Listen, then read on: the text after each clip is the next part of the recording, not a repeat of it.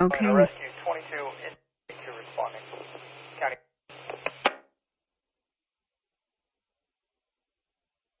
Rescue 22, 22, 14. Sorry guys, I had to just restart the stream. It's YouTube's stupid policy to not save a video if it goes over 12 hours. So I've already been streaming for 12 hours. I'm very tired. Started about midnight, and I've got extreme indigestion going on. That's just nuts. We just saw the start of a new fire, unfortunately, at Petaluma. North Bay cams, several of them show the structure fire and it spread to vegetation. Aircraft have been hitting it already, but this is not the right, whatever broadcastify this is, it's not correct.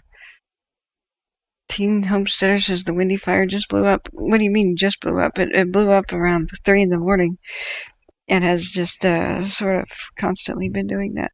But thanks. No, Alan, that's not what's cool. It is a red flag day. They decided not to call it that. That's my big criticism here that I'm dismayed about. This is a red flag day, but we're bitter that they're acting like it isn't. There's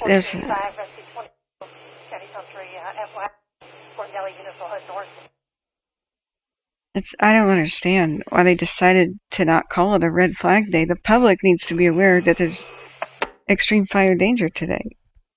20 goes 2. Go ahead with your last. I can't have that as I can't have that as a title anymore. I'll have 1,000 people walk in and say, hey, your title's wrong. But that's a bitter thing. Oh, you're joking? Okay, yeah. Okay, sorry, Alan. It's just awful. Sorry, you should have gotten that, but I'm really miserable right now. I gotta go find something about this. I just found ginger capsules. It's gotten to the point where it feels like a huge hand is gripping my heart and squeezing it to death with this. Ginger helps that, right? I don't know that I have any baking soda. Yeah, sorry. This is what we didn't want. At least they're hitting it with aircraft. I think that might be air tractors, but I couldn't quite tell. 07 responding. Vehicle active Valley Road from station. Yep. Sorry, guys, as you trickle back in, please 14, hit the like button so it goes trending so other people find the channel. I really appreciate that. I'm going to go off to the kitchen and try to figure out the situation if I can get something for this crazy heartburn thing I've got going on. Be right back.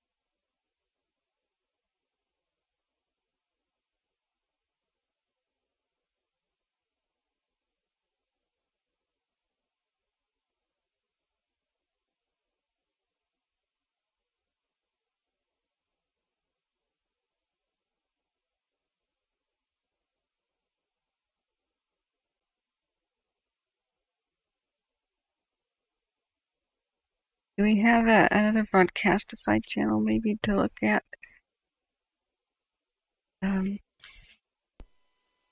They're talking a little on the Caldor, but I just hear about a horrible motorcycle accident at the Petaluma.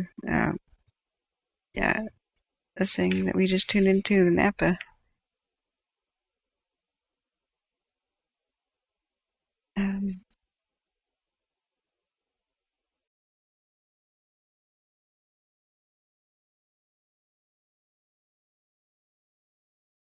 Let's see.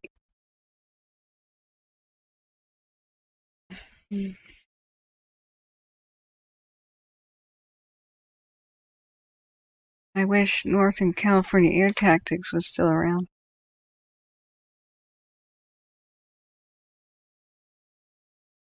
This is Napa County, right?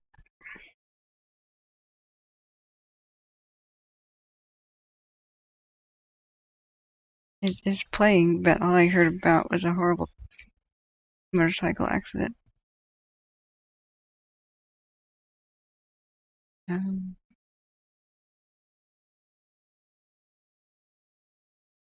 Napa City Fire Ground.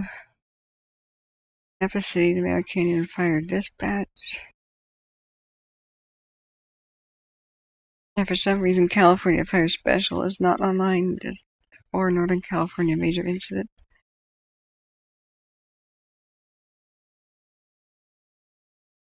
That would have been good this year.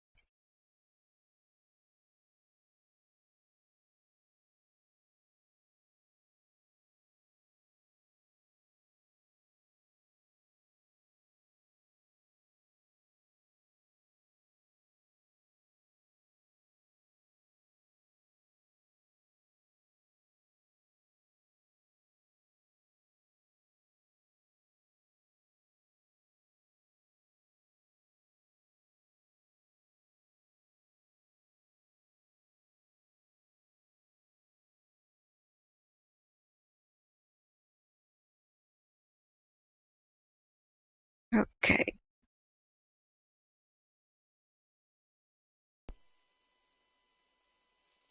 I hate. You have a new recon just up, 5 Alpha Echo, going counterclockwise, started in Division Mike, working its way west and back around. I'm sorry, we gotta listen to Caldor. I just can't find anything going on. Let me know if they do say anything. But we're still worried about what's going on at the Caldor. The windy is insane. But we have no comms. Dang.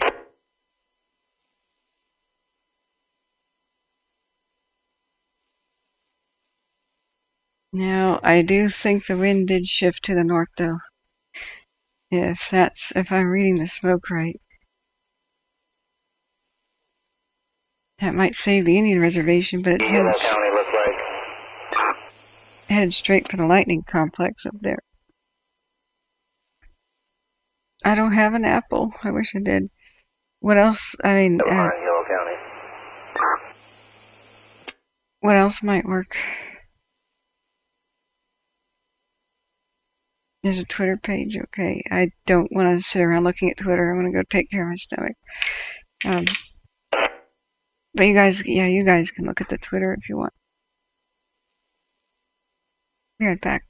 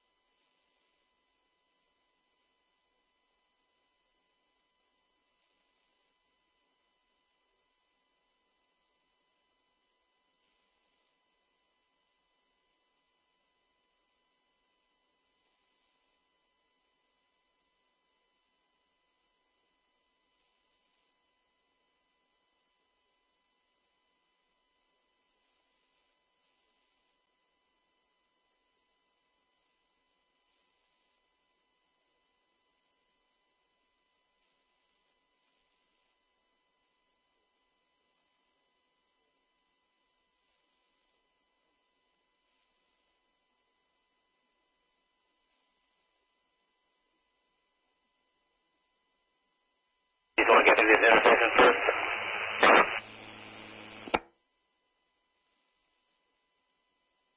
Send him.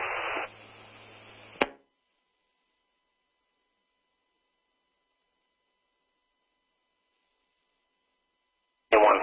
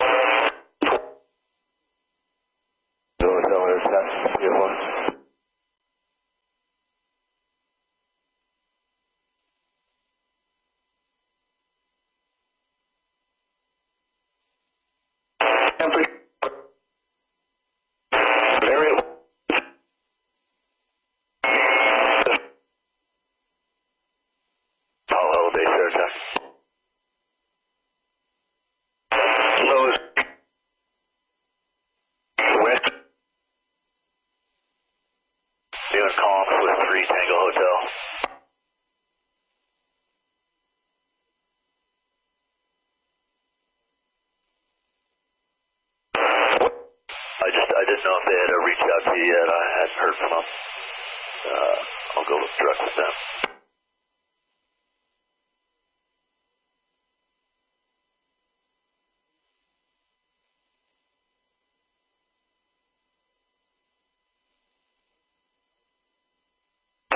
Air attack 509 Seahawk. 09. Yeah, Mark and I both think 3 Tango Hotels on deck already.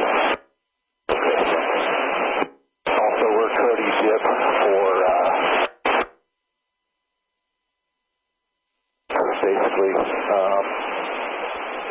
kind of winded down the retardant operation on that dozer line jet. They ran out of this out front, so we kind of recovered back, kind of double widen it, offset to the right. I got one rotor left doing that. That's the crane, 5 Hotel Tango. I advised MRB going to slow down on the MRB use, so they did slow down and making it. And yeah, we'll have to figure out when it.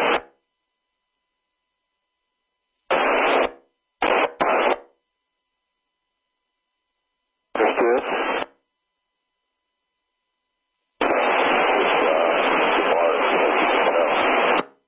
Yeah, copy. One recon up now is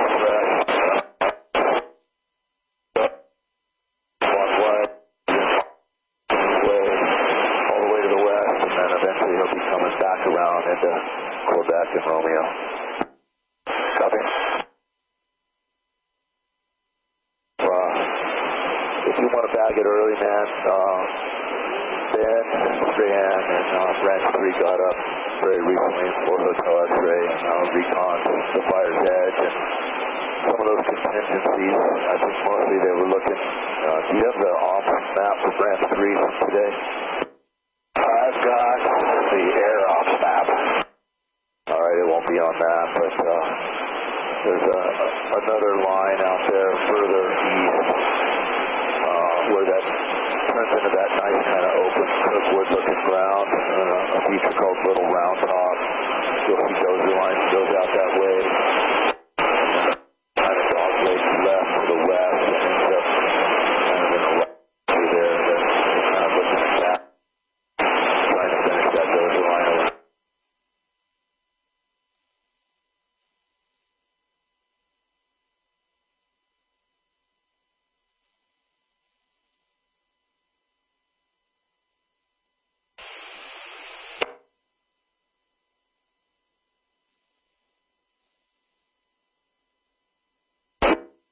take some pictures or whatever. It's really coming out of the west. So it's lined up to actually continue and take advantage of the gap.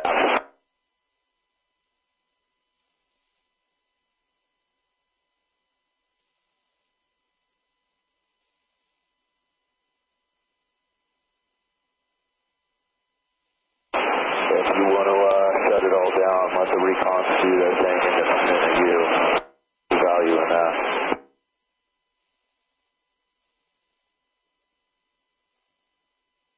This is just you, 5 Hotel Tango, and 5 Alpha Whiskey doing the recon. Correction, 5 Alpha Echo doing the recon. Copy that. I got a couple of dozers out on the line right now that you're just talking about. So yeah, we'll strategize with Mark real quick. How about the guys on the ground? Are they still hopeful about being able to... Ben wasn't really too big of a fan of it. They had someone out there looking at it, thought it was going to take a lot of work before they feel good about burning off of it.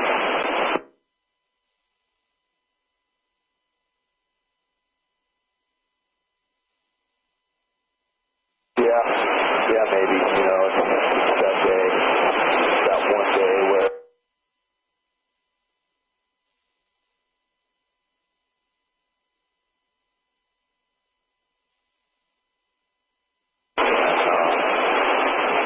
Yeah, I don't have myself, man.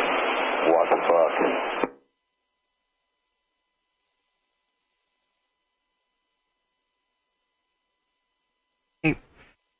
I'm trying to eat my food here and there's my horrible indigestion thing.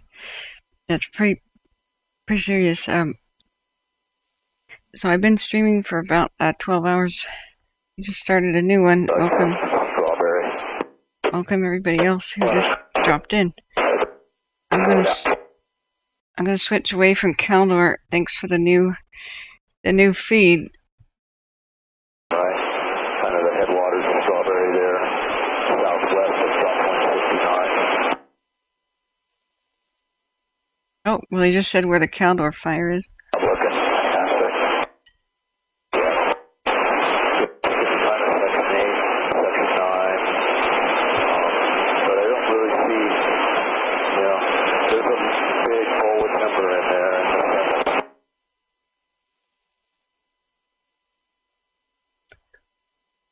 That's six. As far as a ramp to run up and log stuff, it's going to have to start backing. But if the wind the way it's doing now, I think it's going to continue to fight us.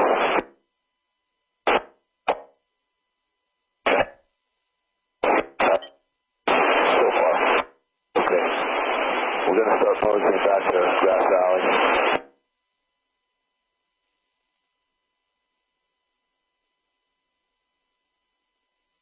Okay. So the Caldor 8 and 9. Available.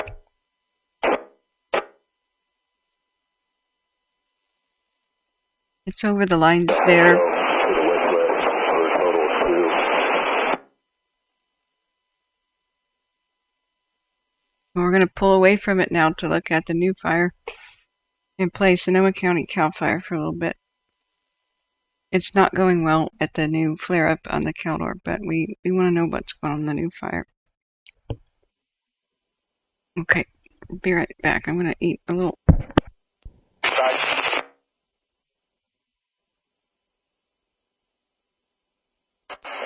that's CHP 22. I copy. Are you going to need to? We're just maybe 4 miles, 3 miles north of the Petaluma Airport. You need to come through this area.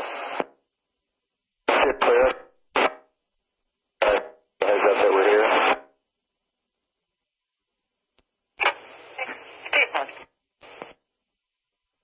For the Dorado call, it's a old female. She's LSC 10 with a loss of consciousness.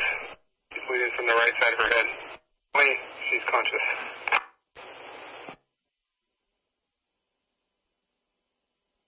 Navigate the area. Okay, well, you guys gonna, if you can stay a little bit to the north, you can come at 2,000 if you'd like. Okay, I can drop down to 2,000 if that helps. Yep, affirmative. as I get away from the hill, I'll descend to 2000 for the transition northwest now. Okay, that'll work. Thanks, sir.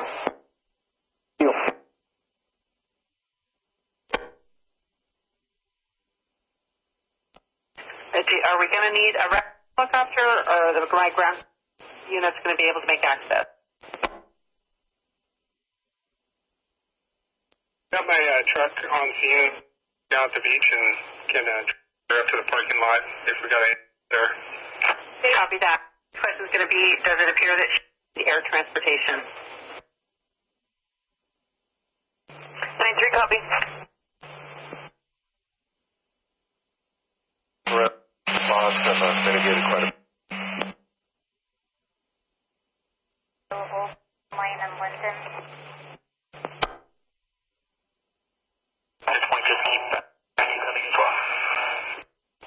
Henry, we're on requesting you to continue in as well.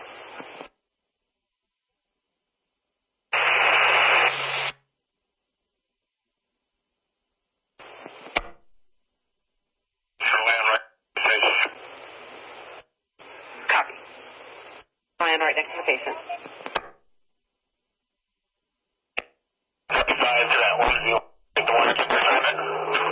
691, copy. We'll get here.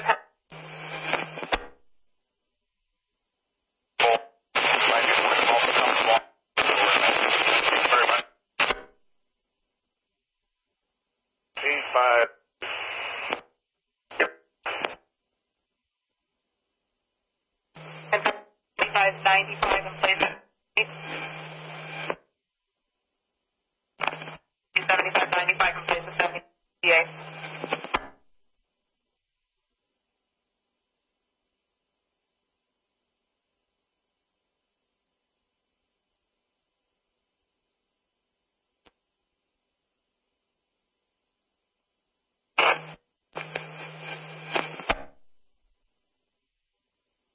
I'm going to get everything out of here.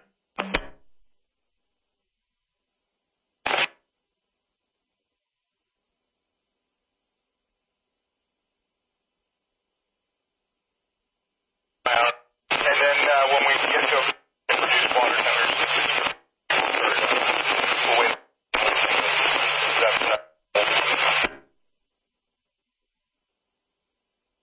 For a long haul in winter, we're about 6 minutes out of flat. Yeah, control to anyone. We're a long call in H32 handle. Henry, copy, and I've got you cleared up.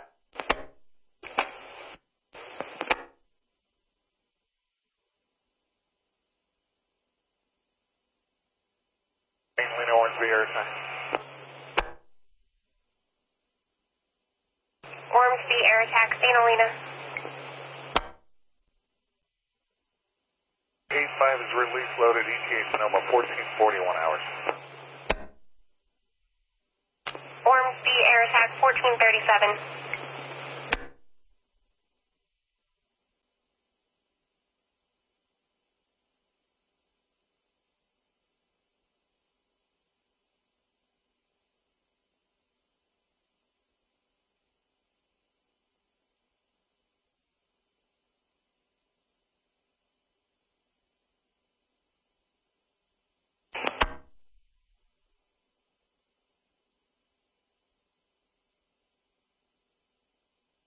Real quick, I want to show people what happened at the Caldor, like Terry.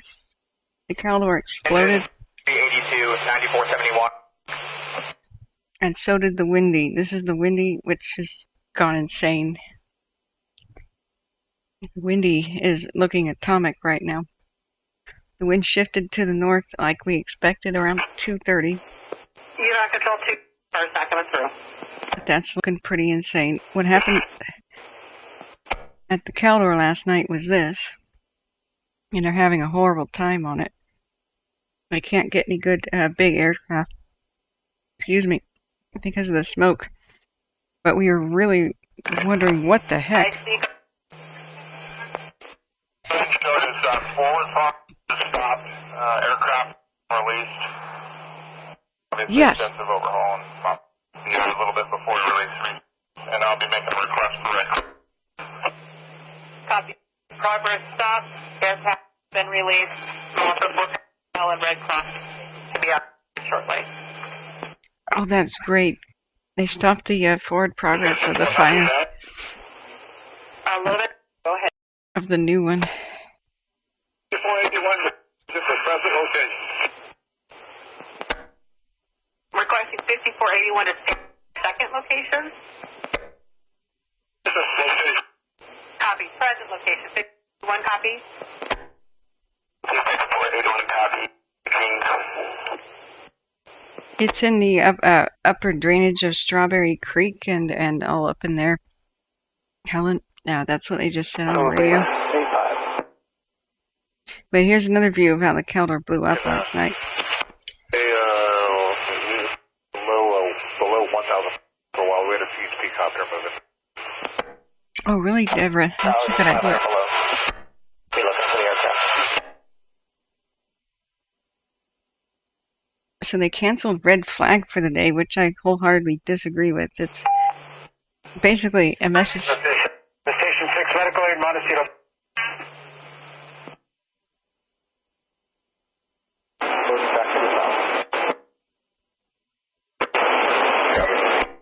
Anyway, they seem to have canceled the red flag notice on some sort of a technicality, but what that tells the public is it's a fire safe day, and it's not.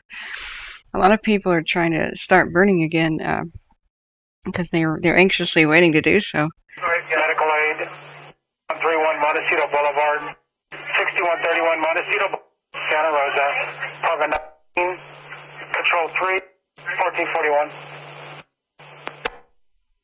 Now this is the crazy time lapse 7511. of the Caldor. And we'll go back to the new fire in a second, but thank goodness. 8104 in the Rancho area.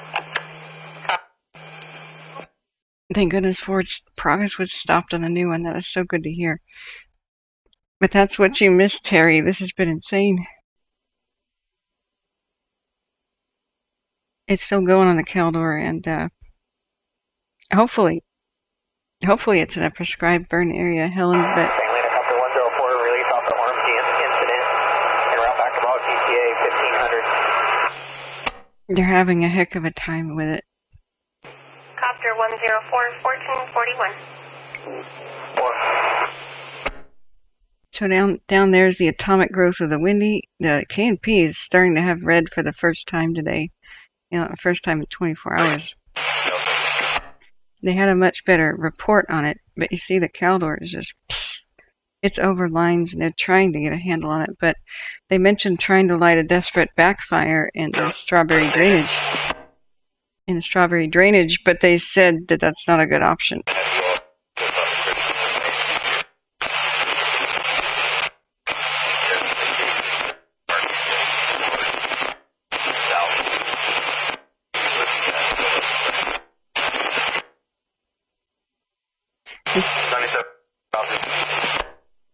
This brand new fire started out as a structure fire and spread to vegetation, but they just slammed it with aircraft and just released all aircraft because the forward progress was stopped. Everything else, smoke, and what was anything else?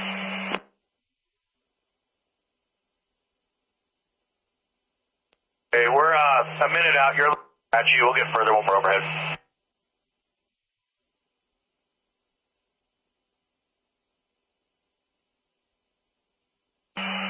Okay, see you, man. 832 copy. Sky 7 officers, airtech going to be Engine 1476 and 47 response area, west 10. Engine 1476, 1443.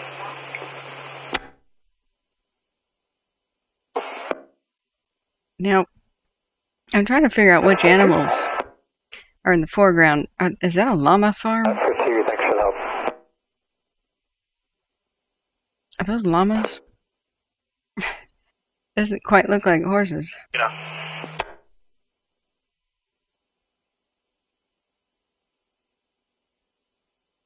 It's very camel-like. Oops. Control 4, attack 1-4. 140, go ahead. Please, we said Sonoma Adventures for LNU West. The release, return to LNU.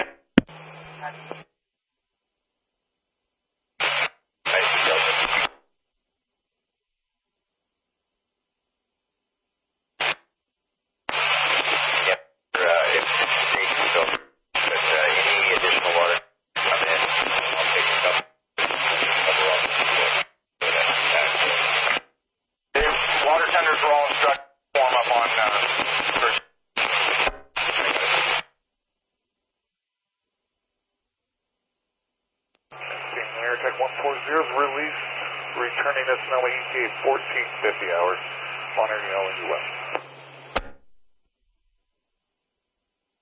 Back 140, 1445. Oh, bread. I've got bread. I'll eat some bread.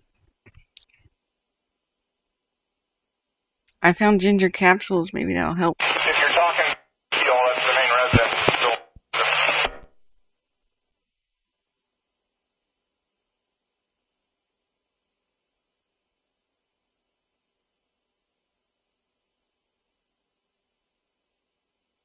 I know, Frank, about the burn permits, but there's a lot of people that don't bother to get them.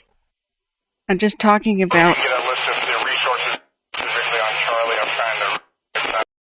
Yeah, I'm angry because people thought it was a red flag day. Let's be extra careful with fire, and when they cancel it, people aren't extra careful with fire. But I don't see a reason to cancel it. It's windy. It's dry. There was poor humidity recovery overnight. There's poor humidity today. What is not red flaggy? Tomorrow is going to be even windier, like 40, 45 mile an hour wind gusts. We're already seeing some of that on the Caldor. Chad Jones, 20 Finley Avenue, 020 Finley Avenue, Control 3, 1846. Yeah, Air Attack, are you done on the scene here?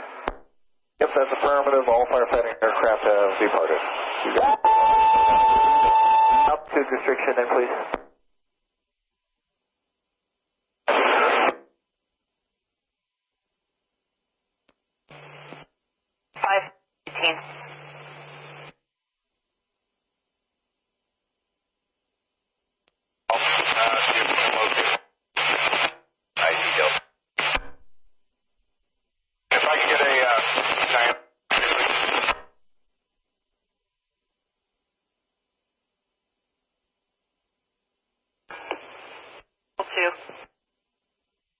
Clearing available. 81 copy available.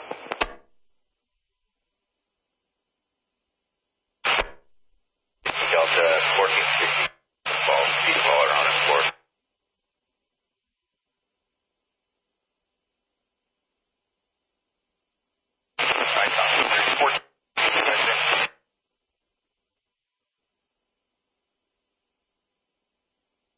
Engine 10, code 2. Dang, the Don't wind. be outside.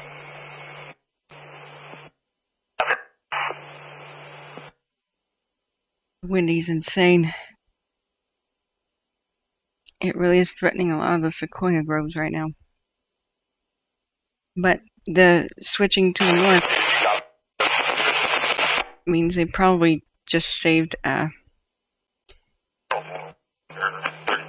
the Indian reservation for today. 3392.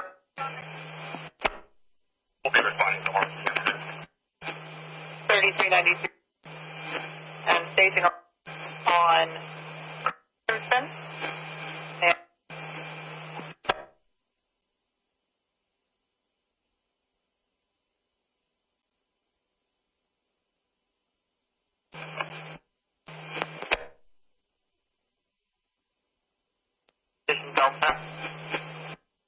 There's still a couple of helicopters monitoring it. But I bet ground crews can take it from here. They hit retardant all over that vegetation. I hope the llamas are going to be okay. 3 2092 correctional. Contacting citizens early. Yeah, I bet their llamas are alpaca.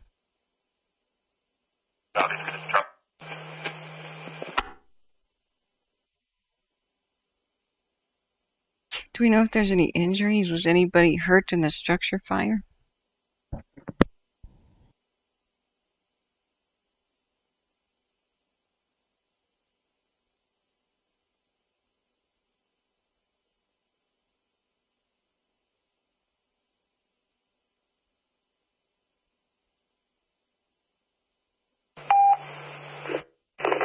Santa Rosa Station, Medical Aid, Vineyard Commons.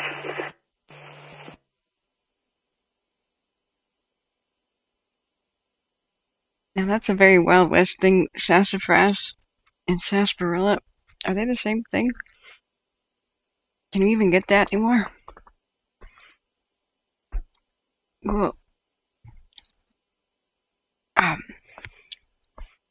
when I tuned in, they released an EMS unit. Well, I hope everything's okay. That looked like a nasty structure fire. That thing just exploded. So this is the border of Napa and Sonoma County. I hear Santa Rosa people are twitching, I bet.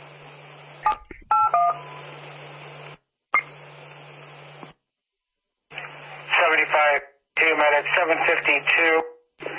Difficulty breathing. Vineyard Commons. 35 Round Barn Boulevard. 3585 Round Barn Boulevard, Santa Rosa. G1. Control 3. 1451.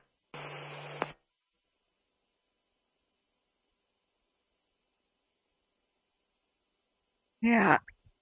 State. I'm glad they got that handled. Let's look at Blue Mountain and look at the windy here. It looked like an atomic detonation.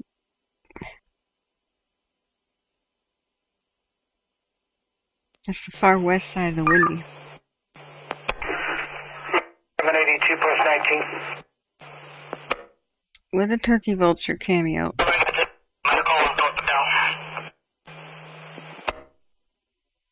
Okay.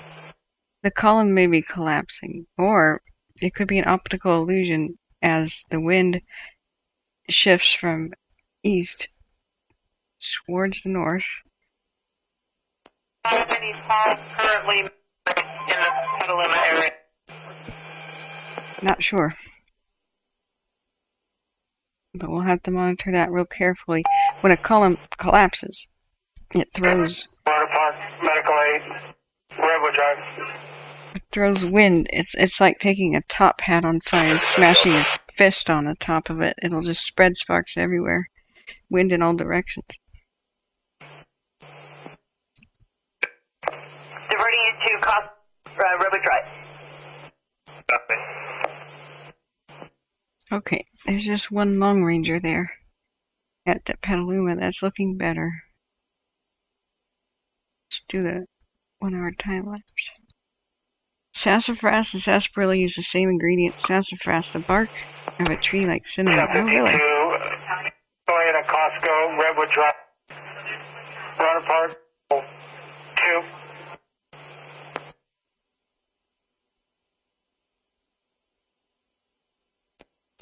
Station 3, Medical Aid. Okay, by twitching, I was expressing sympathy to people of Santa Rosa. Having wildfires anywhere near them has got to be triggering PTSD because Santa Rosa's been through so much. That is the only way I intend that.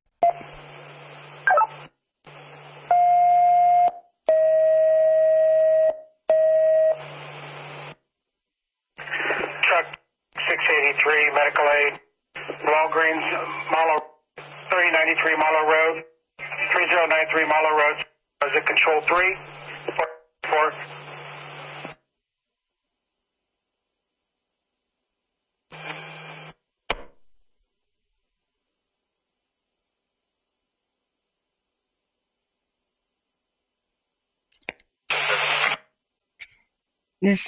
basically is a red flag there. Just stepped out. I would so. Any community seeing smoke on the horizon is traumatized. This is the Napa area and Santa Rosa area. It should be quite concerned. And is so glad that they just stopped the forward progress.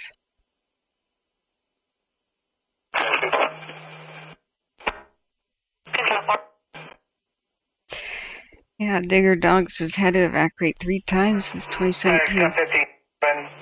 Medical aid, 3585 Boulevard, Control 3, 1454. I'm glad they just pounced on it. Yeah. 782, post 11. Yeah, tell your stepdad happy birthday from the channel. Come all the way to the end as well, and come through a fence into the cloud field. Let's check on the others.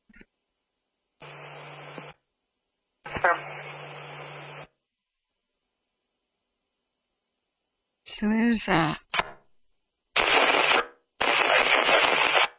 is soupy.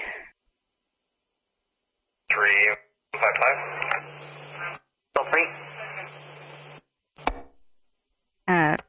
What a, I think it was 683 going low, so that's going to be a higher priority hand as Sanchez. Looks like it's... That'd be great. I don't know what to make of that. People at 95, you're going to be responding to Christensen Lane, and it is going to be the Act 2. It's in the middle of this. I'm going back to Caldor because they're not really talking about that new fire anymore, and we need to know what's going on with the Caldor. So let me switch channels. Thank you for. We did hear it. We did hear what we needed to know about the new fire. Thank goodness that you're getting that in hand. Desiree says, I live in Cotati, right up the hill from Pengrove. Well, it's good. It's good now. Desiree, it's done. The forward progress has stopped. They just need to go in with the ground crews now. So, it's okay now. Yeah, Digger Dog says the field north of the fire appeared to be plowed. I was kind of noticing that. That was pretty fortunate. What are we looking at? So north would be to the right of the screen. I can't. Oh, like over here?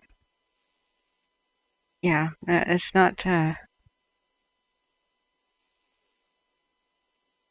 Yeah, right there. That's good. Cool.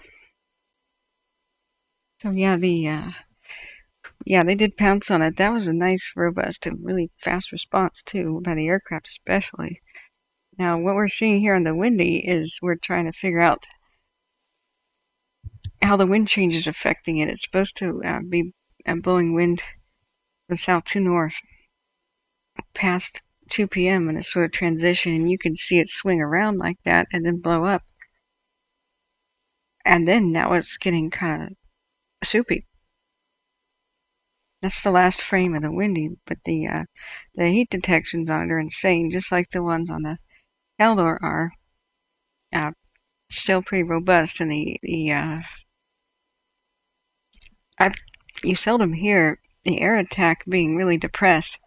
They're usually a chipper bunch, but they're not happy about the Caldor and their options over at the Strawberry Creek upper drainage. It's spotted over lines in several places. Okay, thank you so much for the tips, guys. I'm feeling better already. That was painful. I just chowed down on some bread. It's a hoagie roll. Maybe that's absorbing some acid. I just took 2 ginger pills and drank a cup of peppermint tea. This is really starting to help. Oh man, that was painful. I'm just gonna try to take it easy. Peaches, canned fresh peach tea.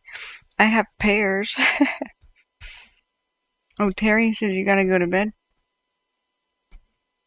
Yeah, we hope so too. Come check in with us. Thank you so much for being a kind supporter. Terry, with your donations, I can man my station. This is day 70 of my stream for this year. I don't know how I've been able to do this. I usually don't have a lot of stamina. But you guys keep me going. Just keep patting me on the head saying I'm doing a good job, and it refilled my energy pools. It's been horrible that we all met under these circumstances, but making this amount of new friends has been wonderful. Yeah, look at this. Look how every frame is looking better. I bet the ground crews are all over this. And boy, did that spot and kind of race around. But things are looking very, very much better in Sonoma County. What, Husky? Is everything okay? Have I tried probiotics? I should do more of that. I did back in the day and realized that unless there's an enteric coating, they all die in your stomach. But I want to find some enteric ones. I have prebiotic tea. But my stomach was royally screwed up. I had a lifetime history of chronic sinus infections from the deviated septum skull deformity thing. And I'm on a wait list for nasal passage surgery. So part of the reason I'm sick all the time is it gets repeat infected. But the problem was, instead of giving me nasal passage surgery when I needed it like a long time ago, I was prescribed antibiotics like every 3 months for most of my life as a young teen. And that has royally screwed up my stomach. So I'm trying to rebuild some good things. And I had a bad E. coli infection, so I am all about all kinds of tips. Whatever tips you have for me about stomach healing, I'm all ears. Sorry that that's a weird medical topic, but please email me with whatever medical advice you might want to give. Trying to be as natural as possible. So when people say you need antibiotics for your sinus infection, no, I don't. Thank you. I found a better way to deal with that, and I put colloidal silver in my nasal passages, and Section to this map I'm looking at. It's all the way through section. I just need the surgery, honestly. But okay, they're talking about the Caldor. The eyes in the sky. I'm going to pan away from that to look at they're trying their best to hit the crazy flare-up ongoing at the Caldor. Tomorrow's winds are worse, and that's what they're really worried about. I don't know if it could jump over and get towards Nevada, but tomorrow's winds are going to be aiming at Nevada / this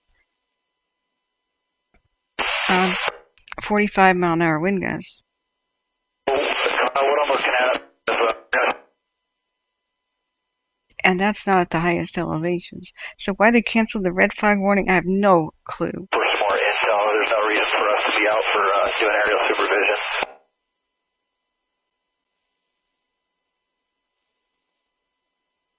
But Dorado, Elko air to ground. But this is pretty insane. It made a run for Saratoga. Our thoughts are, unless you had a leave 5 hotel tank start operation, we're going to save flight time because we are down below 2 hours before we have to go into a 5-day maintenance. we can come back a little bit later this evening and provide some more intel for you folks.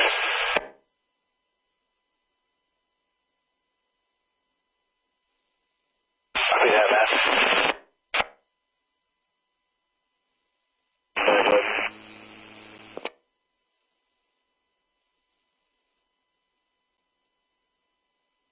Actually, there may be something to that with the peppers. I'm a spice wuss. But remember when my voice was failing and I went, I might as well have a peppercini? That was good. That helped things. Right. And it oddly was soothing. Maybe I should go grab one. So, yeah, the problem was when I was a kid, you know, we had no clue that antibiotics were like a bad thing in any way. My mother had a sibling nearly lose an ear to a strep throat infection that went up into the ears and sinuses. Her sinus infection became a strep throat, which became a life-threatening thing and almost resulted in permanent hearing loss. So my mom was always like, oh gosh, sinus infection could become strep and could kill you and blah, blah, blah. And I was just like, okay, Ma, you know. But it was innocent, you know, we didn't know anything about that. And my family doc just prescribed antibiotics like candy. And, but anyway, I'm working on a path to help. I was just about to have that surgery when COVID hit, and I'm on the back burner, and other people are kind of more important that are waiting for really life-saving surgery. I don't mind waiting.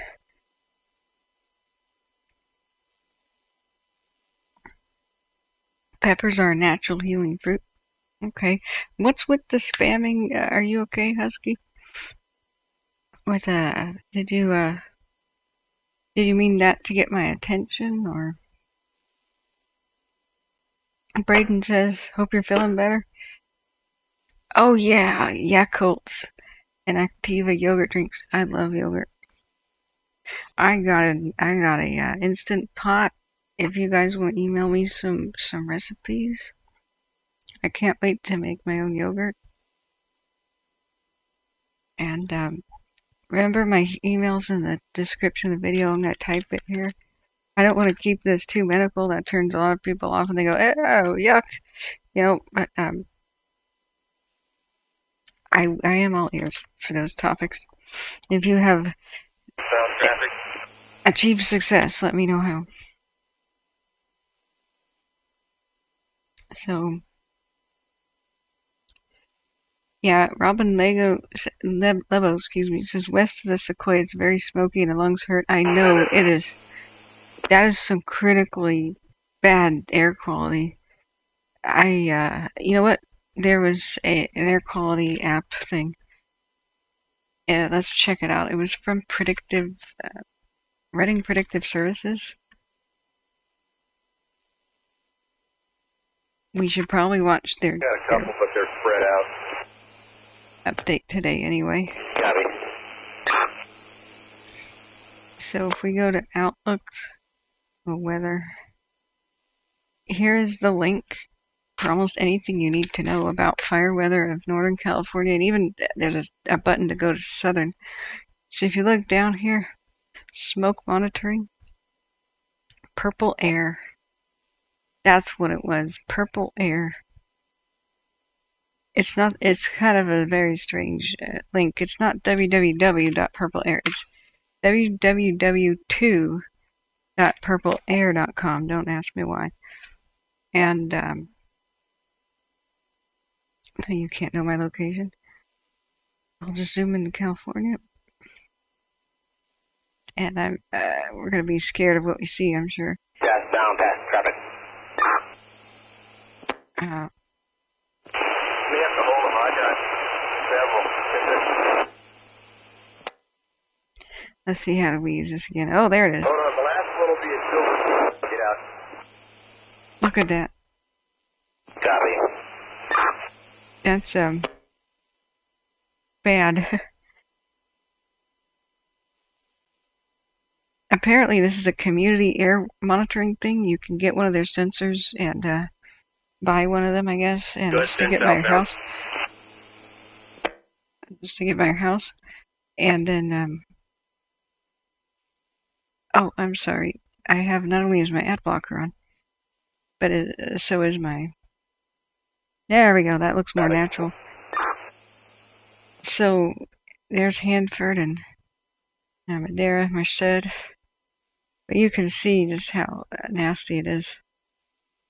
And you can change different countries have a different spectrum. U.S. EPA parts per million. Copy.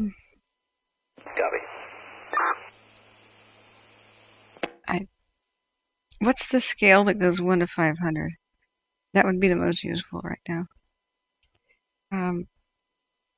Kefir drinks. Oh, okay. That sounds good. There's even a humidity, which is so dang amazing for predicting fire behavior. But let's go back to air quality index. We're not on the 1 to 500 scale. That one is most useful. We're on a. On Halo, we got a garbage truck coming. Oh, I guess we are maybe. But anyway, this is a good website. I'm deliriously tired right now. Southbound traffic. But there's airnow.gov is another resource. North real quick. Azalea. Copy. Whoa, yeah. That's an interesting airnow.gov. 150 unhealthy. Right after that little maroon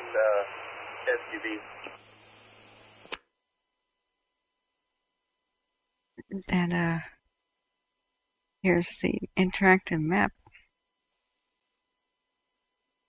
Oh, sorry. Mouse went wild. Oh, that's Santa Barbara. Okay, I know where we are. Okay, so there you could tell where the windy fire is. Look at that. Crazy. Crazy. Check the one there, clear. Hazardous. So, this is the ozone and parts per million. If we just do parts per million or just ozone, it's just bad.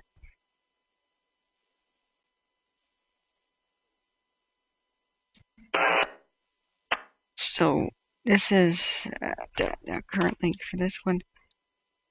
Oh yeah, the humidity thing is the bee's knees, Alan. Robin says the South Valley has always been had bad air due to farming and water restrictions. It's because of Dust Bowl now has haboobs. Oh yeah, you know what my grandmother used to do? Swim in the Salton Sea. Oh my God, I can only think of how many chemicals she got exposed to doing that. Oh my God. I gotta make a Salton Sea documentary because that's part of the ghost towns. Not paranormal, but history. So let's check on the windy. It's just gone insane. That smoke in there, I can't imagine breathing this right now. I went through enough. This last one will be a dark green Tahoe. Copy. Hang on a second.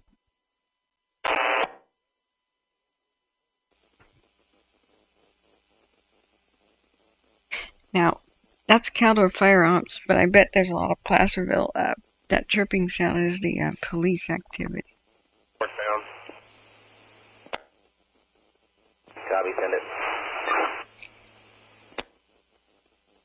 Let's see if there's any aircraft there. They were reporting all kinds of failure with trying to drop water. The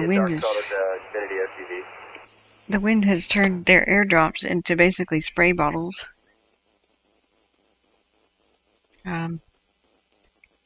That's the problem with fire. When there's high winds, people are like, why don't you just put enough water on it to put it out?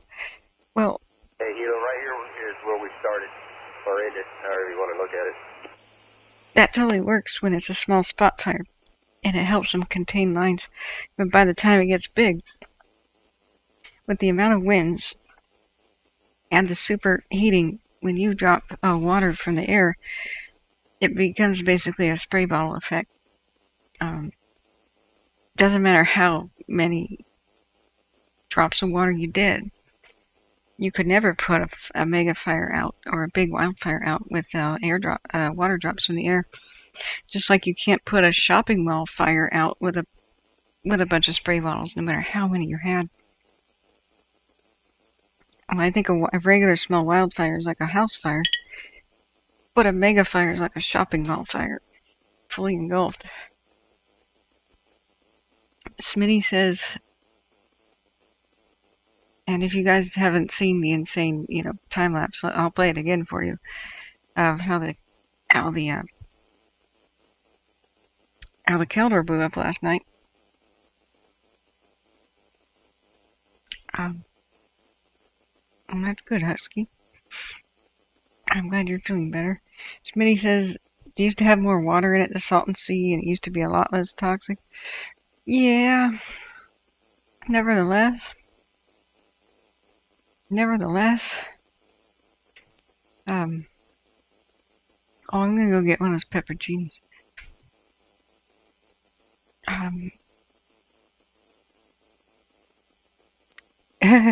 J Cat says your mother was partly right with chicken soup. The proteins in chicken help, but chili pepper is an antihistamine and as is cold and flu meds. So buffalo wings will fix everything. Buffalo wings.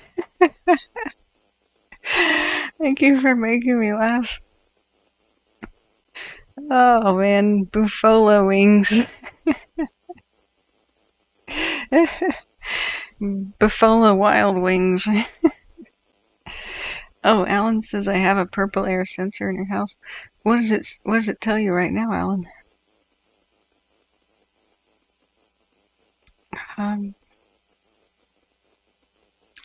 Okay, Whole Foods called BioK. Okay, cool. Go ahead and email me that because I can't save chat, and if I have to go up and scroll up, papaya tablets, yeah. I have something called Ultrazyme, which is a super available for cheap too on Amazon. Oh, excuse me. It's a super all-inclusive enzyme thing with ox bile. If you don't have a gallbladder, you need ox bile. Don't look it up if you don't want to know. Was that a bird? Bird. Whoa. Oh, wow. Now that's a silhouette.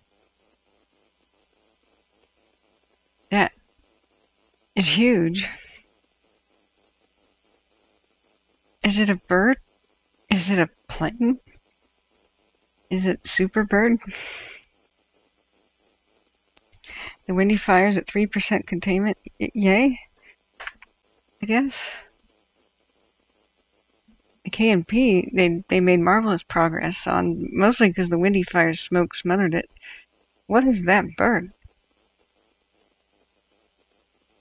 That's huge. One day we're going to see a condor, guys. I know it.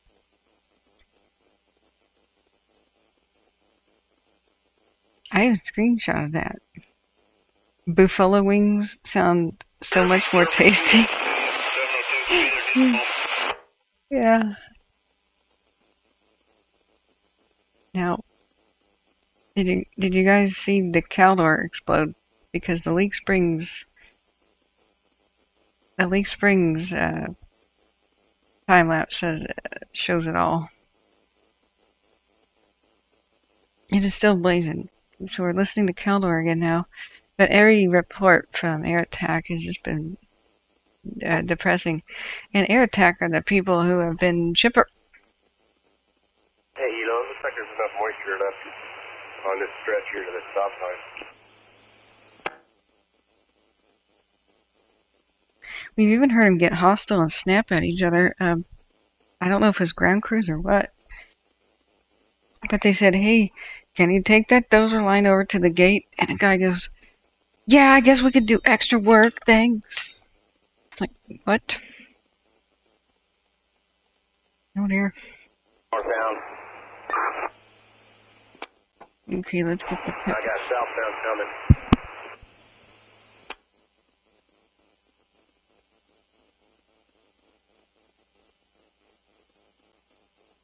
To that pickup, go ahead and north.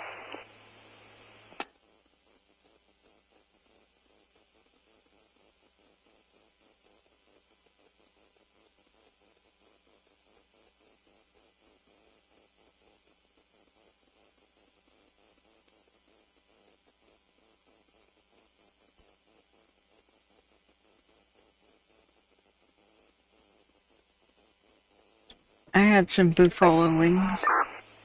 Go ahead, send them.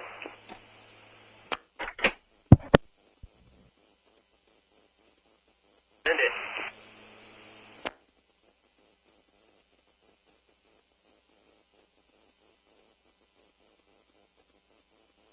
What?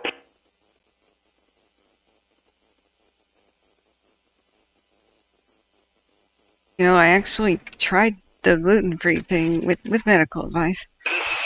I'm going to cut one as soon as it's clear, and it may hit the road, so make sure no one comes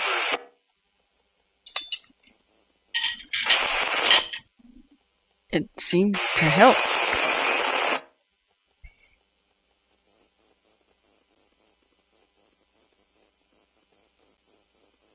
The problem with the gluten-free is I just about starved to death, though.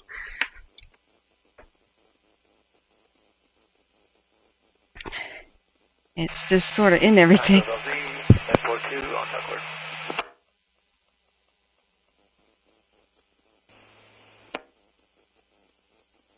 Okay, yeah, sorry, back here at the keyboard, but yeah, oh, there's our UFO. So we saw an aircraft go by, which looked like a UFO, and I thought, that's gotta be, they must have scrambled immediately, some sort of recon craft, you know? We found out it was a UPS plane. They didn't have any recon over it during the night that we could see. Maybe they wrapped it up before midnight, but after midnight is when it exploded. It blew away a barricade? Oh.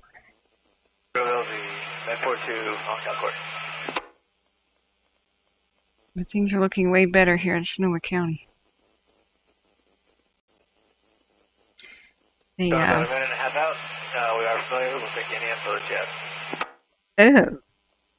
Look at the Buck Rock 2 cam. That's where all the smoke's going from the Windy and the K&P both. Talk about crazy, unbreathable air.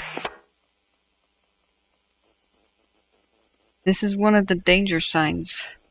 As aerosol pollution gets worse and gets worse from the fires exploding, you'll see the sky change from a weird green tint to a yellowish tint to an orangey to a dark orangey to a beer bottle brown, then to a deep red. And if that's happening and smoke's going your way, you should just start packing and going. A, the air quality is unbreathable. B, if you don't have any communications, like if you don't have your cell phone or anything, the mega fire is coming your way. May not be there in an hour or a day. You can't tell though. You can't tell between them. If you lose your phone and you lose power, just that means the majority of the smoke has gone towards you, and that's the direction of the mega fire's travel. So that's just one good piece of advice. Now that's an old time lapse. Let's look at Tobias Peak. Okay, it zoomed out again. That'll be easier to tell what's going on. So we think that the wind is pushing the windy and the KNP towards the north now. There was a very rosy outlook on the KNP. On the, hey, there's people. They're out there. What is the thing that looks like an ice chest that's red? Is that like a repeater station, or anybody know? That's a good screenshot. Guy with his hand on his hips looking at a mega fire. That's a good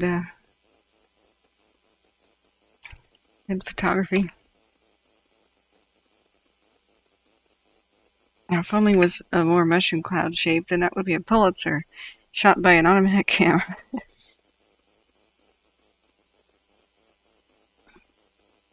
So, speaking of volcanoes, how's it going in the Canaries? I didn't even check on it recently. This has been so crazy throughout the night. I thought we'd have time to relax and look at the Canaries, but Alan T says it's a portable CAL FIRE repeater for a command channel in Orange Box. Smitty says it's an ice chest and drinks for the survey crew. Ha ha ha, Smitty.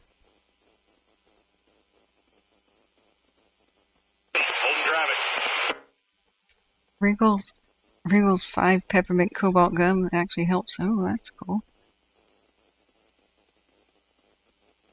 Alan T, evacuation still mandatory for about 900 homes in Pengrove. At least one home and several outburnings burned. Yeah, that's horrible. I mean, it started out as the house fire, right? Okay, let's do a 6-hour.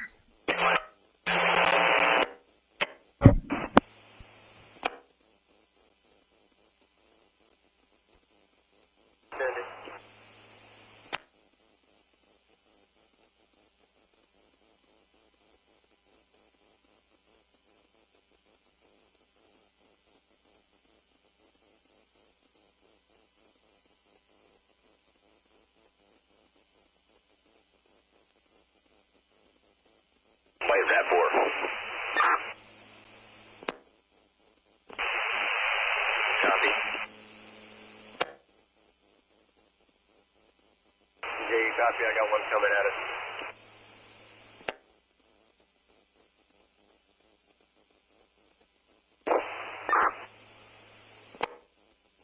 us. Okay.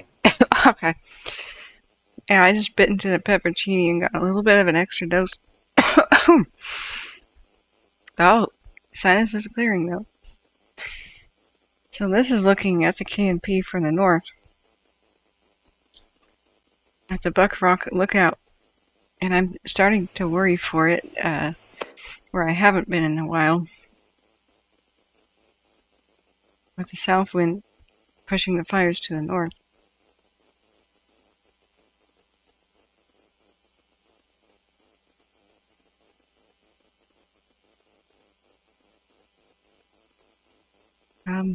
You can go to Buck Rock. It's not that far away. Okay, start open it. So that's basically the way it's trying to look. But it has that dark orange smoke headed its way. Looking better and better at Sonoma. It looks like the structure, the initial structure, is still smoking. We're trying to look at the Caldor, the Windy, and the... Well, you can't see the KNP, period. But the Caldor and the Windy and that new fire at the same time. They stopped all forward progress. There's no evacuation change yet, but the aircraft were released from the new fire in Napa County, thank goodness. But this is what happened to the Caldor last night. Everything's hunky-dory until about 3 in the morning, then boom. In fact, that's actually 1:30 in the morning. But 3 in the morning, it went insane. That's 2, 2:30, and 3. Bam. We're waiting for the 5 p.m. meeting on the Caldor to explain what the heck happened. They are not, it's not going well right now. And it made this hard run for Sierra Tahoe. Here's the same view last night. From north of 50 looking to the southwest. It's north, the fire itself was northwest of Caples, not too far. And it's been running hard all day. We should just be playing that song Running in the 90s. If a fire had a theme song, that would be it. It's a frantic video game song that everybody made fun of.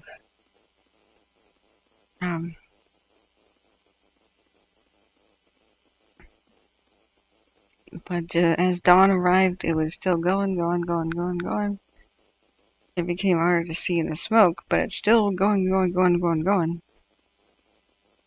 And when 10:30 arrived and the aircraft came out to look at it, they were like, oh God. It's over the line in many places. They wanted to order aircraft attack, but the smoke never cleared out enough. And then here was the view from Leak Springs, which was insane.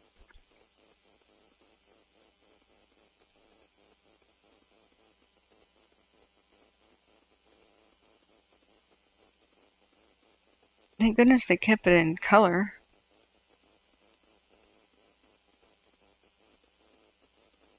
Frank says looking at Sierra Tahoe cam, it shows the smoke moving eastward, but no base. Yeah. It's not clearing out enough. And that may be what's happening at the Windy, yeah. As the entire wind shifted direction of the Sierras, as it's supposed to do this afternoon. Now it's 3:33. Auspicious.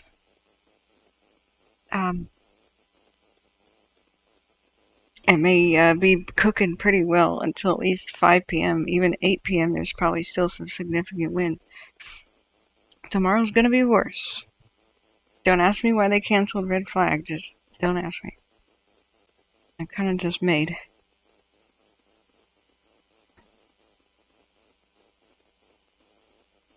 So let's do a current view of Leak Springs. That's currently Leak Springs. Let's do it in 15 minutes.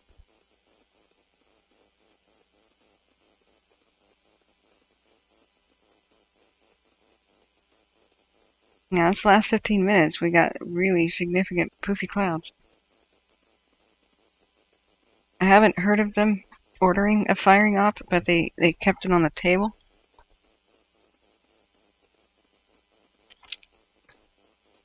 They were thinking about a bad option of firing the area by the Strawberry Creek drainage, the upper area of it, and they said that would be hard. I take that to mean hard to control.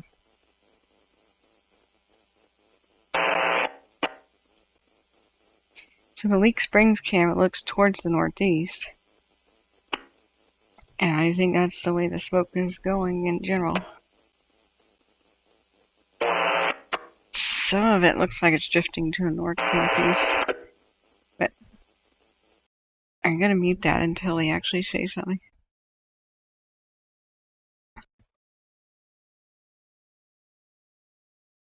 Let's take a look at Sierra Tahoe.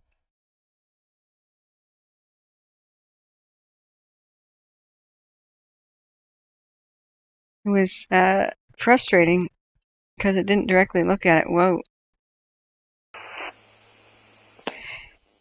Now talk about the orange smoke coming your way.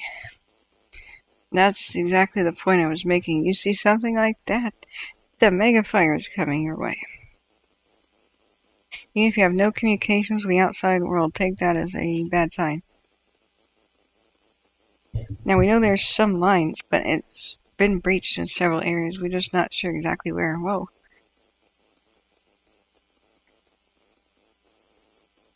They got a lot of people up there. They got a huge amount of camps. But this isn't what they wanted to happen. Black accurate,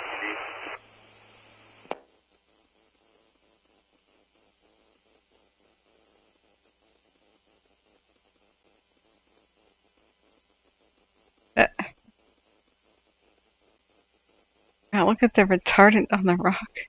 You know, that's what they said, is they said most of that red ended up on the rocks, which was a missed target. Here's the guys eating. Uh-oh. I just got a blink on my phone. It says, vegetation fire, 1500 Low Gap Road, Despina Drive, Ukiah? Oh no. Dang it. I have this sweet app called Watch Duty. There is a new fire in Ukiah. Just to the northwest of town. Yikes. I hope they're enjoying the barbecue pit.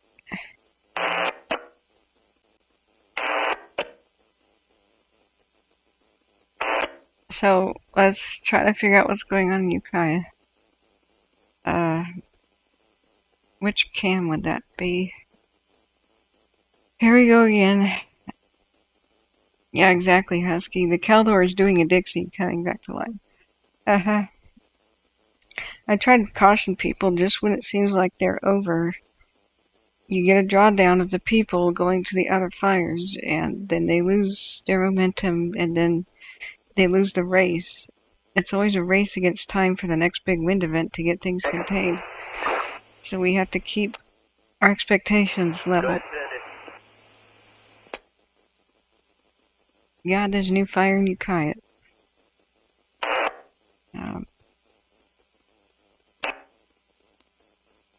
Can we see it? If you don't have the app called Watch Duty, go get it. If you live in the... There it is. If you live in the Bay Area, holy mackerel, it's a good app. I hope they expand it for the rest of the country. It just went ding ding ding. There's a new fire. It was reported 3:35 p.m. 2 to 3 acres in grass and oak woodland. Potential for 10 to 15 acre spread. Okay. Wow. So there it is in the Ridgewood grade cam. This disturbs me greatly to see standing dead trees all over the landscape. I hope they can get rid of those soon. Send a couple back to you.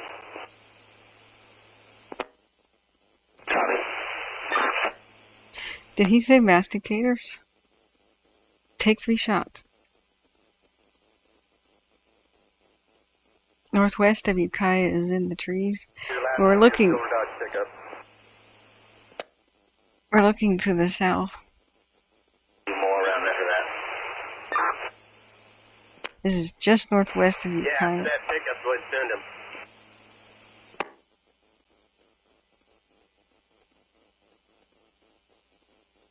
Deja vu. We were looking at this cam before. A couple weeks ago, right? Deja vu.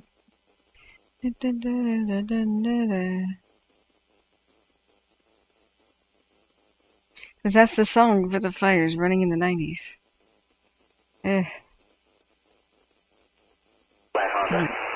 Hog wow. Line them up and drink. Yeah, every time they say masticators, we drink milk.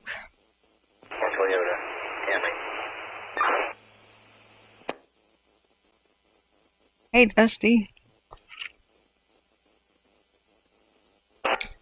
For Android, it's probably for Mac or whatever, iOS too. It's called Watch Duty.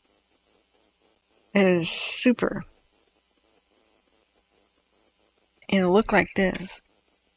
Android Watch Duty. It's a model for every fire. For every Every fire app in the world should be like this. It's the only one I've ever seen that really works to actually warn you of a new fire. And I'm talking about the only one. This is cool. So it just buzzed me and said, there's a fire. And where? Just like this. Like that. And I've never seen that before, but it'll say exactly where. Watch Duty gives you real-time info about fire movement and firefighting efforts nearby. Monitor the situation. But here's the thing. It only covers Sonoma, Lake, Napa, and Mendocino counties. Copy, go ahead. But additional areas are coming soon. This is amazing. Get it. Just get it. You have to turn on the notifications, which I failed to do. But bam, we knew within 3 minutes of it starting that it was starting. And there it is on a cam, Ridgewood Gray. Right there. Dusty says,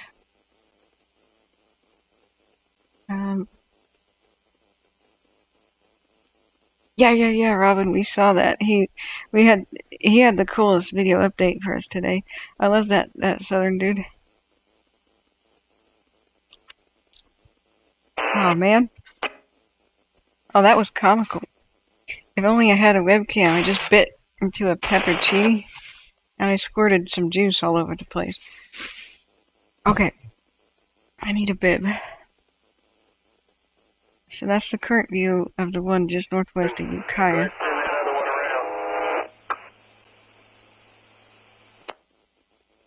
It's a fun day.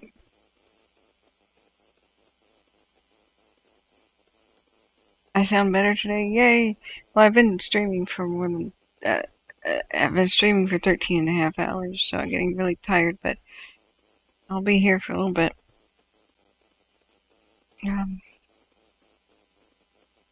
Frank says if they light off a burn and the wind changes directions, things can spread fast in the wrong direction. Exactly, Frank. That's why they don't want to do that at the Caldor. The fact that it's upslope and it could run straight to Sierra Tahoe is not a good option. Then one, possibly two.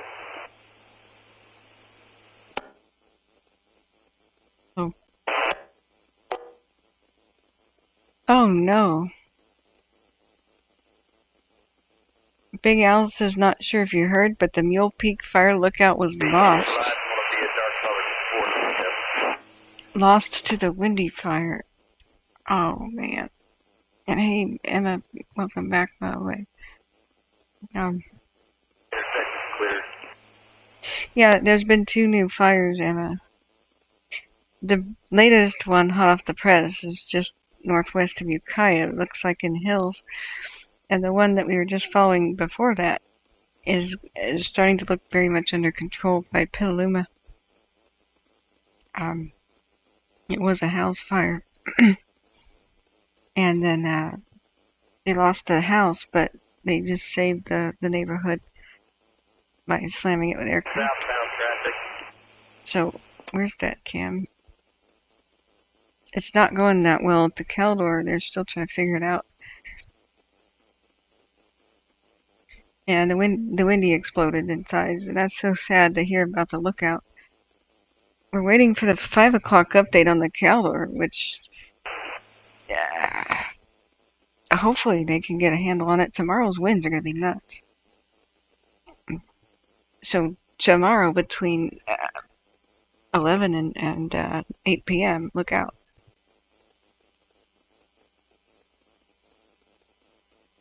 Tonight we'll still have some good winds until about 8.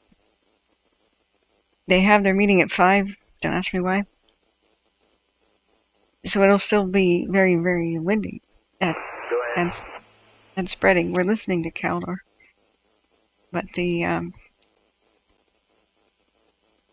that's the Windy in the K&P.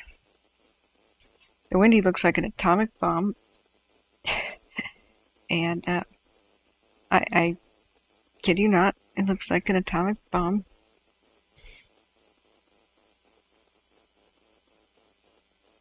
And it's sort of headed towards the north now. But the way that it looks like Castle Bravo, like Smitty was saying, it's true. It looks like either Castle Bravo or Delta Echo Bravo nuclear tests. Oh, I just got a new update on that app. There's a new fire? What? Is that a new one? Anybody else back there copy this radio? Or did they just rename it? Okay, they gave it a name. It's called the Gap Fire. The one by Ukiah now has a name called the Gap Fire. I can't hear Ryan and he can't hear me, so we're going to have to figure this out. You keep answering, I keep telling him to let him go. Northbound. And southbound traffic.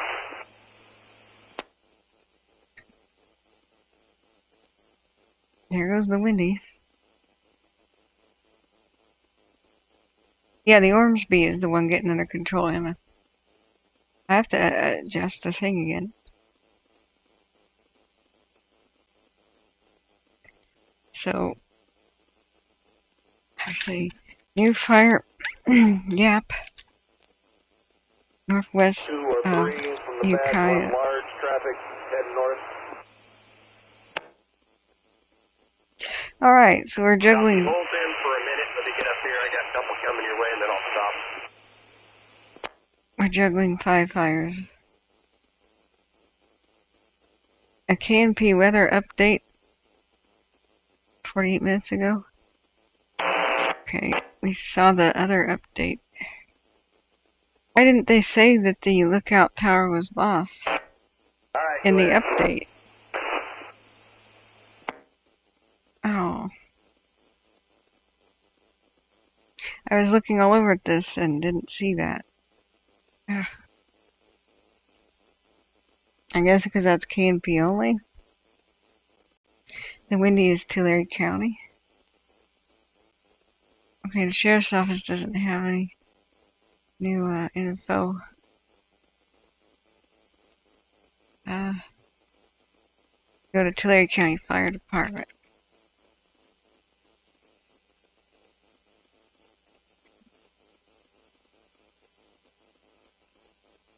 Virtual public meeting at 6.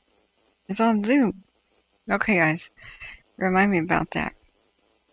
I'll struggle to stay awake here before crashing. Oh. Spinning southbound. This is hour 14, almost, of my 70th day of streaming in a row.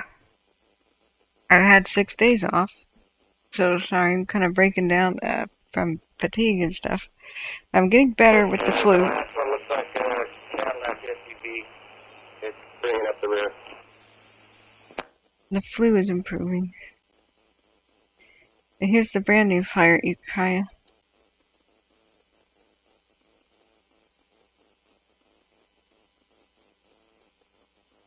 Well, it did show it. Did it just pull away from it?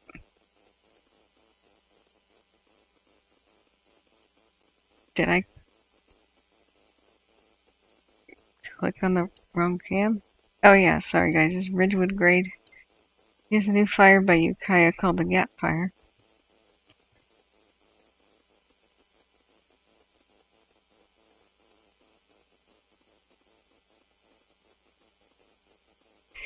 Okay, yeah, I remember now, Robin, thanks. Sequoia's handling the KNP info. Tulare County Fire has the Windy Fire update. Okay. Gotcha.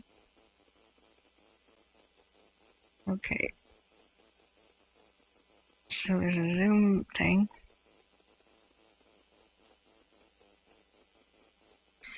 Virtual public meeting today. 5% containment, 27,183 acres. Well, I bet you that just doubled in size easily.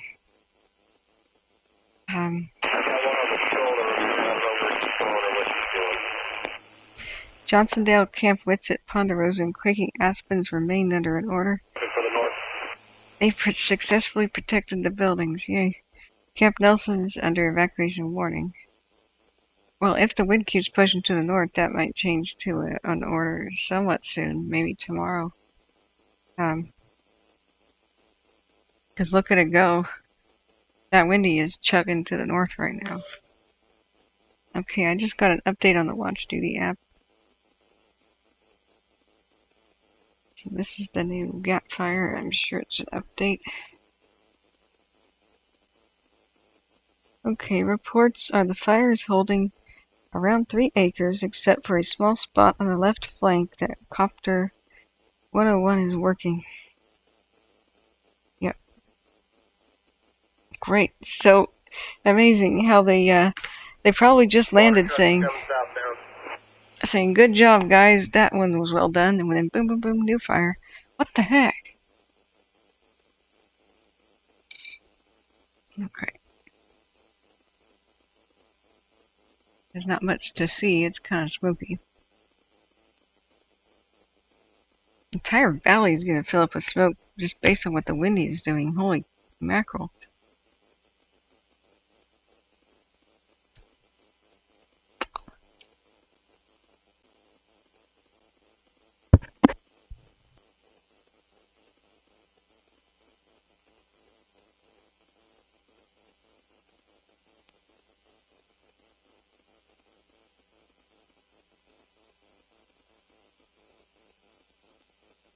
Okay. The aircraft are still trying to help the situation at the Caldor. Got about an hour till the meeting to explain.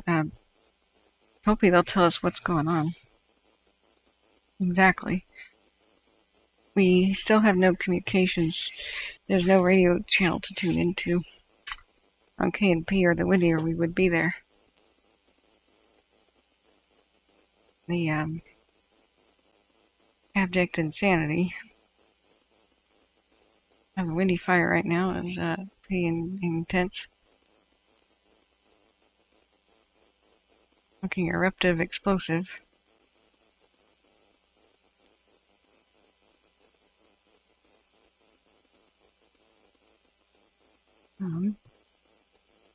The Buck Rock 2 cam is just sort of smoked in. Let's refresh our wind thing. Okay. So we're at the 8,000 foot elevation mark.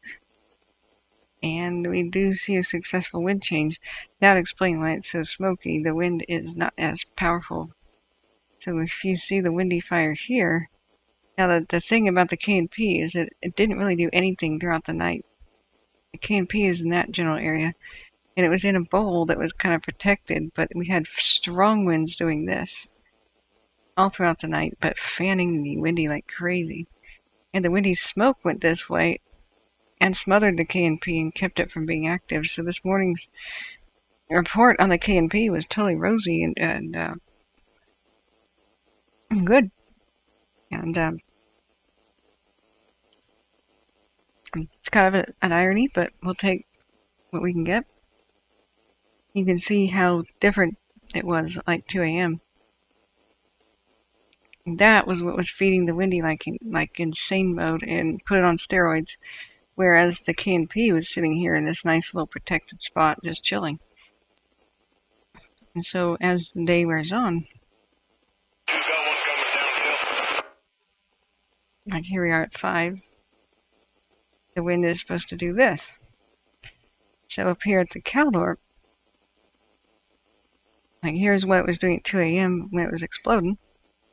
Sort of, but the wind shifted directions, sort of. And you go to 2 p.m.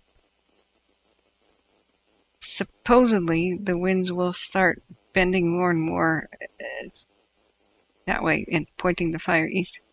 Supposedly, that's what's supposed to be happening around the 8-foot 1,000 elevation mark as we get on towards the evening. And 8 p.m. is about when it starts to calm down. Sort of, but it'll still be pretty windy tonight. So that's where we are at.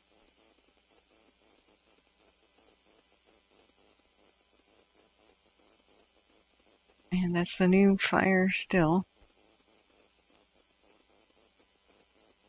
Let's look at the one at Ukiah.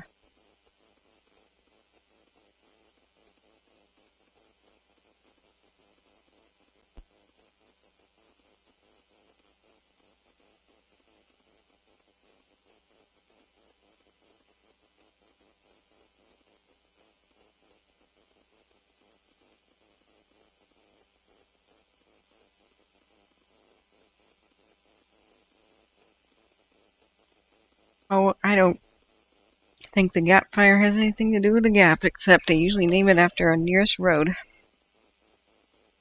It's typically the way it works. And the app just gave me a new notification. Light smoke is visible on the camera. The line mostly around the main fire, but still working the spot fire outside the line on the left flank, which means the left side of the fire. But there's already some helicopters here. Occasionally we kind of see a black dot in the sky. I think that's it. Hopefully they get this one under control, just like they did the one in Napa/Sonoma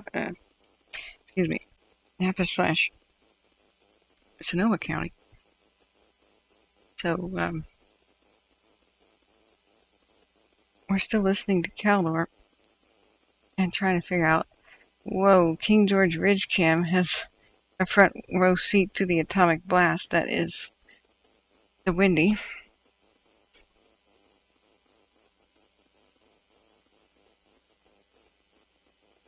Wow.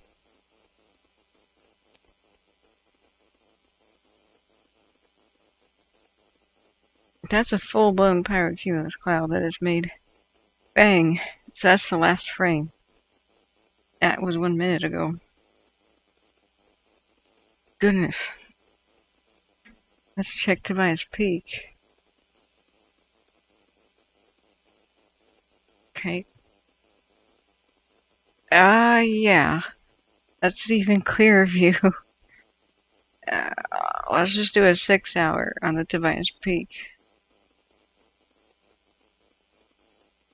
It's the Windy fire down here.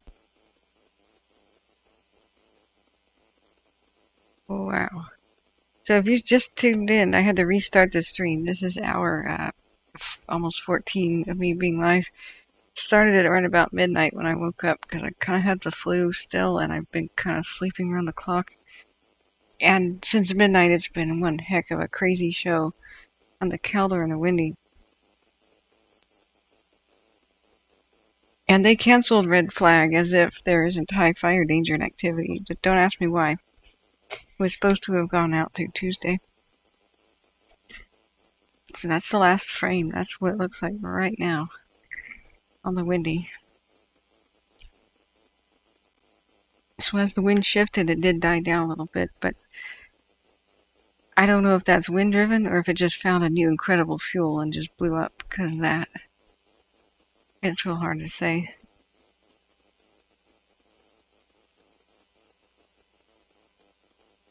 It's got a lot of trees to eat.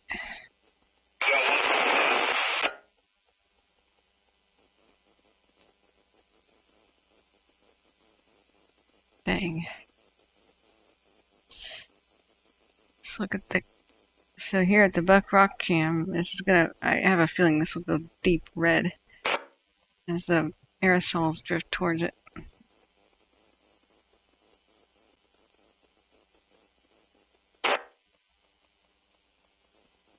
That's the current Blue Mountain Kern Cam. Let's do a 15-minute. There's that vulture that keeps flying around. Wow.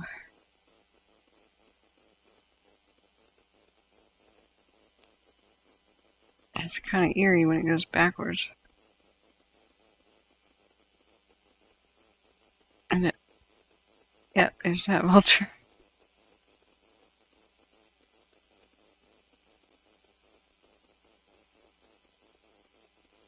It's kind of neat.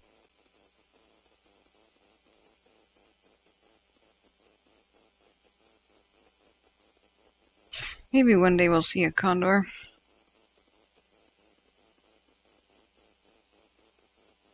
They've been known to visit the cams sometimes.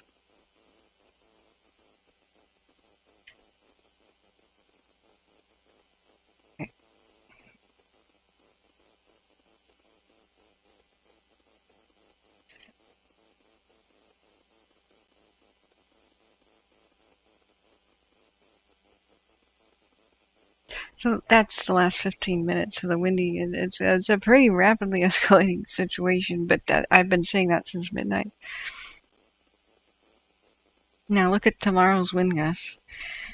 Higher than 42 miles an hour for the whole area by the Dixie and Caldor, with almost 40 mile an hour wind gusts down there. Borderline 38, 40 miles an hour on the windy and the KNP. Tomorrow's going to be one heck of a day. Helen says the north side of the windy, if progresses, will enter the 2017 pier burn in Black Mountain Grove. A large grove that lost 31 sequoias exceeding 10-foot diameters with widespread mortalities. Yeah. And so the powder keg is what I keep telling people is the scenario of the windy going to the north. If you click on the fire history button, the SQF killed so many trees, also known as firstly as the Castle Fire last year. It did the gigantic loss of the 20% of the world's sequoias died in this fire last year. That this is like, it's all primed and ready to burn now. A lot of the trees were alive last year, and so they didn't burn, just the leaves, you know. Well, this year, they've been drying out for an entire year, so the trunks can burn. That would be one heck of a boom. So what I keep telling people is if it reaches here, I don't know what prep they've been making, hopefully some sort of refreshing of the lines, but they haven't had a lot of people. I don't see how they could have done too much work in this short amount of time. But this is like having a powder keg here, and then having that fuse, like the trail of powder. And day after day, as the windy kind of goes towards the north, it's kind of like the fire is working its way up the fuse. And if it gets in here, the KNP, boom. And so I mean, not the KNP, the SQF here, boom. That has all the fuel in the world. So Camp Nelson, which they saved last year, I hope they can save it again, but they lost 2 communities up there almost completely and entirely. I don't even know if they've begun to rebuild by this time, but if they have, I feel real bad for them because the second mega fire is on its way. Yeah. Oh yeah, the wind forecast is not good, and they canceled red flag and don't have one, not even a fire weather watch right now. There's high winds, low humidity, and critically dry fuels. What else do you need? I think they just, on a technicality, they have a certain number that you have to have for humidity to have a fire weather watch and or red flag. Don't ask me why. I think that they should just go with the basic concept and just, the concept is to the public. Be extra careful of fire. That's it. Firefighters already know what critical fire weather is. They don't have to be told by a label such as red flag. They don't have to be told. The public needs to be told. I'm just frustrated with that, but currently there is no fire weather watch or red flag warning, so it was canceled. Just don't ask me why.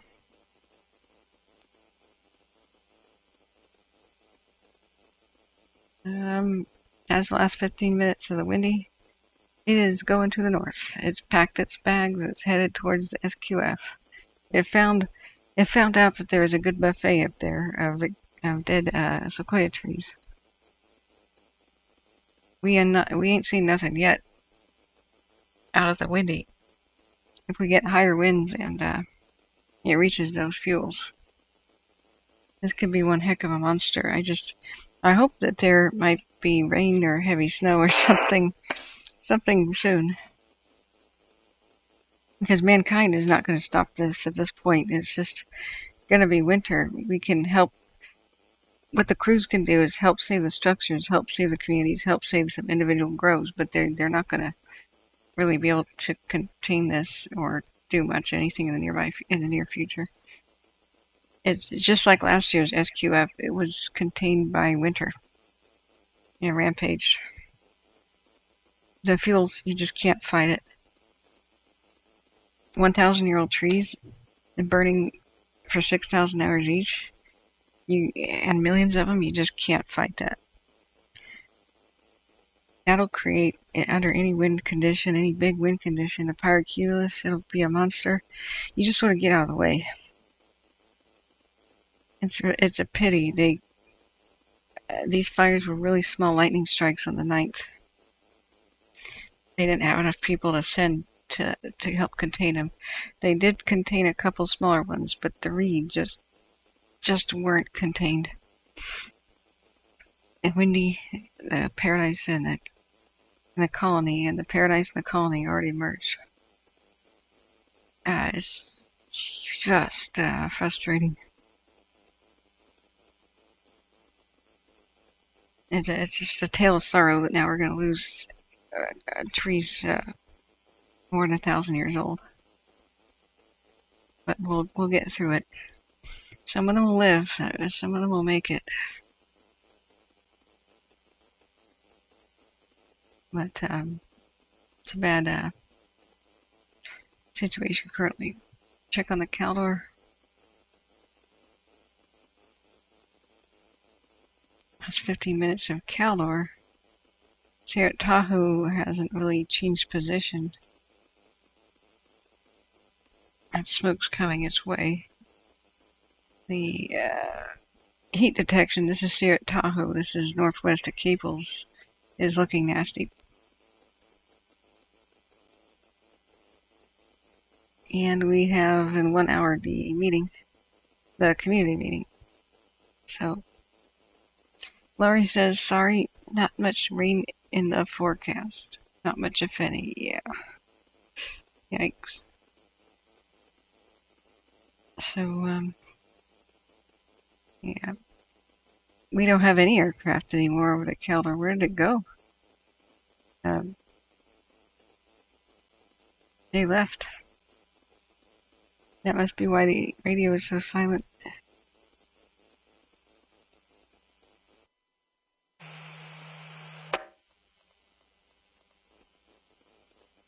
Yikes.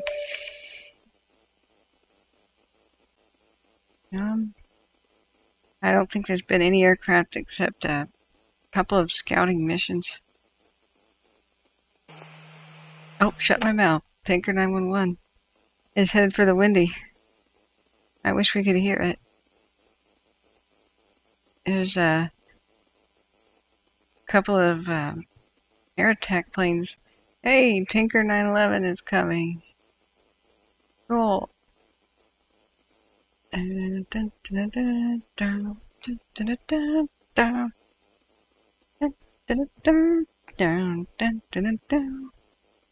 used to give it its own theme song. When they retired the 747, that used to be its theme song. We transferred it to Tinker 911. Our favorite DC-10. Be right back. I'm going to take a few bites of food. We're still listening to Caldor. Sir, we'll take one that.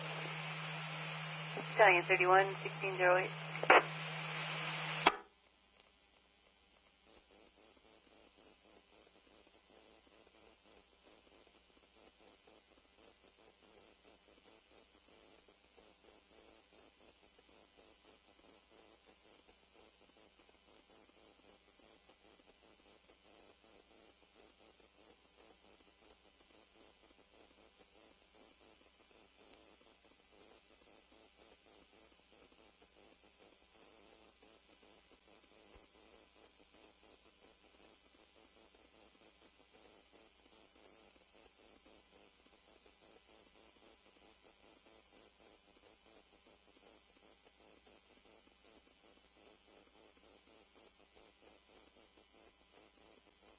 So, 3D view has its problems.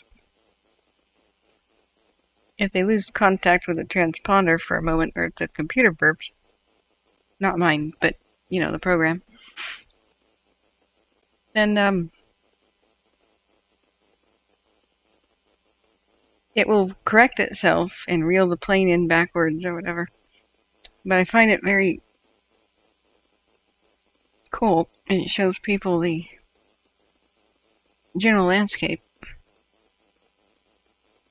When they go in for a drop, sometimes we can see exactly where they put it. And that's way easier to tell in 3D view. So what the tanker will do is circle a bit to drop altitude and follow directly behind a lead plane. Nobody in a passenger jet can see beneath them. There's no window in the floor. So the lead plane goes in front and says, here we go. The lead plane guy can see underneath, see the ground, and he'll hit a button, or she will hit a button, and that will put smoke behind the aircraft, just like at an air show. The passenger jet just has to fly into the smoke. Just as its nose touches the smoke, it presses its own button to release the retardant. And these passenger jets are agile. It's pretty crazy. They can do almost near vertical climbs. I saw the craziest video that showed an MD-87 making a near vertical climb after takeoff. It was nuts. We've seen him do it near LA. So here he's following the lead plane and maybe about to do the drop right now. It's pretty close to the ground. This is north of California Hot Springs. But not close enough, probably. But it's the green thing is the stringer. It's the trail of the lead plane that it's now following. It'll almost look like they collide with the ground when they get low enough to do the drop.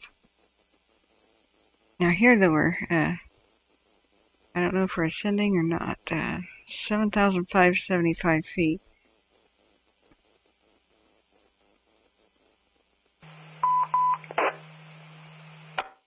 They really could work on their animation smoothness. Stations and field units stand by for your afternoon fire weather forecast. Break. Remember, we're listening to Caldor, but watching the tanker action. Continuing dry and warm conditions continue the next few days. Winds will turn breezy Wednesday over the Sierra. Wind will turn back to the east and northeast Thursday and Friday. Break.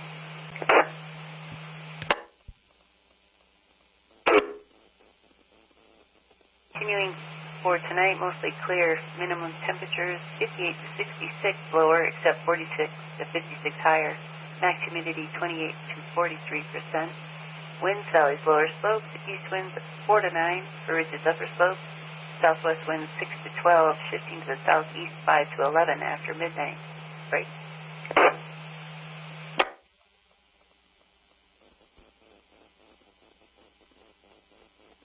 Continuing for Wednesday, mostly sunny, max temperatures 80 to 86 lower, except 68 to 78 higher. Minimum humidity 17 to 22%. Winds, valleys, lower slopes, southeast winds up to 8, shifting to the southwest 9 to 15. For ridges, upper slopes, southwest winds 9 to 15 with local gusts to 30. For Terrain. Wednesday night, mostly clear, minimum temperatures 56 to 64 lower, except 43 to 53 higher, max humidity 42 to 57%. Winds, valleys, lower slopes, east winds 5 to 11 for ridges, upper slopes, southwest winds 9 to 15 with local gusts to 30, shifting to the east 7 to 13 after midnight. Right? There we go. We just splashed. Northeast of California Hot Springs. Continuing for Thursday, partly cloudy, early in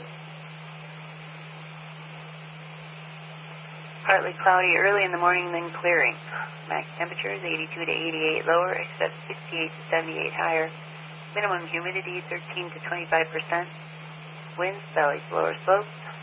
North winds 6 to 12 for ridges, upper slopes. Northeast winds 9 to 15 with local gusts up to 25. Right?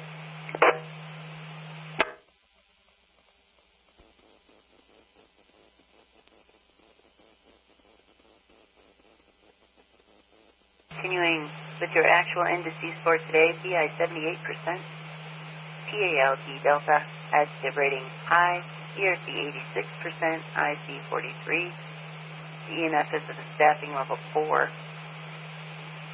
Predicted indices for tomorrow: BI 100%, PAL Echo Victor adjective rating very high, ERC 88%, IC 61. Currently the ENF is in a high dispatch level, predicted high again for tomorrow. This concludes your afternoon fire weather forecast, 16:15.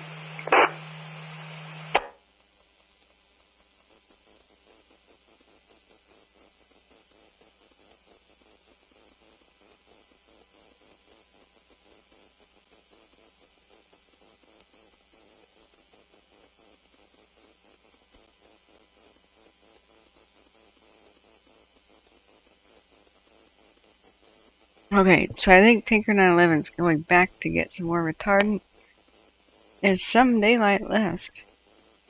It may refuel and come back out. Now we've got a smaller tanker.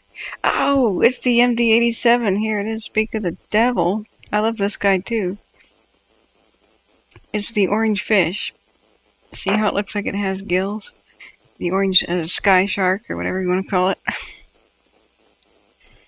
So it's lining up behind lead plane 71. We're in the same area.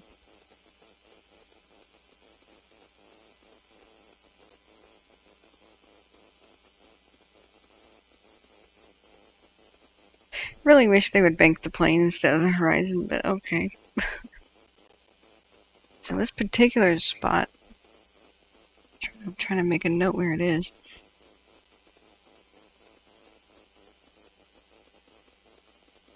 It seems like there's some natural feature that they're kind of using already.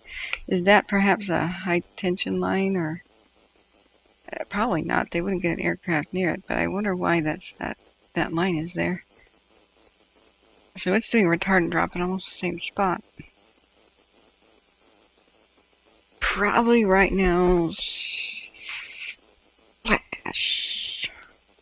Whoop whoop. Pull up. Whoop whoop. Pull up.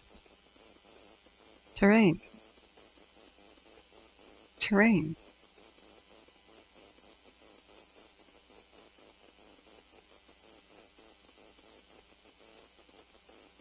So presumably it just made its own drop.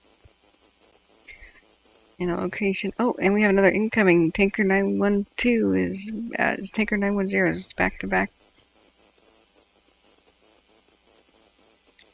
Now, the spot they're doing it is right by Holy Meadow, as in holy, as in a hole. H-O-L-E-Y. Oh, okay. Where the M50 meets the M504. Cold Springs Saddle Hatchet Peak area.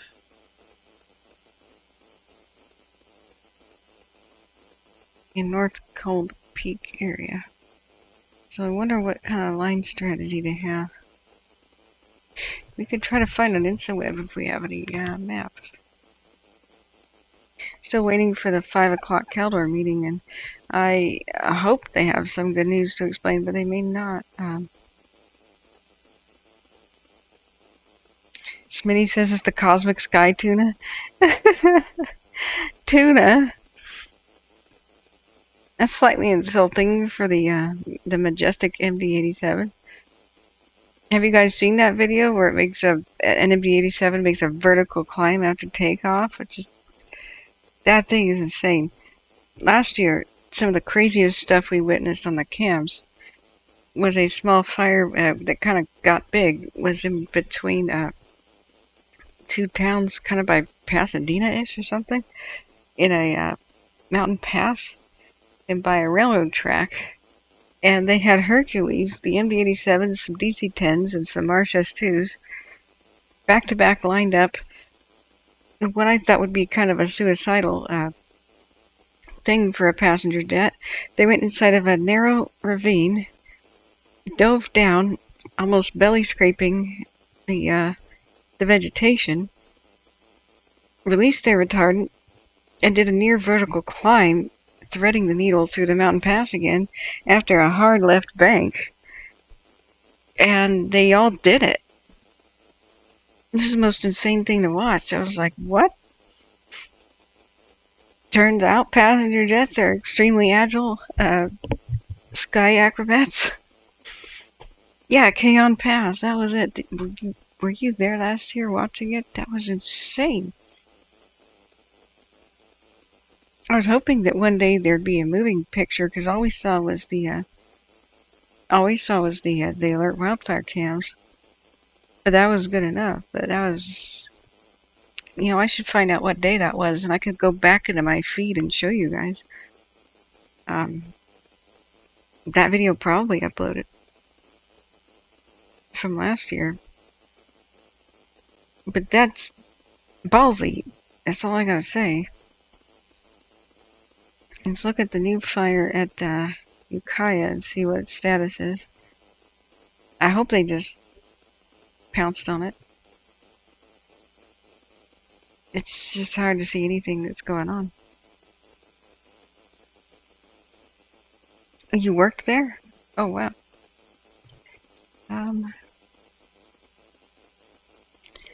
Yeah, see, probe Mad Dogs, which are called, the MD-87s are called Mad Dogs. I forgot about that. Let's look at the windy. This is what they're trying to work, the southern side of the windy area. Look at the atomic thing. I don't know if that's... I guess it's trying to form a new pyrocumulus after the collapse I'll be back out on my contact with the geo tracker from this morning. 6 Charles Queen Zebra 381 Park Creek Cold Carson.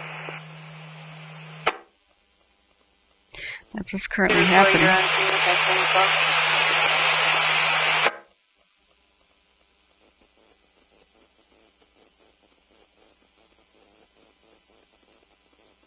So, yeah, sorry, I was reading something, you interrupted me.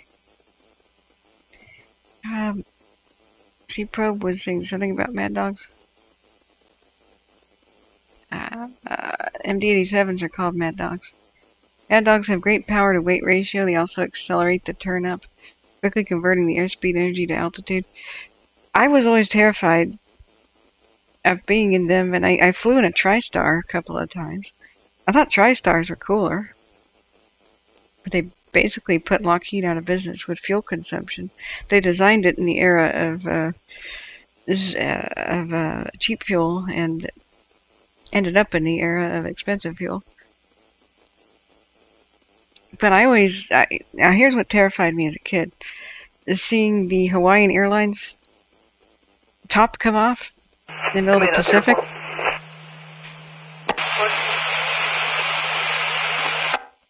And hearing about the... We clear. If you get any more calls, she'll be there a little while longer. Wait for somebody to bring gas.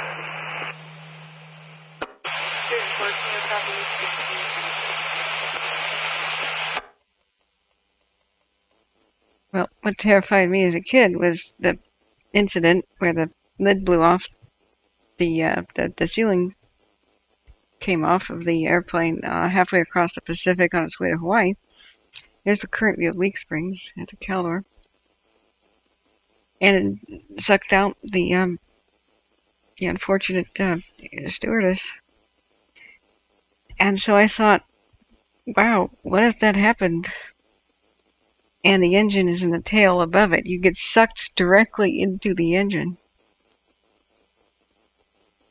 And so whenever I got into a DC-10 or a TriStar or those, I was just terrified of them. But the MD-87 wasn't that comfortable either, because it had the engines right next to the tail on either side. So I figured if I got sucked out the window, I'd get sucked up into an engine. I had no idea why that dominated my thoughts as a kid, but that was one traumatic photograph to see. Mountain Mag says, saw a helicopter land near the tracks on a small fire there. And you guessed it, here comes the train. The train got stopped. What? Why did the helicopter land there? Did it have problems? I love the Hollywood sound effect of the helicopters whenever they crash, like in Jurassic Park. It goes. That's almost as good as terrain. I wondered if that was a true cockpit sound, or if Hollywood made it up.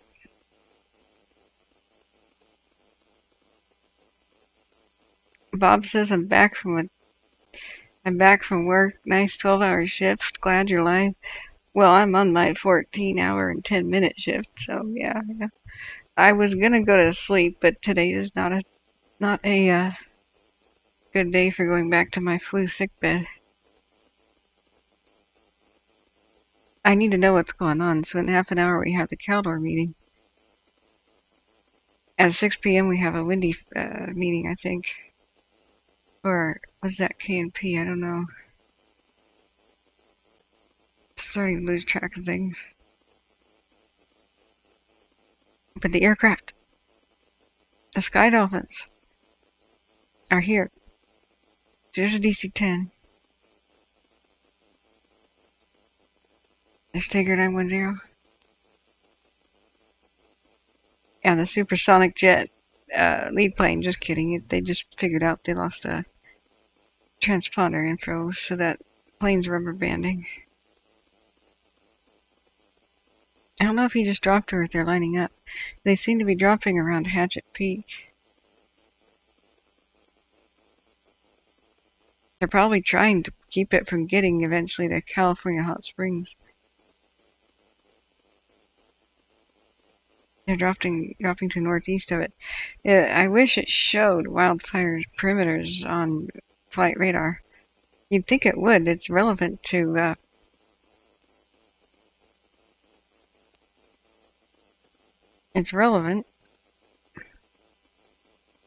pilots avoiding the airspace of a wildfire, but we don't really have that. But that's the approximate, sort of, almost accurate, sort of approximate windy. Honestly, nobody knows what a windy is right now. You would think that we would know that all the time, but you don't. Even firefighters just guess at the location of wildfire. We have general ideas for the satellite, but they can't see through smoke. You have to wait for nighttime with a reconnaissance plane to come over with the infrared. Holly Llewellyn says, watching from Southwest Montana. Hi, what brought you to the stream? Guys, if you're new here, please hit the subscribe button. Please hit the subscribe button with the ringing bell if you want to know when I go live. We try to make this a 24/7 resource on these western fires best we can. Mike, when the intersection clears, we can begin.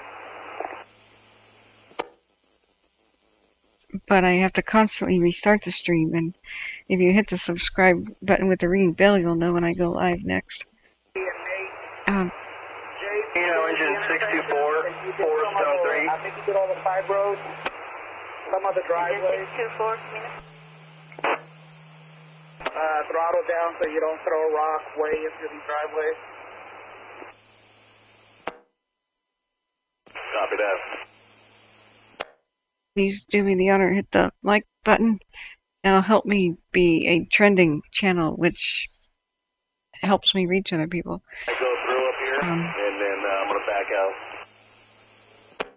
We're still listening to Caldor, but we're trying to monitor the cams of the other crazy day, you know. Well, 2 new fire starts. The good news is the one at Petaluma is probably a done deal. They got a handle on it, sounds like. But the new gap fire northwest of Ukiah is something we're trying to monitor, but it's very hard to see in the cams. It's estimated to be around 3 acres. Started around 335. They said that there's a second spot fire that's 20 by 30 feet. Copter and crew is working on it. But the forward progress on the main part of the gap fire And the first spot is, I'm struggling to read it. It said forward progress stopped on the main fire, yay. And the first spot fire, but the second spot fire is now 200 yards above the first. So they're working it with a helicopter. It's just so hard to see. It's just slightly northwest of Ukiah in the hills. This is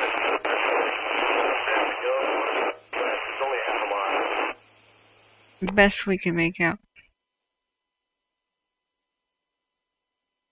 So, yeah, thanks. Glad to have you here, guys. Holly says, I have friends and family in California. Thank you for sharing. Oh, thanks for being here. So,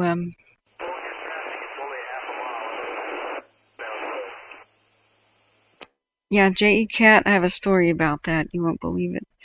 Ellen T says the people can return to their homes. That's so good. With the Ormsby fire that went Petaluma, that's nice. I'm so happy that they caught it. They slammed that with aircraft immediately. The Caldor is actually the one struggling, and the Windy has got insane. But we'll have the Caldor update at 5 with their community meeting. This is the Lake Springs. If you didn't see the crazy activity last night, I can replay it. But ever since I got online at midnight, thinking there might be a lull, no, there has not been a lull. It's been insane since midnight.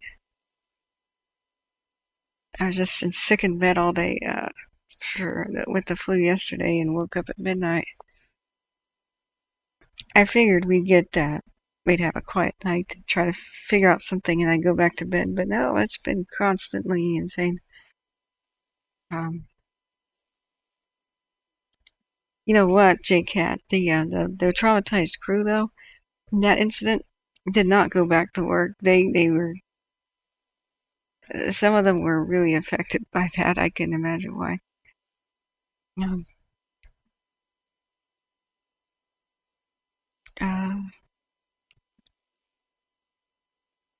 So somebody says, that's hilarious. They made it up. Really, the sound of helicopters, that's not a true cockpit sound. I kind of wondered if Hollywood made that sound up. Nyet, nyet, nyet, nyet, as a copter is crashing in every single Hollywood movie. Bob says it's they made it up doing practice auto rotations, practice engine failures, cut the engine completely off and free fall. There is no such sound. At least not in the helicopters I've flown, says Bob. There. I had a feeling that wasn't the real cockpit sound. I wonder, that's a cool lens flare. Looks like a bubble.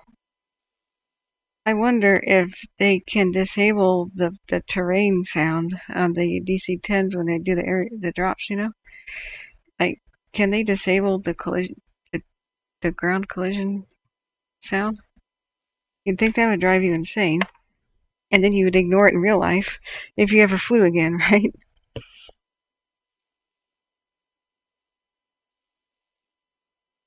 You'd think you would just never hear it again. Like, you would be like getting used to the sounds of trains and sleeping through it. Pull up. Terrain. Pull up. Can you imagine being on a private plane later? And you're like dozing off, going towards the Rockies. Pull up. Oh, that's all right. Oh, wait! I'm in a Cessna! Heart attack. So, this was the same lens flare from the moon at 5:16 in the morning at Hawkins Peak. Now it's from the sun. That's pretty interesting. But here's the craziness. This was 6 minutes after midnight. I didn't actually notice this until about 3 in the morning because the other Caldor cams weren't showing this. I was checking those. We were watching the Windy because it was going insane at the same time. And is still going insane.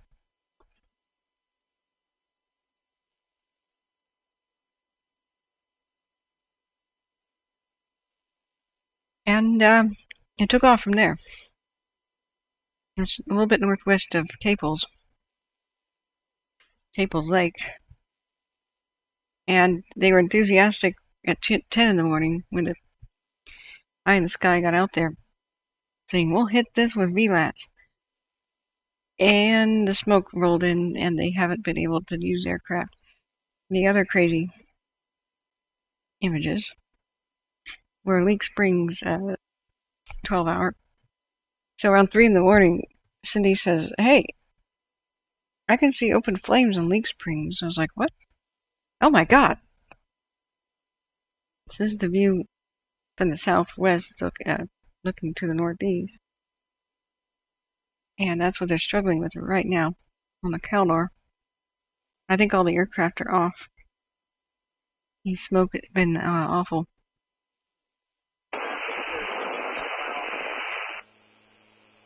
We hear the ground crews every once in a while, like just now.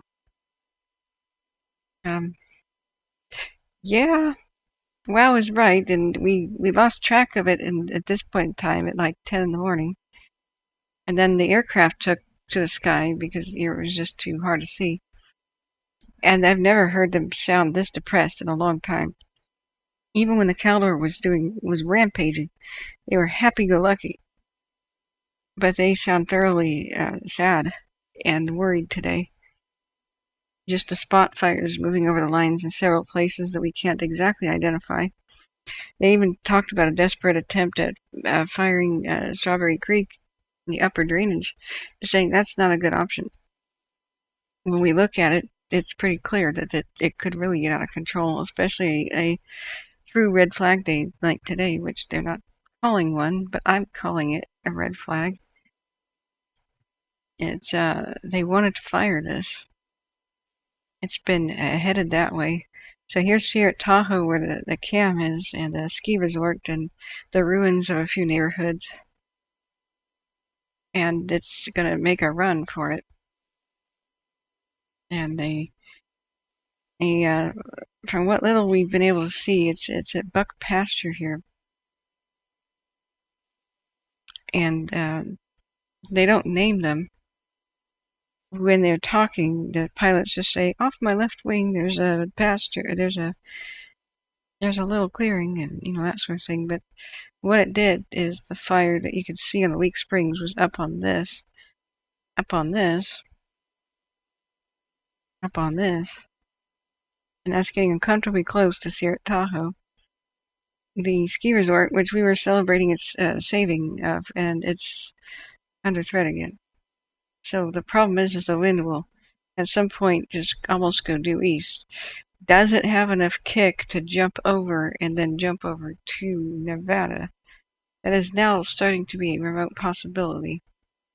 Tomorrow's higher winds will be the test, and they were sounding very concerned about losing control on the eastern flank here.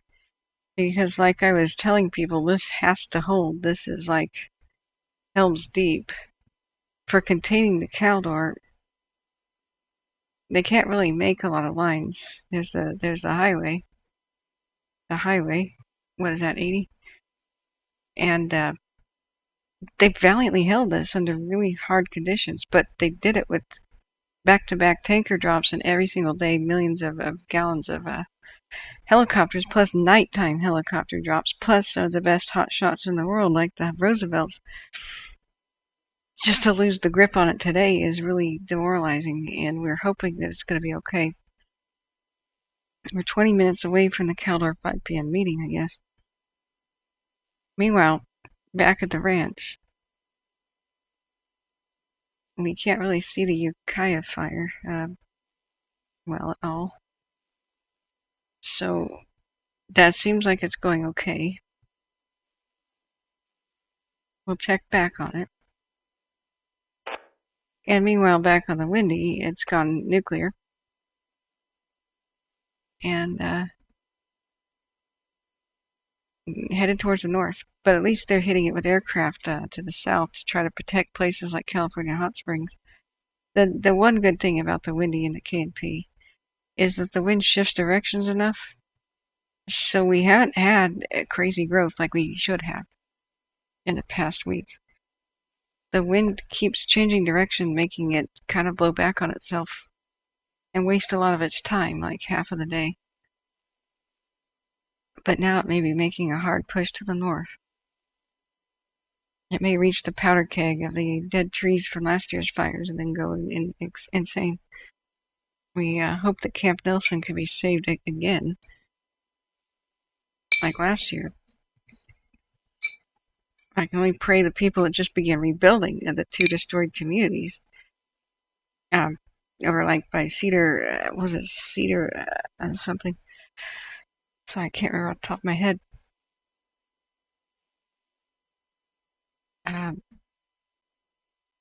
These were wiped out. Cedar Slope was wiped out last year, almost entirely. I don't know if anybody's begun rebuilding. If you go to fire history, you can see it's well within the SQF of last year. A lot of Camp Nelson survived, but Cedar Slope wasn't so lucky. Neither was the Mahogany Flat area, the other community where did I lose track of it? I thought it was to northwest. Sorry, take the wind off. Take that down. Take that down. Alpine Village was just wiped out too, for the most part. We were looking at the structure loss map. Hopefully they can save Camp Nelson again, but imagine rebuilding this year. I don't know if anybody has yet. It's coming right for them again. So that's quite concerning. Camp Nelson's under a watch. I imagine that'll go mandatory any moment now, like maybe tomorrow. Maybe soon. Look how it's headed there. So that's the powder keg. If it crosses that line to the burn scar, look out. I don't know how bad the wind's going to be tomorrow, but not good. Okay, 15 minutes away from the Caldor update.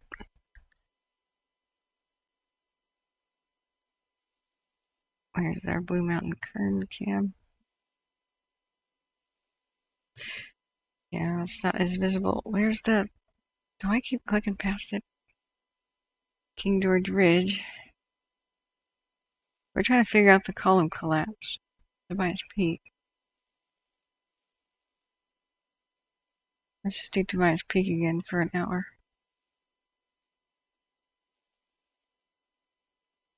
There's about 4 or 5 on this road, and there's about 3 on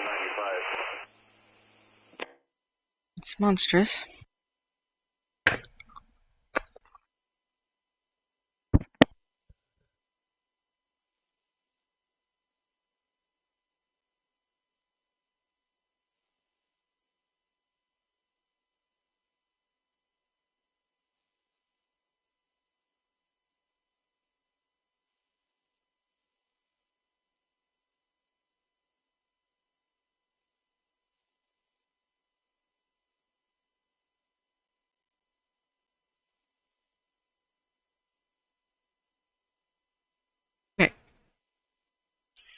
As a reminder to hit the live button.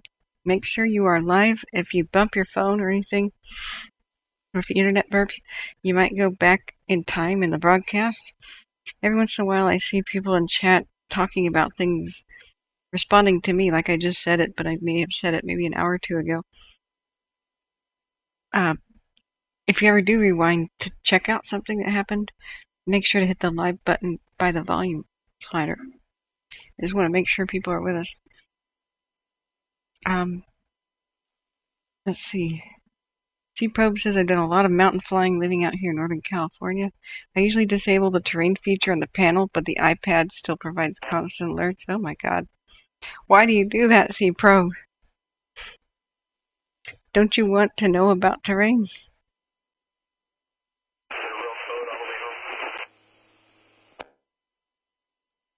I would want to know about terrain. I would want to know if I needed to pull up. Emma Rose says, what lake is that near? Oh, I'm sorry. If you say at Kathryn and type in my name, there should be a little pop-up message that'll flag me as orange so I know that you're talking to me.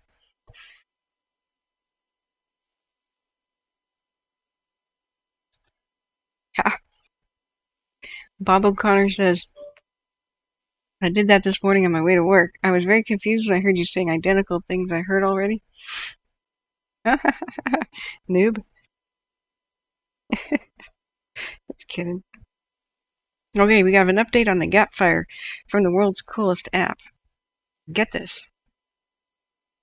Get this. It's called Watch Duty. This is sweet. It's clear. It's accurate. It tells you when there's a fire. It tells you where. This is the best thing I've ever seen as far as fire apps. Unfortunately, it's new and it's only for a couple of Bay Area counties. But get it, because they're going to add more.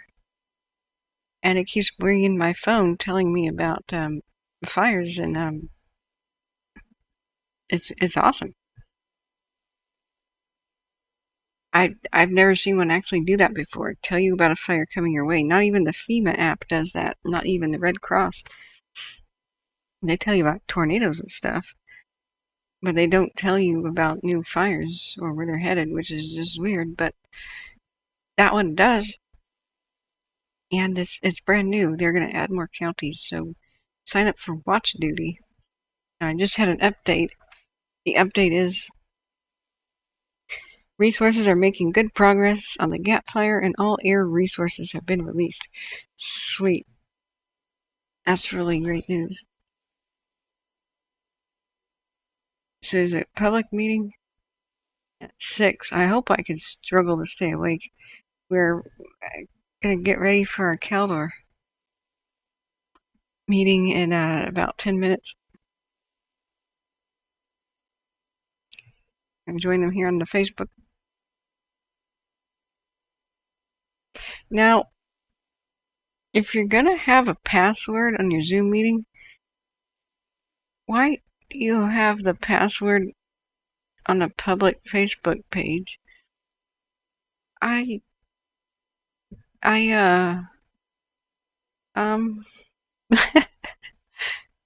Maybe, do they know what a password is?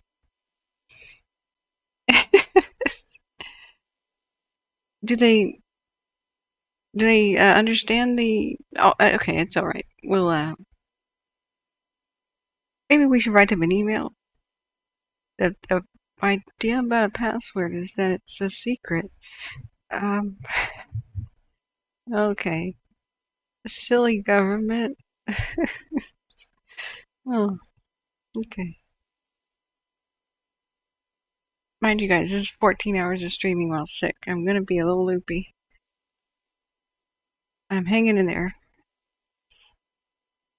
Kit Kohler says they probably don't know how to not have a password. Oh dear. I don't know where to laugh or cry at that. Cool, there's a Watch Duty desktop. Oh, that's sweet. It's called app.watchduty.org. Wow. No. Wow. It's pretty much the way it looks on the app. And then you got your report cards. Advisory for the evacuation zones. English and Espanol. That is cool. This is the future. This is what I want. I was calling for this sort of thing last year. So glad somebody is making it who has similar ideas.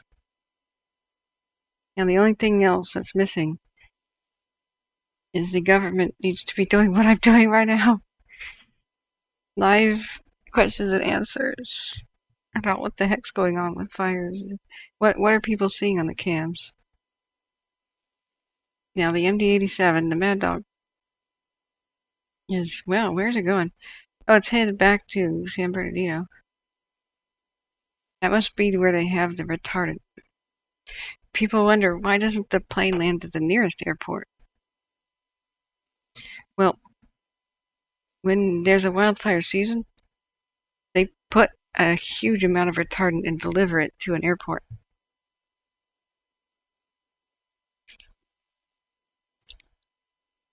It's not a good idea to try to truck it around and move it every time there's a wildfire, because wildfires erupt all over the state all the time. Planes could be anywhere really quickly. It's like a 20-minute flight, so it's not that big of a deal. They'll usually have maybe 3 bases, sometimes more, depending, where they have massive deliveries of retardant and they cook it up all the time. And then they'll all sort of be stationed out of there. Usually it's like Redding, McClellan at Sacramento, and somewhere near San Bernardino. We'll wait for the Facebook edition. That tends to be better for asking questions. This is what the wind is supposed to be doing right now as forecast. Mind you, this is not gusts. This seems to be sustained. Nice and easy, 15s, 20 miles an hour. But we know at Tahoe it's gusting a bit more fierce than that. I'll be interested to see what their wind gauges read, if they'll talk about that at the meeting.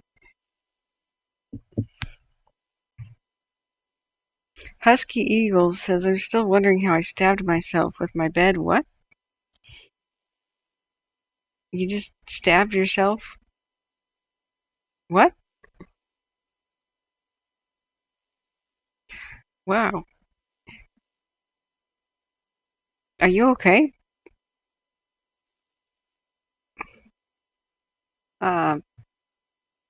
Speak to me. Slap. We needed to hit you to bring you back to consciousness. Okay.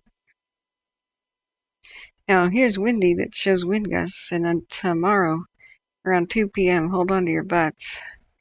The red colors are beyond 45 mile an hour.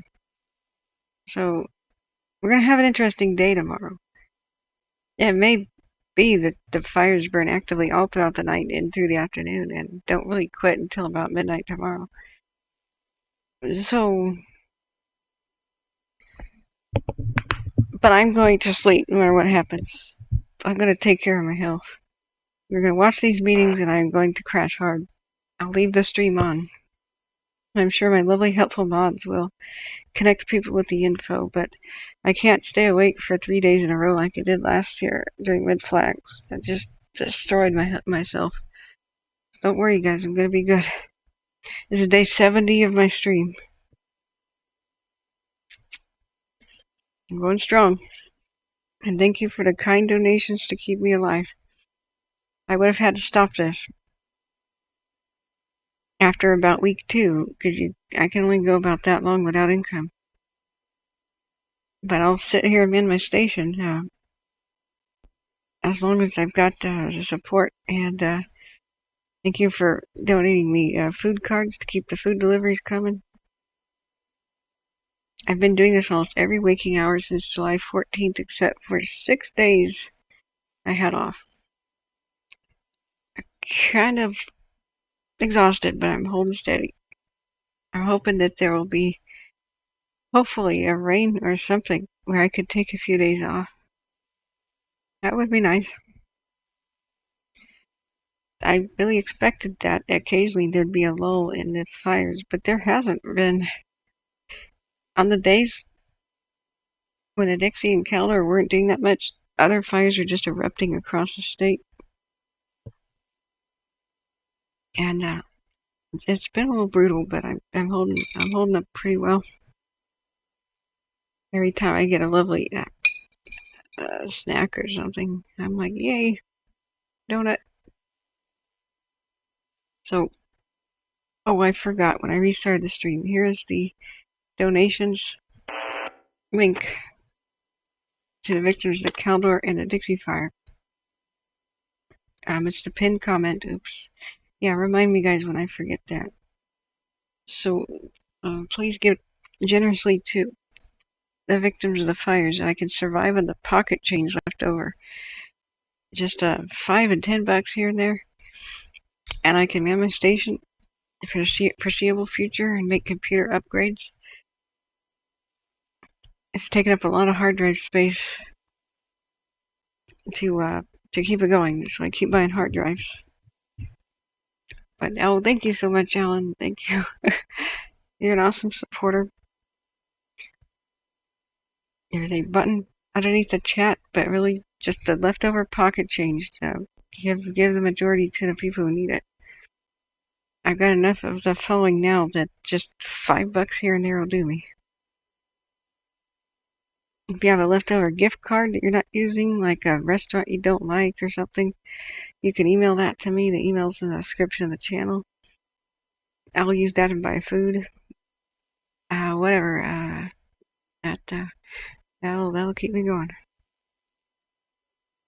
And even if you have no money to spend, no worries. Just share the stream link with anybody you think who can benefit from the info, and we can provide most links that people need. Evacuation centers, phone numbers to call, evacuation info, the maps, the links. I can walk people setting up emergency tones on their phones, emergency everything. I can teach people fire survival, how to use the maps, how to track fires for yourself. There's a wonderful group of people here in chat, my wonderful mods who are volunteering their time to police this place and keep it family friendly. And we have so many real firefighters and real weather experts and real Forest Service people in here ready to answer questions. It's been a wonderful community. I want to thank all you guys for making this a good place. Except Bob. Nobody likes him. Just kidding. Just kidding. I'm teasing Bob the mod. Oh, hey, Bob O'Connor. Oh, my God, you just gave me $49 and I just said nobody likes Bob. I wasn't talking about you, Bob. The other Bob. Oh, my gosh. Red face. He goes and hits the button for instant refund. No! Whoops. Okay. Sorry, Bob O'Connor. Yeah. I hope you have a good sense of humor, otherwise I'm doomed here. Whoops. Okay, the meeting's about to start. Saved by the bell. Here we go. Here we go. Yeah, Nicole, hi. Here, okay. Here we go. Guys, if you have a question, I'll type it in. Sometimes they answer it on the Caldor. But there's usually a lot of people asking questions. So, yeah, Bob, but not Bob, but Bob. Yeah, whoopsie. Looking over to the left, if only he had a webcam, all the color just drained from my face, like, oh no, thank you. Thank you. Oh my God, that was perfect. Thanks for the kind donation there. I'm gonna shut up now. Oh my God. Okay, let me mute the radios. Post meeting, remind me to turn the radios back on. Oh, here it is. Ashford, I'm a public information officer currently assigned to the Caldor Fire and representing California Interagency Incident Management Team 12. I want to welcome you to this afternoon's meeting. This is the Caldor Fire virtual community meeting for Tuesday, September 21st. It's been an active day on the fire. We currently stand at 219,231 acres. We are at 76% containment with just over 1,500 personnel working on the fire. We've had firefighters out there throughout the day. The weather has not cooperated fantastically for us, so I want to go right to Michael Page, who is our operations section chief, to give us an update on what's happening on the fire today. Good evening, everybody. Michael Page, California Incident Management Team 12. And to start off real quick, we'll jump into the part of the fire that probably most folks are concerned about, and the area that was producing most of the smoke today. Last night into today, this morning, due to gusty winds, low relative humidities, and difficult access for firefighters, we did see some fire growth in the area of Caples Creek and Strawberry Creek here in Division, Quebec. As this fire continues to burn, currently it is burning in a easterly direction, kind of up towards some previously burned areas of the fire. The plan in there moving forward is to continue to look for opportunities to go direct with heavy equipment, aircraft, and ground personnel. Additionally, we are looking a little further out to the east to strengthen some of our control lines that we do have out there in preparation for potential burning operations here in the next few days. Moving around the fire, I'll stay down here in the area of Highway 88. The folks in there patrolling and mopping up, doing a great job. The Highway 88 area looks really good. Same thing goes for any, the area up here off of Highway 50. Crews remain diligent, continue to be focused on mop up and patrolling in those areas, and responding to any concerns or service calls that they might receive from the public. Up here, the red area on the fire up here in Division, India, that stuff looks real good. We had helicopter flights up there today. We had a lot of crews spread out in there, continuing to mop up and strengthening lines, and reports from there is that everything looks really good. As we continue across the fire, it's a lot of what we've been talking about. There's still a lot of potential out there. Crews, again, are really hyper-focused on ensuring that they're actively patrolling, dealing with any heat signatures they come across inside the fire. We did talk a little bit about yesterday about the addition of new fuel to the fire, and what I mean by that is with these high winds, high gusty winds, we're seeing a lot of pine needles fall off the trees, and so that's landing in previously burned areas, which is allowing for those heat signatures that may still exist inside of the fire to have a new fuel source that it could burn. So you guys may continue to see some smokes interior. Again, we do have folks out there really doing a good job at patrolling and trying to extinguish all of that.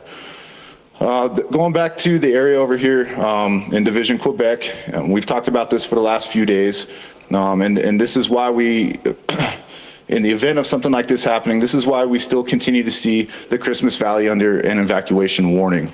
And so as time goes on and as we continue to work in this, depending on the success over time, that will affect the timing of any sort of decrease in the evacuation warning for the Christmas Valley area. That's the end of the report for today. I hope you guys have a great night. I'll be available to answer any questions. Thank you. Thank you for that update, Michael. I want to remind everyone in our virtual audience that if you do have a question for one of our speakers, just enter it into the chat box or in the comments. We do not have a Forest Service representative as a speaker today. However, they are in the audience and they are available to answer questions if you have a question for your U.S. Forest Service representative. Our next speaker is going to be our Incident Commander, Michael Nobles.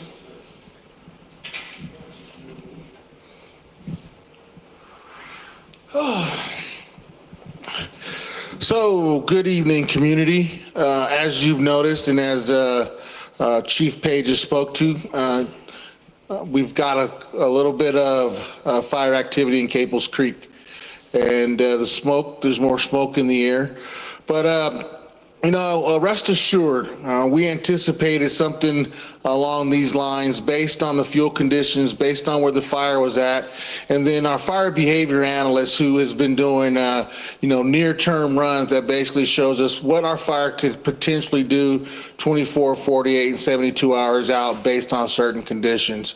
So, we anticipated some type of spread like this, and so the operations folks, Chief Page and his staff, not only have current plans that are actively being engaged, but also alternate and contingency plans ready to execute at a moment's notice based on that planning. More resources are coming into that area, and we're aggressively fighting that fire with aerial resources and putting more ground ground troops in place. We also have the support of the Northern Operations Geographical Center, and they're starting to fill some orders of hotshot crews that are starting to come to the incident. We have ramped up our request to make sure we overabundantly order the necessary resources that we have, just to give us some margin based on where the fire's at in proximity to the community. So, but we anticipated this. We got the plans in place to respond appropriately. And it's just another 48 hours of intense firefight. But rest assured, we have the resources in place, looking at it. We have the professionals out there engaging with it, and we have the analysts out there letting us know where we need to be and how we need to be positioned. So thank you for your attendance here in the community meeting. Really appreciate your involvement. And we'll keep you posted as more smoke continues to get in the air in the next 48 hours. With that, thank you and have a good evening. Thank you for the update, sir. We'll now move into the question and answer portion of our program. It appears that our Lake Tahoe Basin Management Unit Supervisor Gwen Sanchez has some questions that have been asked by our audience. Okay, good afternoon, folks. So the first question that I have is, what is the date for Forest Service cabins for winterization? So there's been a lot of questions about rec residences, so I'm going to try to answer quite a few of them at the same time. There was also a question here about whether or not a permit is needed for Strawberry Area 50 corridor. So for rec residences, we have been issuing permits or exemptions which allow any rec resident who had been impacted by the fire to access their property. And so please work with your permit holder on the national forest that serves you, either the El Dorado National Forest or the Lake Tahoe Basin Management Unit, to get those permits issued. Both Forest Supervisor Marsley and I are working closely, and we are hoping that by the end of this week, we will be able to open up access for all the rest of the rec resident permit holders in order to winterize their facilities. And again, if you have any questions on when that is, please contact your local permit holder with the Forest Service, and we can help you through that process and keep you better posted on the date that that's going to happen. Again, we're still trying to give some of those other folks some space to get in, get some of those areas cleaned up, and then as soon as we have some of those areas cleared out, then we will open that up to the rest of you so that you can get in and winterize. We understand that you want to get in soon, and we're trying really hard to get you in a timely fashion. We just got a lot of folks out there right now, and we're trying to manage the amount of people that are in those areas. We still have active fire, folks, and we still have a lot of equipment working. So as soon as we can get you some space to get in, we will get you in as soon as we can. I had a really great question in here. If there is, how do they get a hold of the bear assessment report? And so we will be sharing in the comments the link to the INSA website for the Caldor Bear Post-Fire Assessment. And so please refer to the comments. We'll be responding in there for that link, and you can get to that link. We'll be posting all the information with regards to the burned area emergency repair work that we are looking at and planning over the next couple months at that site. So again, you'll be able to find that site on the comment section of this. Next one of the closure areas for the basin, country shows the Desolation Wilderness and Mice Country. So are the wilderness closed through 12/31? So again, please refer to those maps. So if you look at the closure areas, the current closure is in effect until the end of December. As I've said in the last couple of meetings, as soon as I feel confident that there is no longer a fire threat, I will be looking at removing those closures, perhaps sooner than the end of December. At this point, though, I'm going to keep those closures in place until we have a little bit more black line in and around both the Caples area as well as the Desolation Wilderness. So as of now, those areas will remain closed until the end of December. If there's an opportunity to lift those orders sooner, I absolutely will be taking advantage of those opportunities. Thank you all. Thank you for that, Gwen, and we look forward to those updates later this week. A couple of changes that occurred today I just want to point out to folks is Highway 50 is now open to all traffic. Yesterday was a partial opening for residences and required a permit. Today, Caltrans did open the highway for full use and full access. That area is still under a forest closure, as Gwen mentioned, so anyone trying to access forest property, that area is closed, and if you are a recreational cabin owner, you will need a permit through the Forest Service to access.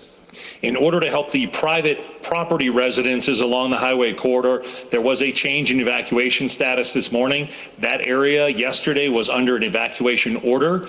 This morning, that area immediately along the highway corridor moved to yellow on the map and is now under a warning. So if you choose to return to your residence only on the private property along Highway 50, keep in mind there is still active fire in the area.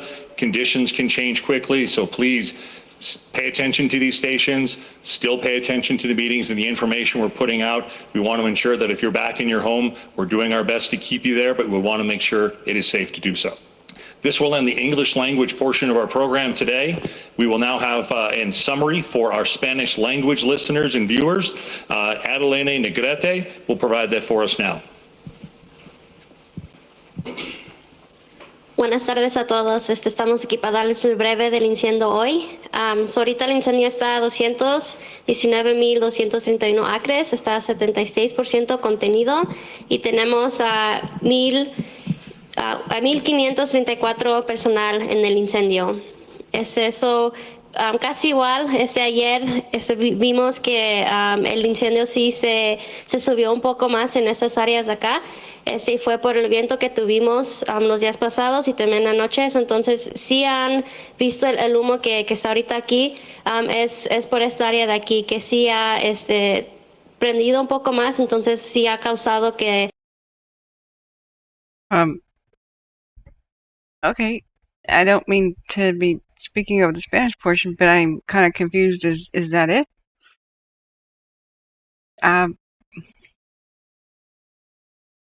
A million questions just flew by, but they answered like 2 of them. And they barely gestured at the massive eruptive spot, that troublesome spot that erupted at north of Caples Lake. Did they, I mean, was that just me, or did they just go, there was a flare-up today and then brush right past it? I am not at all satisfied with that explanation. I can't imagine anybody else is, with all as freaky as that has looked. But I guess it's the Spanish portion. There also was questions, how's the burned firefighter doing? Somebody says, why didn't the fire in Caples Creek get mopped up more over the weekend when the winds were light and when it was very small? Was it a resources problem, or was the fire not monitored actively? Or, I mean, that's a fair question. I think it was just an honest one, not a not being snarky, because I mean, we had torrential wet rain on it, and then, you know, I mean, they couldn't go super direct when it was the middle of that storm. I mean, that was like 65-mile-an-hour wind gusts and torrential rain. But I mean, it is a fair question, like what went wrong. Because if we need more resources, then we can kind of push for them as a public. But that was super brief. That was okay. I think when the public sees something as insane as what we are seeing on the cameras, and we've been on pins and needles since midnight when it first began, I think maybe they should take the time to tell the public what the heck is going on. When people can watch the cams, it's kind of a new era of people watching the cams live. Just as I was talking to other people when I was talking to retired fire captains and such, when the public can see this, you kind of have to tell them what it is they're looking at, or they come to their own conclusions, and some of them are going to be terrifying. Do we have to fear what just happened from midnight till now? I mean, it's still ongoing. Is this a setback, or is it a devastating blow, or is it not a big deal? We hear it on Broadcastify that they said it's over the lines, and they're not doing well with the aircraft response, and they had tough choices to make that they might have to do an emergency backfiring. Could you guys elaborate on what we're hearing on the radio? Are you guys going to do the backfiring? Is that what we're going to see tonight, or are we going to see the fire expanding tonight? I can't get it.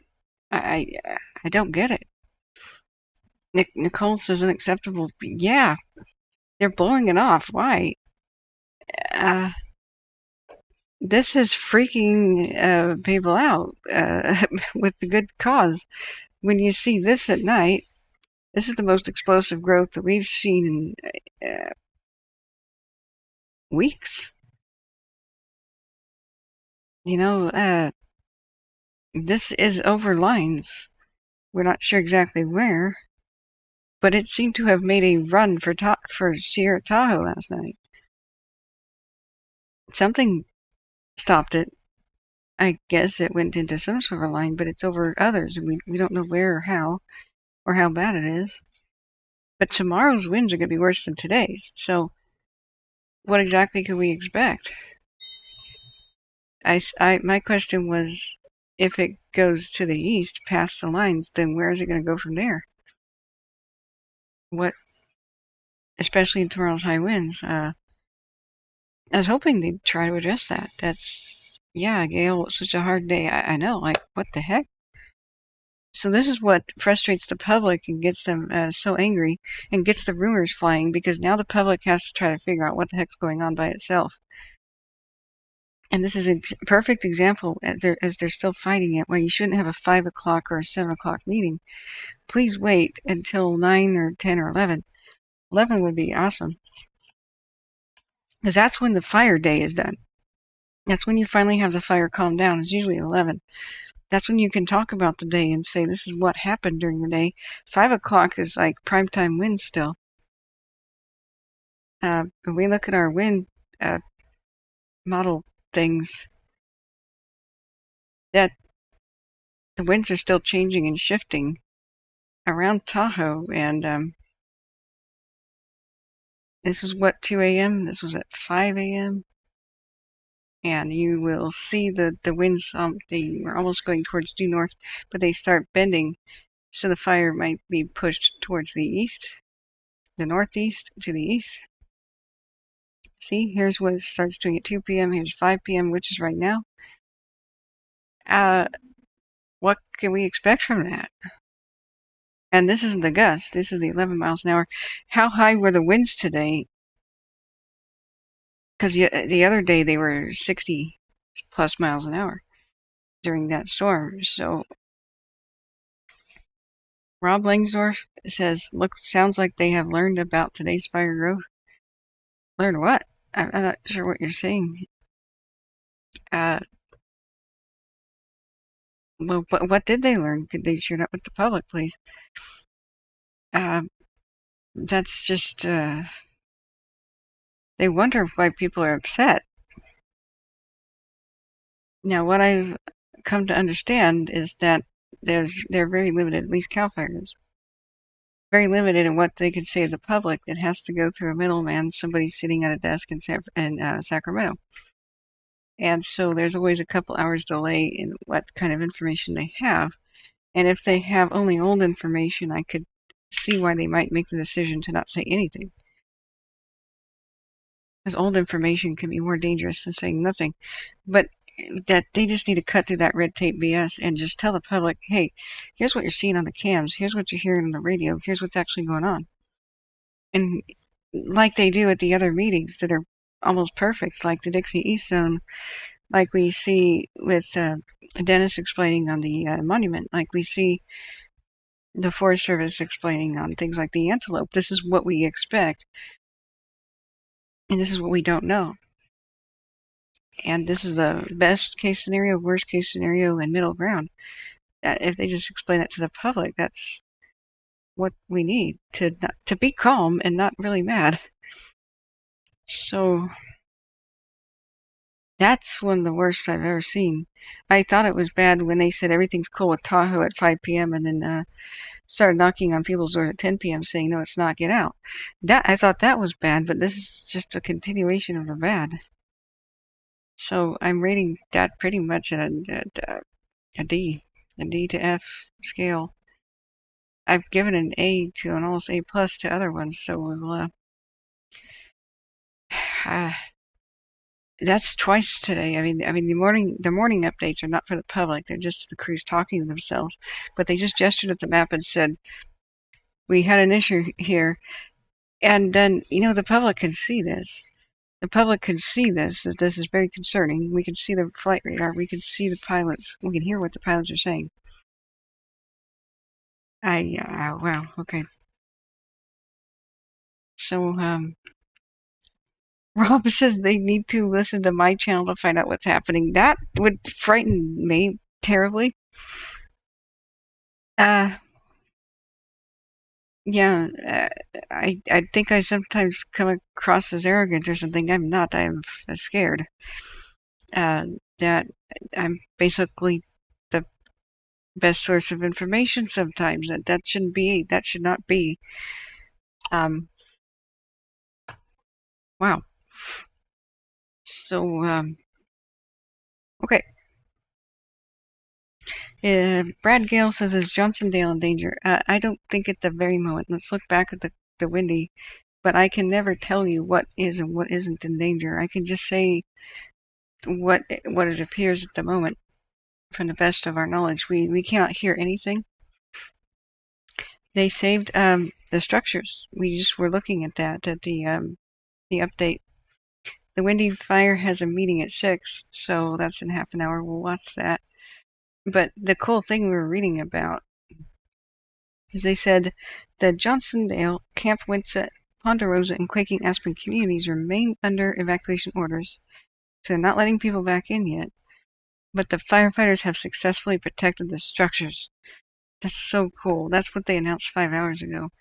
But Camp Nelson to the north, where the fire is currently headed, is under evacuation warning. I imagine that'll go to mandatory, if not tonight, tomorrow.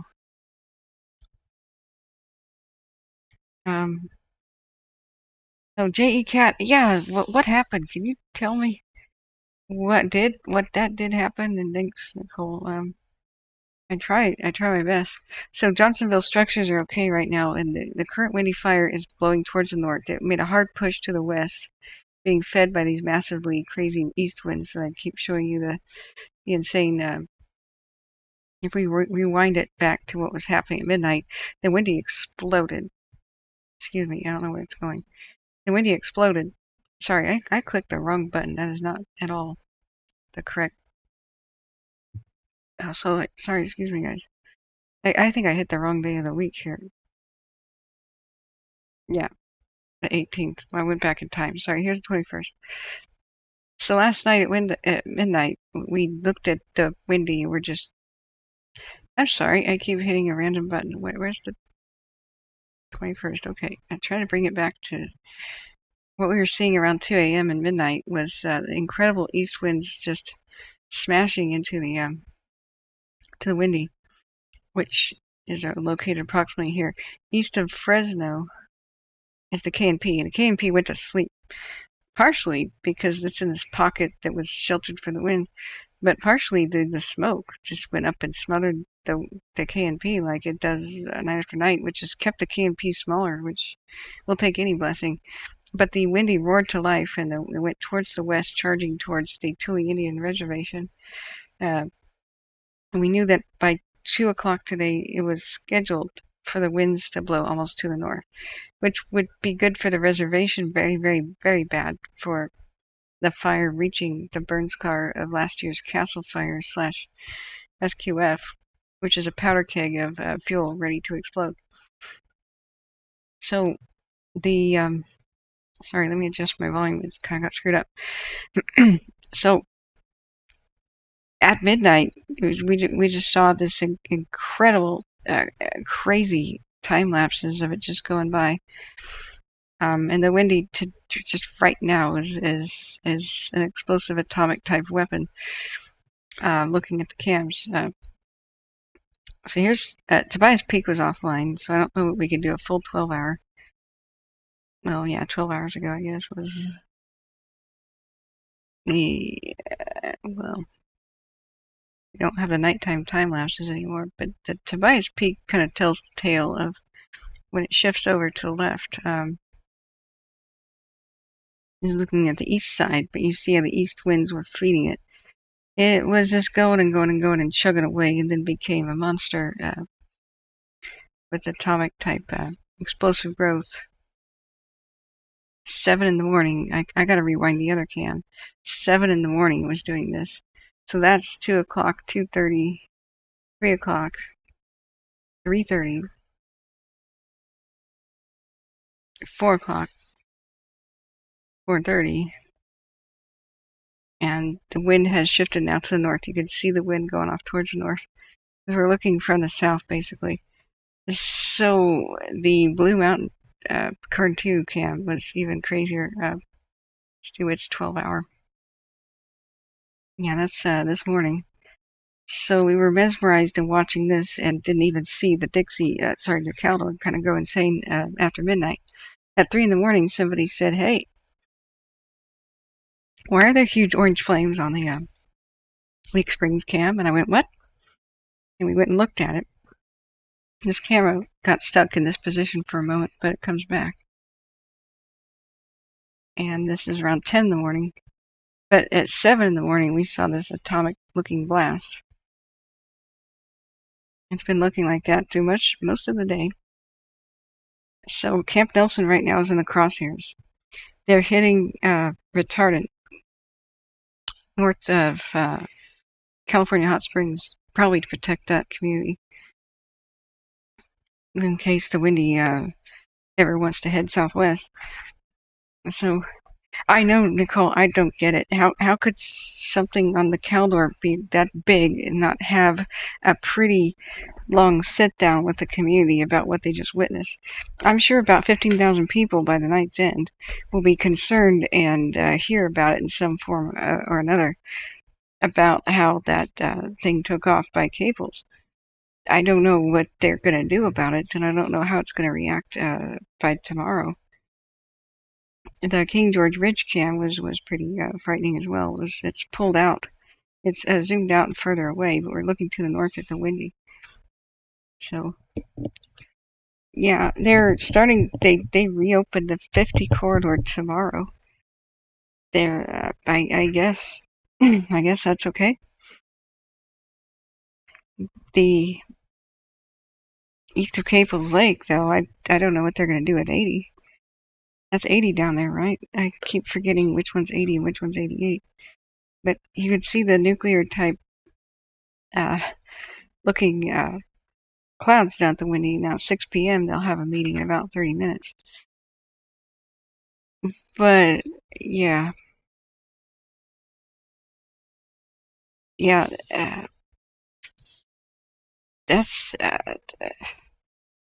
50 will probably remain open unless it runs for Sierra Tahoe tonight. I don't know that it will, but it may try.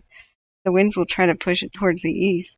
Tomorrow, it'll probably skirt it and go more towards the east. But then you heard her say that Christmas Valley is still under a warning. That's why. That could be where it heads, depending on what the heck the wind goes. I don't know how to interpret this, but there's Christmas Valley right there. So the winds will be pushing the fire to the east and to the northeast. It'll try to run around Sierra Tahoe, depending on where it goes. The question on my mind is, can it hop all the way over this? Tomorrow, are the winds going to be strong enough? It may not have enough fuels to make a good enough pyro cloud to drop long-range spots. But heck, what do I know? I didn't think it had enough fuels to just do what it did last night anyway. I thought they had a better grip on it, especially after the wetting rain. And so that was a kind of a blink, what the heck happened? Given the fact that they're not telling us what is still present here as fuels. They may have done some burns before. We just heard time and time again, they said it chewed through the retardant line. It went over the line. It spotted over the line. There's several spots over the line. Can we fire Strawberry Creek? No, it's not going to be a good option. We could, but maybe. Can we get tankers in? No, it's too smoky. Are we hitting the target with the helicopters? No, we're not. That's been the repeating chatter all day as we monitor this. So, yeah, KDOC says Highway 50 was opened again today to everybody. That's right, it is Tuesday. And it is tomorrow, I guess. I can't remember if this is 80 or 88. I remember I have numbers, dyslexia type thing. But look at Christmas Valley. What if the wind blows to the north? That's kind of where it's trying to head. That's, my question was, where would it go? There's a bit of a speed bump in some of this granite, but there's plenty of fuels down there. There's plenty of things for it to find. Will it try to climb up to Sierra Tahoe? Do they have good lines in defense of it? There's a bunch of camps up there. They're stationed up there. Question mark, question mark, question mark. Okay. So we are reduced to pure speculation, thanks to them not really telling us anything. They had prior meetings which were much better, so I'm just going to shrug. We'll find out what happens tomorrow when we find out what happens tomorrow. So, but what was that JE Cat? I never did find out what that was. Somebody mentioned to me on the radio. Was that a few weeks ago? So, does anybody else have questions for fires? We'll try to figure out the answers. We keep monitoring. We think things are going pretty well. We can barely see the fire that's over by Ukiah. Let me look down at, if you don't have it, get the Firewatch app. That's where I'm getting my info. It's really awesome. Excuse me. It's called Watch Duty. It only has a few counties, but they're going to add more. And this is the best app I've ever seen for tracking fires. You just click on, you can go here on the internet too. Like here is the link. This is the best thing I've ever seen for being warned about where a fire is. It's better than the FEMA app and the Red Cross and everything. I think it may be the only kind that really does this. So you click on your fire, and that's the Ormsby one at Petaluma. And you go back to it. You can see the one at Ukiah. And the last info at 446, resources are making good progress. And all air resources are released. Yeah, the second spot fire was a 20 by 30. Copter and crew is working on it. Forward progress stopped on the main fire, and the second spot fire is now about 200 yards above the first. But that's only 3 acres or so estimated. So cool. And on the cams, we can barely see it. So we're feeling good about that one. The forward progress was also stopped at the Petaluma one earlier. Cool. Feeling good about that. But the windy is insane.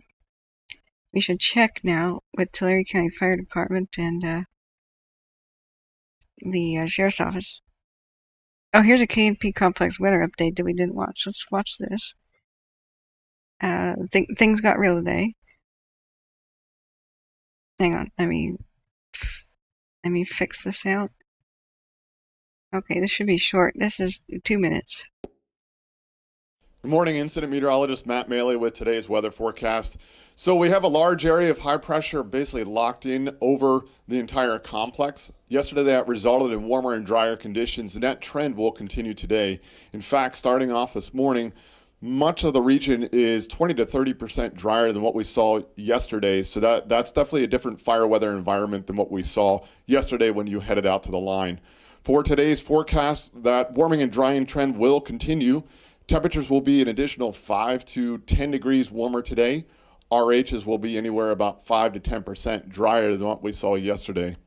As far as winds, we're back to more of our normal wind pattern for this area. That means we're going to have light northeast winds early this morning. Those will eventually switch around to the west and southwest. That's your general wind. For boots on the ground, you're going to see more of a terrain-driven flow. That's more of your upslope, up canyon type flow.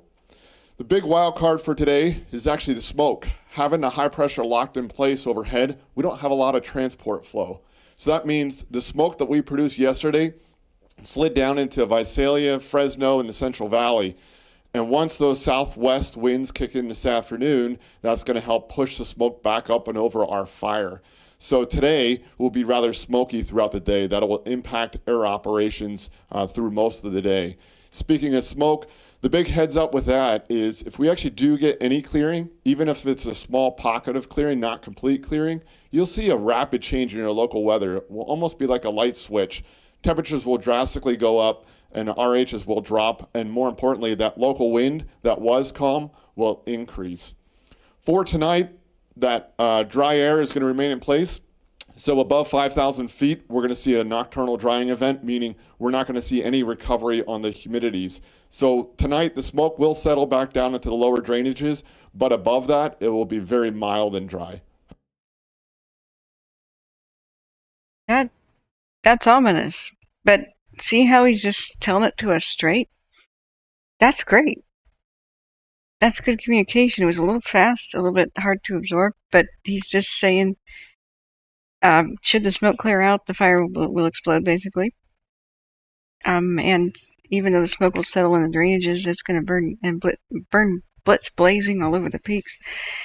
I made a fun drawing yesterday about smoke. If you have different sizes of candles, you know, like the old ones with the ring on them, you know, like this. You got your candle, you got your different heights, right? Candle. And then you got your tea candles and stuff. These smaller candles are like down in the valleys, right? This is the low elevations. These are the high peaks, the 8,000 foot peaks, 7,000 foot peaks. When the smoke settles, when it settles into the mountain areas, especially down by the Windy and the K&P, this is like putting those candles almost underwater. It's not out, but they're at an extremely low level. The fires down there just get the smoke blanket on them, the lid on the frying pan, so to speak. They're having a party. Woo, smoke, smoke, smoke, smoke. They're going. So the ridges are going and blitz blazing all night. That's what we keep seeing on the cams. Just if wind comes up during the daytime and blows the smoke off, then these go blitz blazing too, and you'll see them climb the hills. So that's my best analogy. This person's like, you know what we just heard with the Caldor? Here's the best contrast you could ever see. Here's the K&P operational update. He's thorough, slow, kind of reassuring. This man is wonderful. I keep forgetting his name. This is an example of excellence. Sorry, let me unmute him. Here to give you a morning update on the K&P complex fires on the Sequoia National Park. So we'll start off down here at the bottom of the fire, what was formerly the Paradise Fire before the fires combined.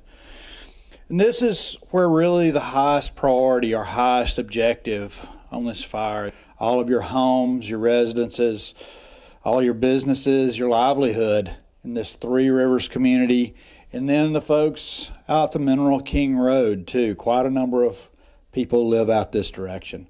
So in this area, we're relying really heavily on our partners from Tulare County Fire, our partners from the California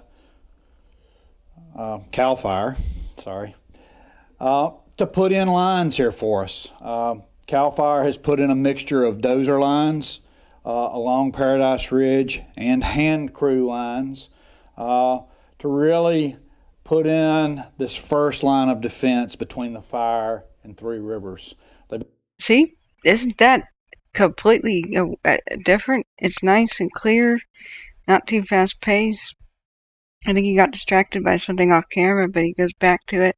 He explains like what happened previously, what's happening now, what to expect during the day, and the good news and the bad news. He delivers both of them in a nice measured tone that's nice and soothing, and he cracks the occasional joke when necessary, but then he keeps it real and says, this is what we lost and this is what we can expect.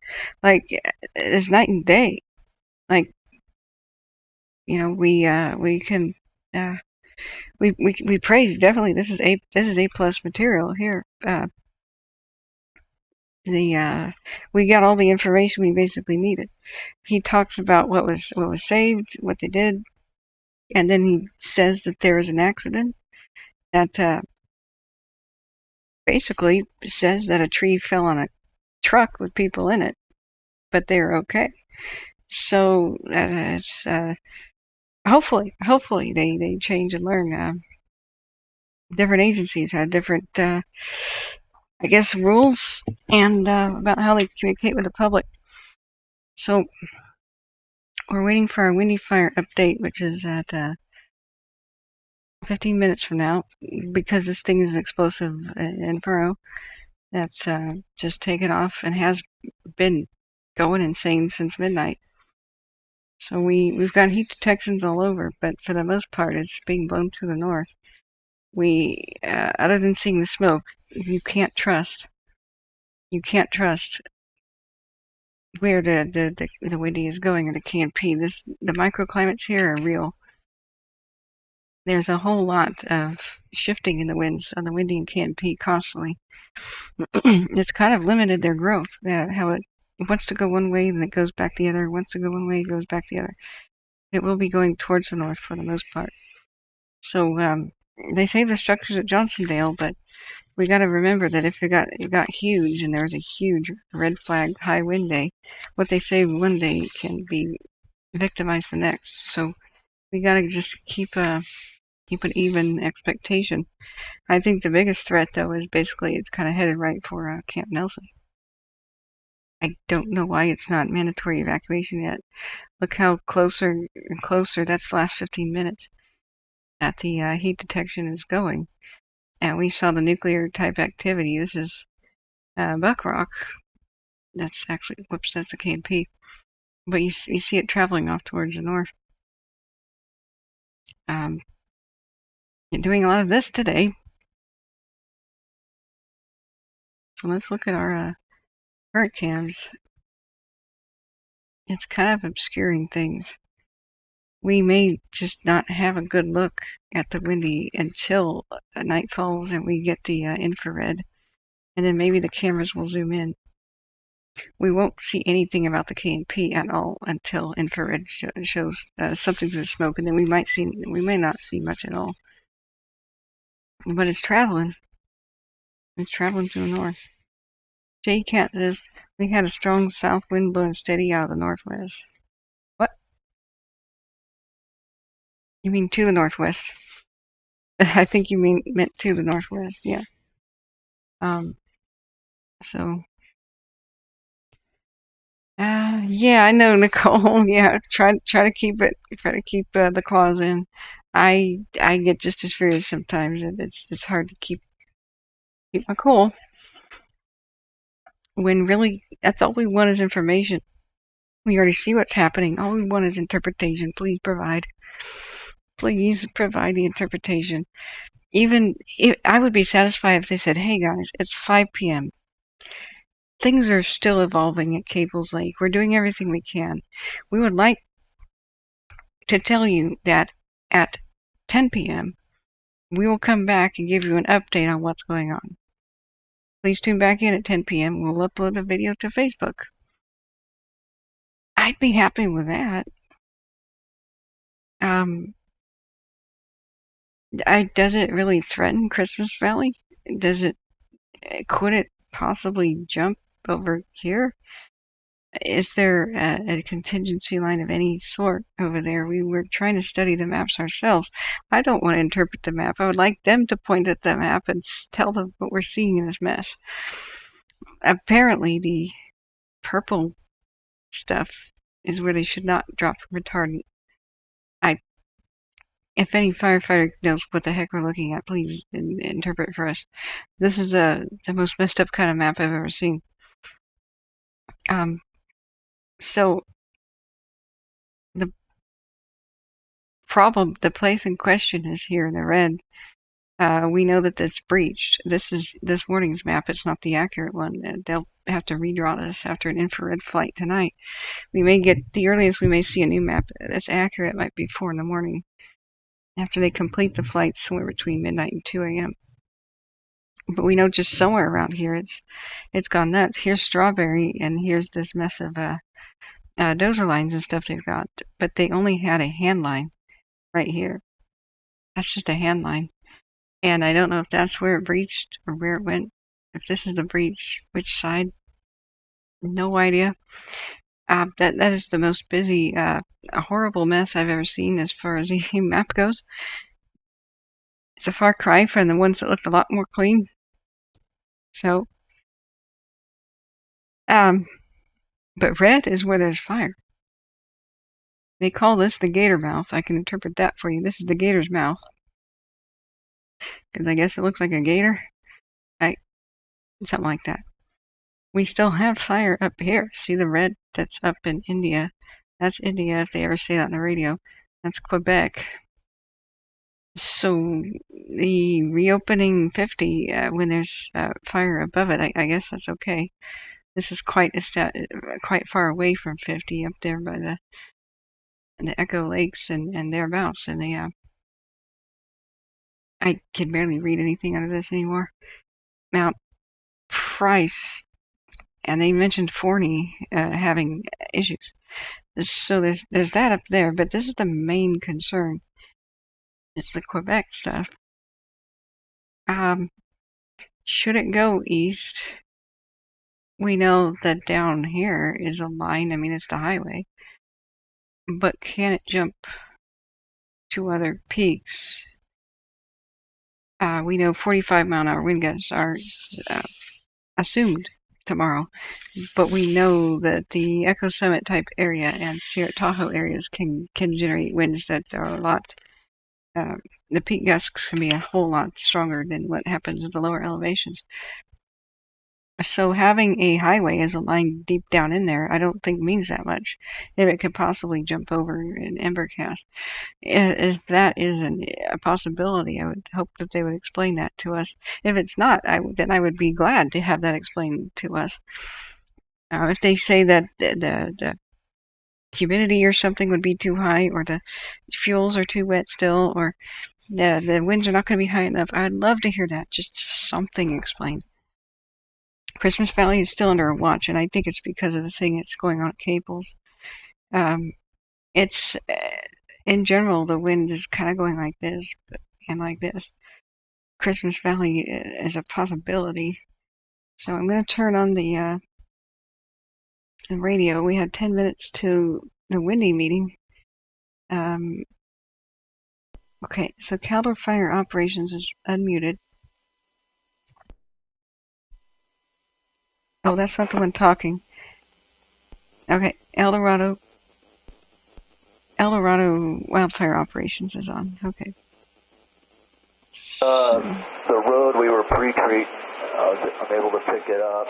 It's still maybe half a mile out shy of where I'm seeing spots, but too close to do anything with, I'm afraid.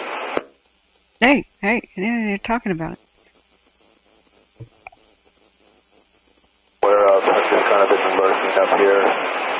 get my bearings, can't really announce myself except the elevation. Okay. 10 minutes.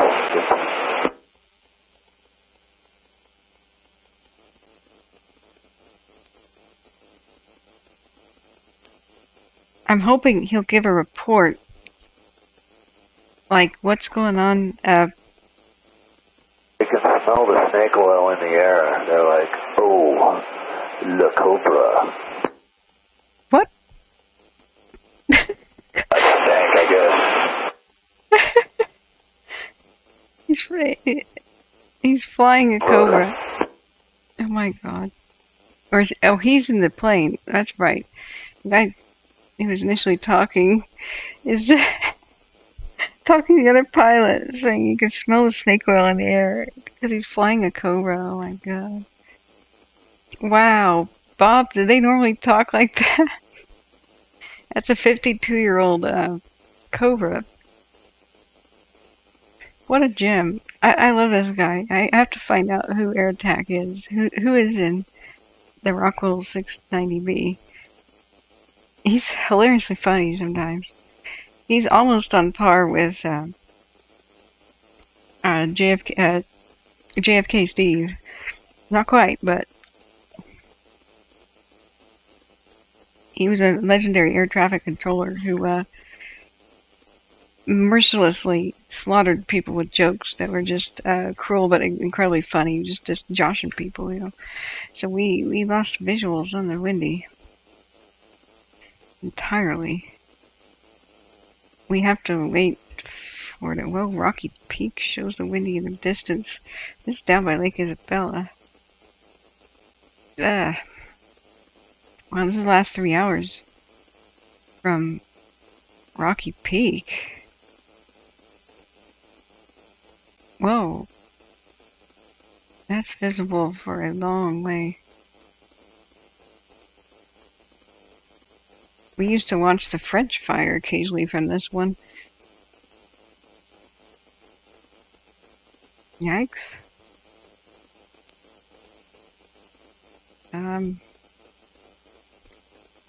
Yeah, the Windy is huge now. They're gonna have new numbers that are gigantic. It expanded like a monster today. The new numbers on the Windy are gonna be astounding. I think it grew the most that it ever did today. Oh god. Okay, sorry guys. That's a rotator. Let's not do that.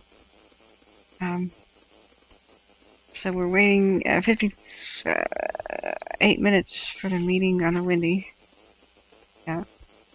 Smitty says you might as well have some fun when you're up there. Yeah. Frank Presley says air attacks are usually a two-person crew, the air attack officer and the pilot. Yeah, so he's probably the officer in the passenger seat doing conducting air traffic.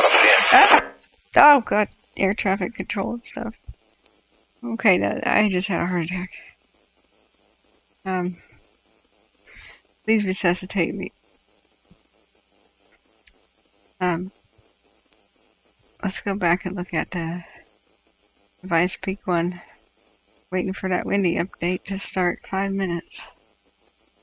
Bob O'Connor says distress can break you. You've got to have a laugh here and there. That's true. He cracked some good ones. This year and last year. I think it's the same guy. Is there a way to find out who the pilots are? Bob, last year when I was covering the glass fire, there was a helicopter pilot, and I think he was in a Long Ranger or the one just similar. And I called him the Lone Ranger. He had a cool, kind of a swaggery kind of voice, like a cowboy. And he kind of single-handedly saved probably 200 homes in a day or two. Maybe a single weekend on the glass fire. He was just doing random attacks of opportunity up and down the area, kind of by Calistoga. Is there a way to find out who was in what aircraft, like during which fire? I'd love to track him down and say, dude, you win the Kathryn Award. I thought I heard the same pilot's voice a few times on the Dixie. I haven't heard him again. But the dude's great. Okay. We'll go to the Windy. That one's at Tulare County Fire Department, right?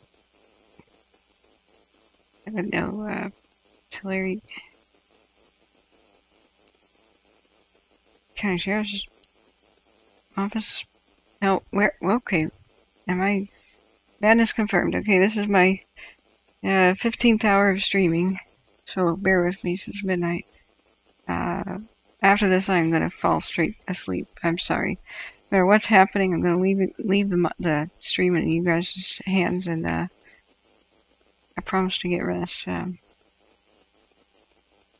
Where was our windy meeting gonna be? I just saw it. Oh, hey, Bob. Hey, Patrol 15, okay. 15, Camino. There. En route back to quarters from Silver Lake, Martin Meadow area. Okay. Patrol 15, Camino copies. I show you returning at 15:55.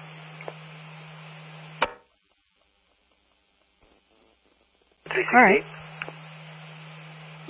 We're gonna join on. Camino. We're gonna join on Zoom. In quarters, 8 mile. Okay.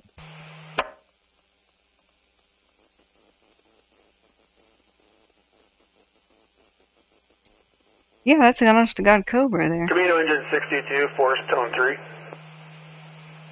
Engine 622, Camino. Engine 62 is in service local.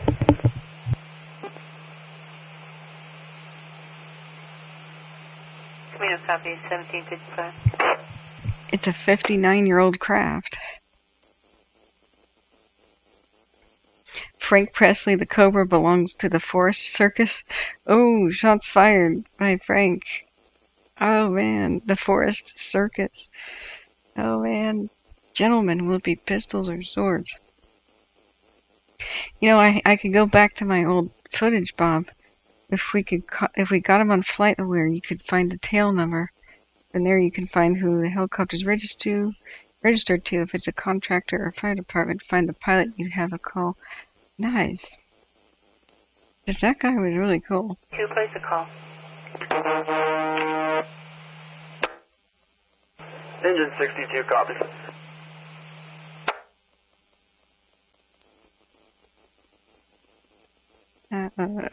Blue Ridge 2.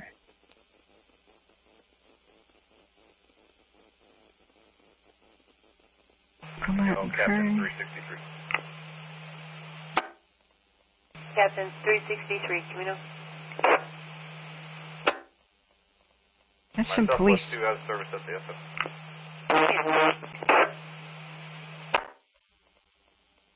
That is some police stuff. We don't need that. The Windy's quite active.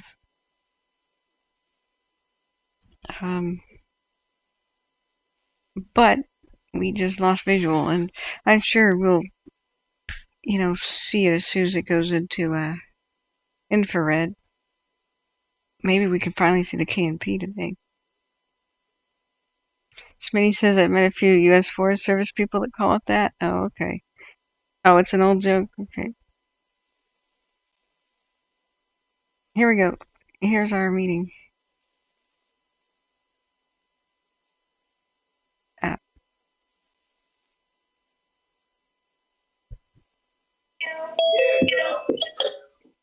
Oh, God.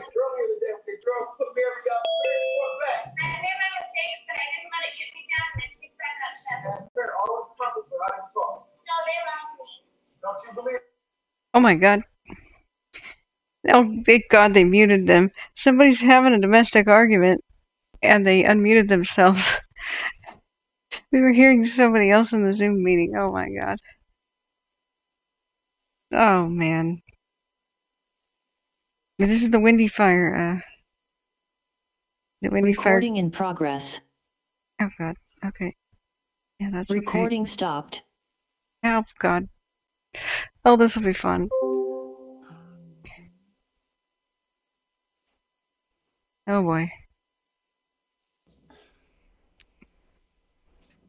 Recording in progress.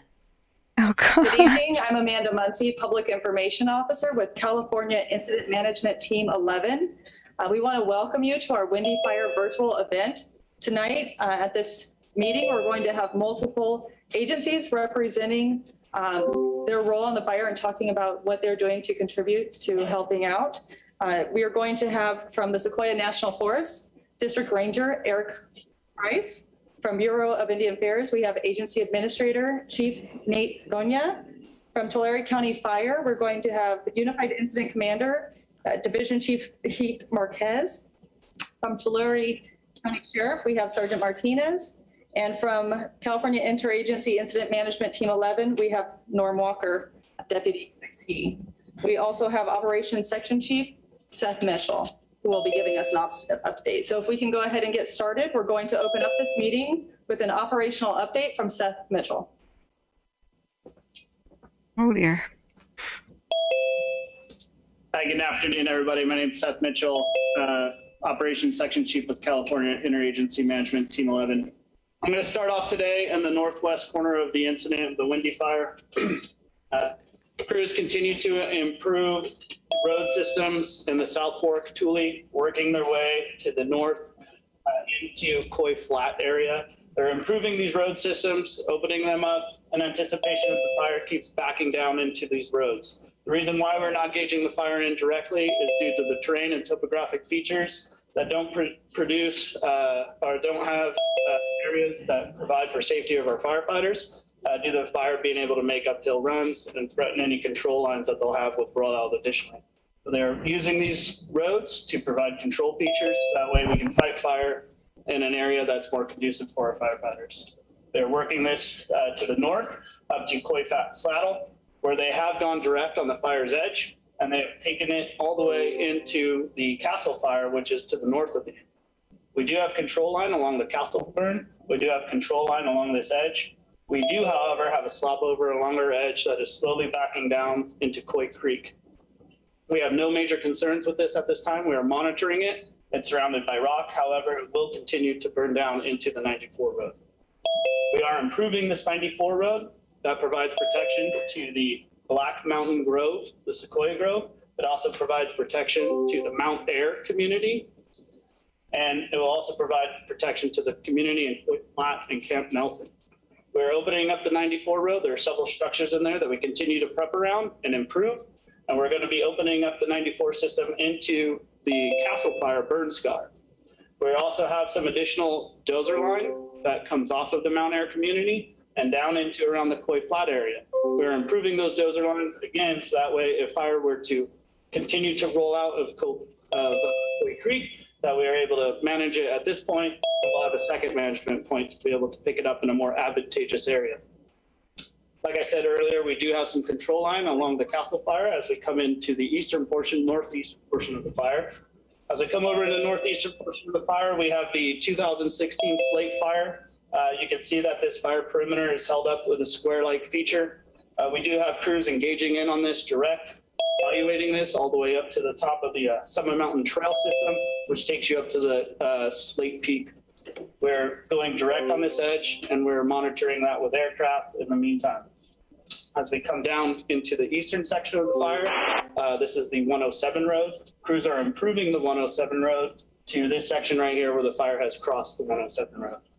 We're additionally providing structure protection in the Ponderosa community, and we are providing structure protection in the Camp Nelson community. We have done some containment lines and control lines in the community of Ponderosa, just to the south of Ponderosa, and we're working in the middle of the Castle Fire's black, and we're taking it to the east to provide additional measures of the fire coming into the community of Ponderosa. As we come down to the south of the fire, coming all the way down to the southeastern edge, we do have crews that have picked up this finger from the low pressure system that came out 2 days ago. We had increased fire behavior, which took the fire out closer to the Kern. We do have crews working this finger going direct on the fire's edge. At this time, they're being successful with that. We did have an opportunity to work a significant amount of aircraft over the incident today. We had fixed wing aviation over the incident. That included retardant drops, and then we had several rotor wing aircraft, helicopters, Type 1 and Type 2 helicopters, working these flanks to support our firefighters today. It's been a very challenging incident with the smoke. Visibility hasn't allowed us to work aircraft most days. So when the smoke does clear, we have a whole fleet of aircraft at Porterville and in Kernville, and we take that and we use it very aggressively over the incident when that opportunity presents itself. As we come down into the community of Johnsondale, firefighters have successfully steered the fire around the community of Johnsondale at this time. As I said, they are going direct on the fire's edge, and they're taking this flank out to the east. They have successfully tied in with the 55 road, and they are holding it, or the Mountain Road 50, and they're holding it along the road system here. And they're currently going direct on this piece. As we come up into the Long Meadow area, you'll also know this Long Meadow by the Long Meadow Grove, Sequoia Grove. Crews have successfully steered the fire around the Trail of 100 Giants. They've steered that. That area is looking very clear. We've had several small spot fires within inside the Trail of 100 Giants. However, the majority of those spot fires have been mitigated, and everything's looking relatively calm within that grove. We did have impact to the benchmark tree, and we are working with the National Park Specialist to evaluate the fire that did get on top of the benchmark tree, and we'll be evaluating that tree tomorrow for any concerns or harm that was caused to the tree and any additional suppression activities that we have to do. The fire is holding up on the 107 road at the Long Meadow Grove, just above there, and crews are looking for opportunities to either go direct or using firing tactics to fire off the 107 road to various road systems and ridge lines to the southwest of the incident. As we come to the southwest of the incident, crews have gone indirect using dozer lines and a series of hand line, and they continue to improve that all the way down into the South Fork Tule. You will be able to see fire from probably the communities of Cottonwood and lower parts of California Hot Springs due to the smoke and fire behavior. Crews are actively doing a firing operation. The reason why they're doing that is because the terrain features in here and the fire behavior are unfavorable for firefighters to go direct. So they're using indirect tactics and firing methods to secure the fire's edge from coming further to the southwest. That will take us all the way down into the South Fork Tule onto the 212 road, BIA 212, where crews have successfully burned out these miscellaneous fingers that run up inside here. That presents a tactical advantage for firefighters to hold the road system and the river itself. So all in all, this is looking very, very well inside here. Again, when the opportunities present themselves with aircraft, we continue to use them at our advantage.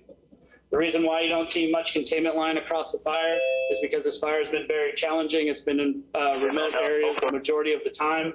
And now that it's presented itself in more favorable terrain, and the fact that we've been really working these lines for the past 10 days, we have put ourselves in a situation that here in the near future, you'll see the containment of this fire increase over the next several days. That's all I have for your situational update. Thank you.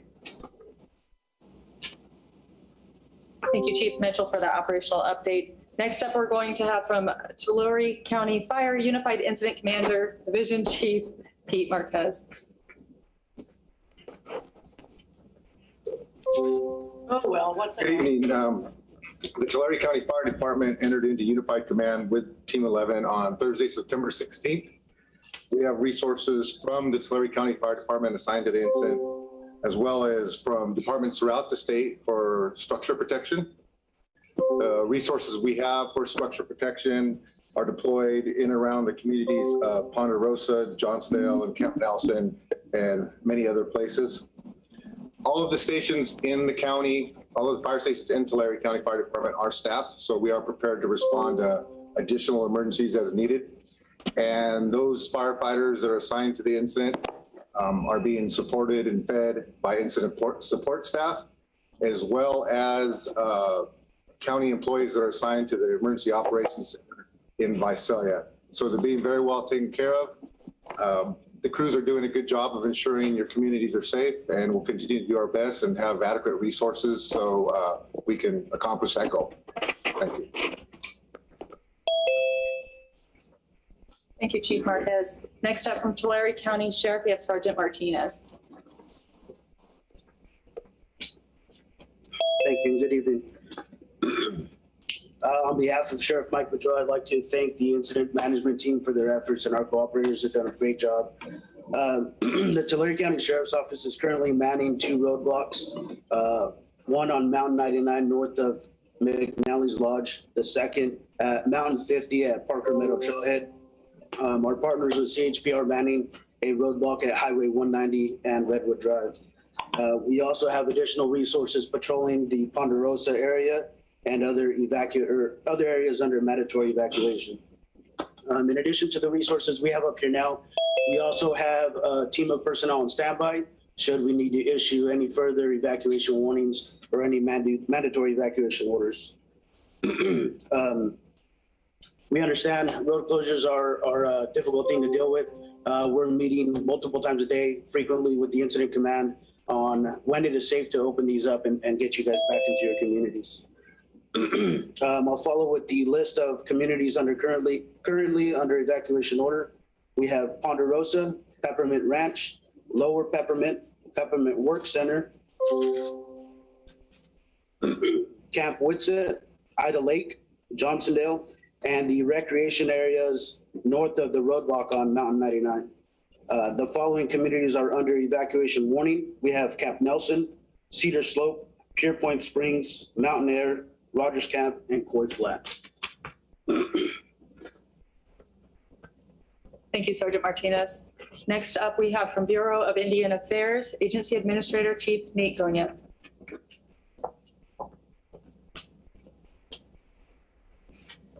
Currently, we continue to work with all of our partners, incident management team that's here in place, the Sequoia National Forest and Tulare County Fire.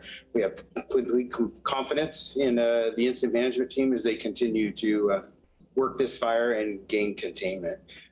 Currently, right now, things have changed over the last week and a half, but the impacts to the tribe at this point are, over the weekend, they had a successful powwow, but with very few visitors to that powwow, which is usually attended by high numbers from all over California and out of California. So currently, the smoking conditions and the fire here continues to impact the tribe economically through those visitors and visitors coming up to participate in the gaming that goes on the casino.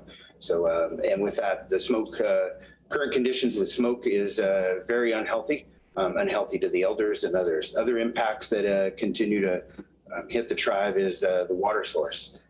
This fire also is impacting some of the ceremonial grounds for the tribe here.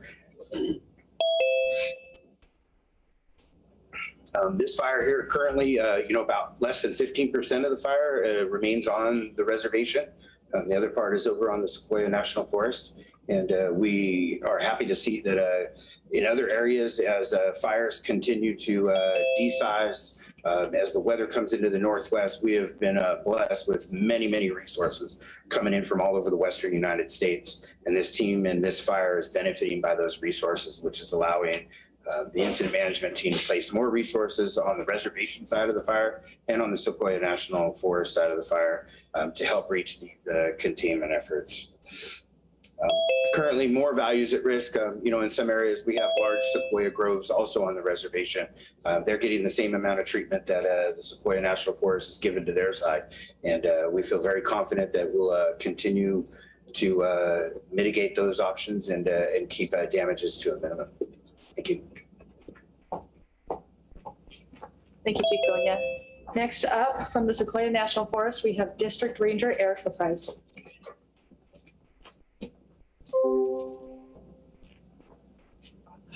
Thank you. Good evening, everyone. Well, first I want to express my thanks to the team for coming in to help us, and also thanks to all the cooperators you're hearing from tonight, the Bureau of Indian Affairs, Tulare County Fire, and the Tulare County Sheriff's Department. We couldn't be doing all this without their help. So we've been getting a lot of questions about some of the effects of this fire. I am happy to report that the only loss so far, structure loss, has been a Forest Service lookout, the Mule Peak lookout, which is located right about here. The lookout and the associated radio repeater were in fact lost. Now, crews did a fantastic job protecting the lookout and the repeater. They put structure wrap around it and they prepared it for the fire. But we did have a wind event that just ripped through some of that structure protection, and some embers got into the lookout, and unfortunately we did lose it. But we have not lost any other structures. The other question we're getting a lot of interest in is, how has this fire affected the groves? It has moved through several of the groves on the forest, and I'm happy to be able to say all the fire effects in there have been primarily good. It moved through those groves at a lower intensity, low to moderate fire intensity, mostly on the ground. Our air resources reported they really did not see torching of the giant sequoias, so we're not expecting any really substantial effects in there to the trees like we saw a year ago on the Castle Fire.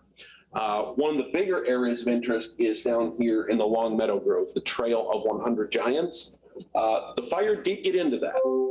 However, crews worked very hard in there to address the fire that got into it. And this past spring, our own crews here on the forest did a tremendous amount of work in there, burning over 1,000 piles from the hazard trees we've remediated in there. So removing all those fuels certainly contributed to the success the firefighters had in there.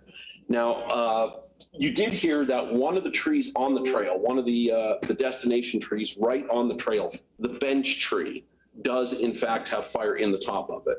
Now, the bench tree actually has a natural bench on its base that countless people get their photo taken on. So we are interested in making sure that the fire in the top of that tree is addressed. It was hit with helicopters, and we are assessing the possibility of possibly getting climbers up there to look at it and see what additional work can be done to completely extinguish it, so we can keep that tree for many, many more people to see for generations to come.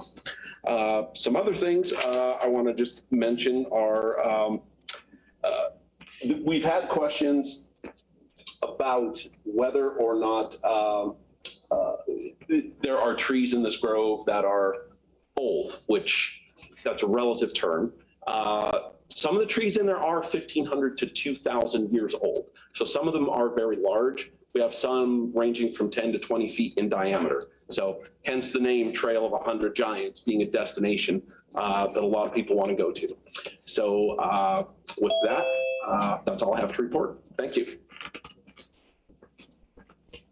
Thank you to District Ranger Eric LaPrice on that one. Next up from the Incident Management Team, we have Deputy Incident Commander Norm Walker.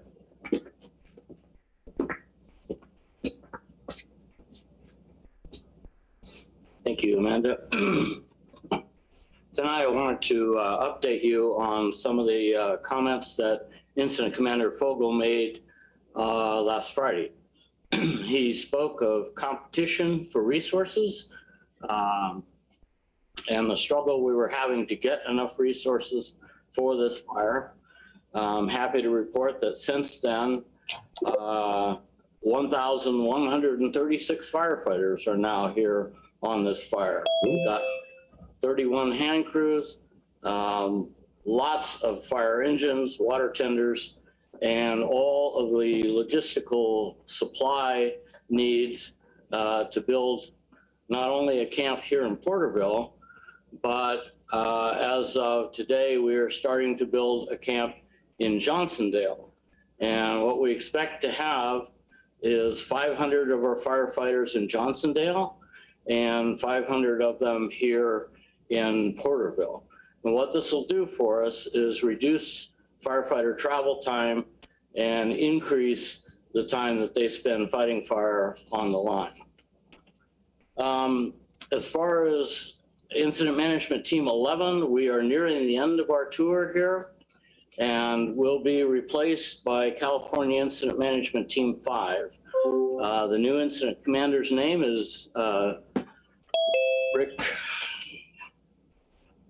Ricky, I'm sorry. And Rick and his team will start filtering in tomorrow. On Thursday, both teams will operate on this fire as they learn what our strategy and tactics are.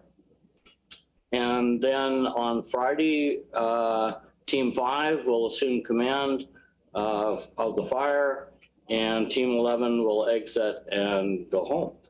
So thank you very much.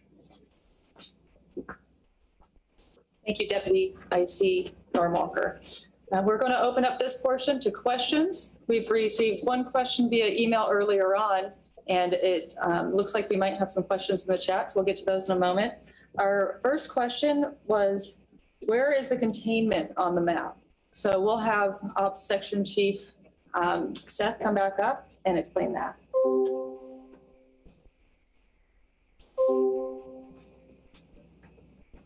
So as I mentioned before, containment as it relates to the map is very minimal, but there's a lot of quality work that is going in out there. So what areas that we are showing that we feel pretty solid about are small, but they, like I said, they will be getting greater here.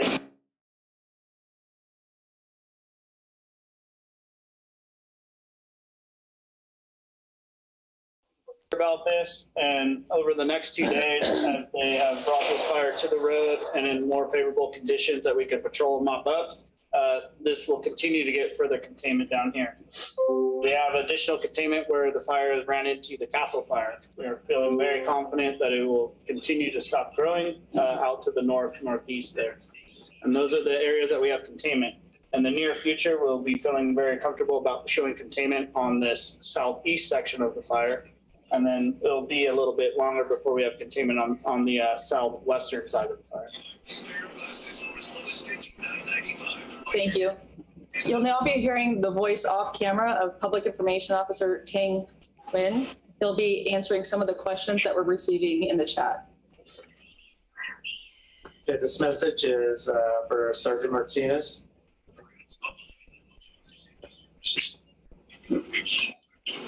Is Pine Flat under evacuation warning or order? No, currently Pine Flat and the community of California Hot Springs are not under any evacuation warning or evacuation orders. And why close Cherry Hill Road? It's not up near the fire.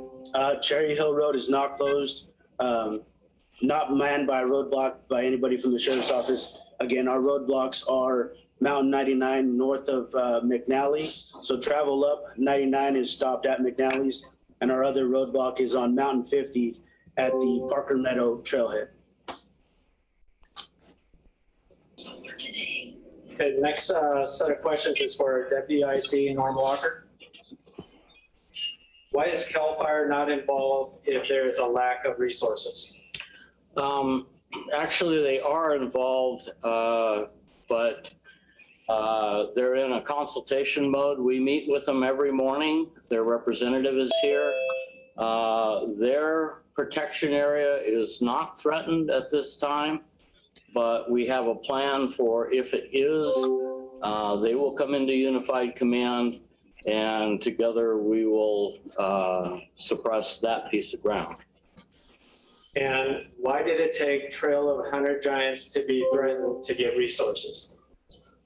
I'm sure it seems like those things are related, but they're not. It has been really hard to get resources. As Chief Fogel explained, we are competing with all of the rest of the fires in the Western United States for resources. And they have been coming in regularly, but it hasn't had anything to do with the trees in the groves. Okay, next set of questions is for Ops Chief Seth Mitchell. Can you provide us with the status of the Redwood Meadow Campground? Yeah, so Redwood Meadow Campground is by Long Meadow Grove. That is currently being impacted by the fire. Firefighters have steered the fire away from significant infrastructure. However, it is impacted by the fire program. The next one is, seems like many opportunities to use 107 Road and Forest Roads for containment. Are they being used? And then why wait for fire to get closer? Yeah, so that is one of our primary strategic objectives of this fire is to utilize road systems. The reason why we use the road systems, the 107 and various roads here, is because it allows firefighters to be able to aggressively secure the fire's edge over the long term.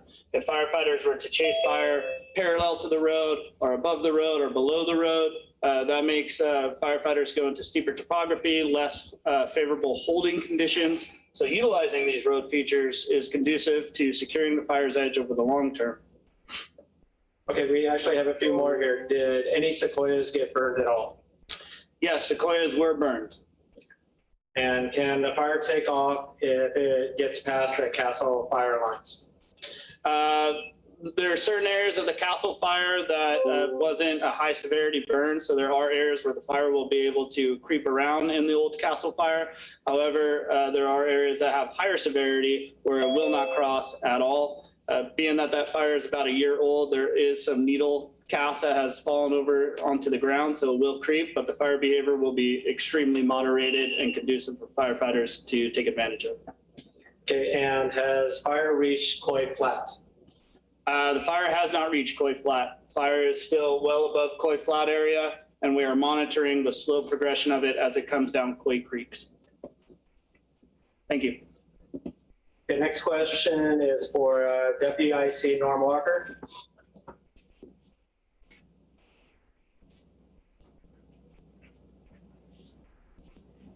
Is there an opportunity to donate supplies like water, Gatorade for firefighters? You know, we really appreciate the intent of that and admire your generosity. However, everything that we need in these camps is already here, water, Gatorade, food. So while it's appreciated, we would rather not have it dropped off here. Okay. His next question is for Sergeant Martinez. Is Sherman Pass Road open? North of our roadblock at 99 and McNally's, Sherman Pass Road is closed. It's above our roadblock, so there's no access to it from Mountain 99. Is Fairway Campground accessible? No, I believe Fairway Campground is also north of our roadblock. All recreation areas north of our roadblock at 99. Mountain 99 and McNally's Lodge are closed. Okay, another question for Deputy IC Norm Walker. Have we had any firefighters come from out of state? Yes, we have. I'm at a loss to tell you which states and how many, but yes, we have. The Forest Service system is national. And so when we have needs, and they cannot be filled locally, we first go to the local area, we go to the statewide area, and then we go national. And that's why you see out-of-state resources on these Forest Service and BIA fires. The next question is for Ops Chief Seth Mitchell.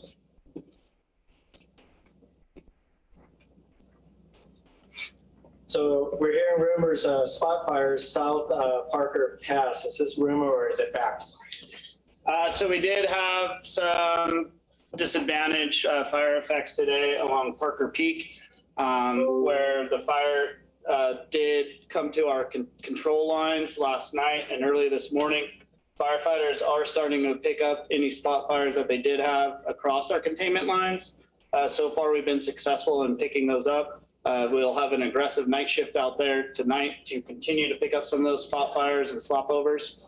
So as of right now, conditions are looking favorable to be able to pick those up. The next question, is there a formal contact point after the meeting? So after the meeting, we are going to be taking information. We can answer questions online. We have a lot of different sources available to the public. You can message us at our email 2021.windy@firenet.gov. You can call us from 8 a.m. to 8 p.m. at 559-214-1260, excuse me. And again, you can look for us on Facebook at Sequoia NF. You can check Tulare County Fire Department on Facebook, and then also the Twitter would be at Sequoia Forest. Additionally, we update NCWeb with information as soon as we get it. So the acreage containment and more detailed accounts of what's happening will be on NCWeb. You type in Windy Fire and it will populate. There'll be maps, announcements, closures. Any important information that you need to know will be on NCWeb. Okay, next question is for Ops Chief Seth Mitchell again. Will the fire progress to California hot springs? So until our controlment lines have containment on them, there's always going to be a possibility of the fire continuing to move south towards California hot springs. With the low pressure systems coming in this time of year, it does produce unfavorable wind patterns that will continue to push this fire south, southeast. So right now we're working very hard to keep the fire within its current control measures. However, that will always be a concern until it's mitigated. Okay, next question is for Sergeant Martinez. Is the road closed at Black Rock Ranger Station? No, again, to reiterate, we have 3 roadblocks, Mountain 99 north of McNally's, Mountain 50 at Parker Meadow Trailhead, and then our CHP is manning the 190 and Redwood Drive roadblock. Thank you for watching and being here with us. We're going to go ahead and wrap this up. I wanted to remind everybody of the social media platforms available that you can check it on us and ask questions, see what's going on with the fire. Those are Facebook at Sequoia NF, at Tulare County Fire Department. On Twitter, it's at Sequoia Forest. Our email is 2021.windy@firenet.gov. And again, we have NCWeb, type in Windy Fire. You'll get all the information you need to know about the incident that is the most up-to-date and current that we have available for you. I did hear that we have at least 7 states represented here on this fire. So we do have crews from all over the place. And again, we wanted to thank everybody for their generosity and wanting to give to the firefighters. But again, a reminder that we do have our needs met at this camp at this time. If you want to make donations to help residents in need that may have been evacuated or have other special needs, you can dial 211. Thank you so much.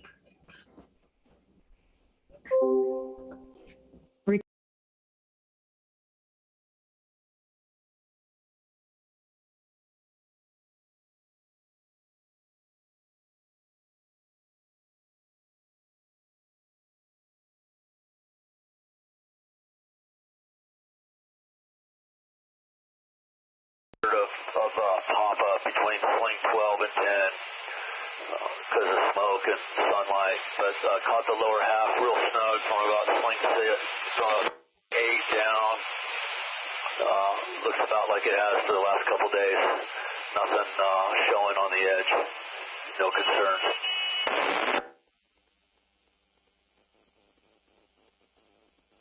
Air attack, air ground. Just looked at Oscar.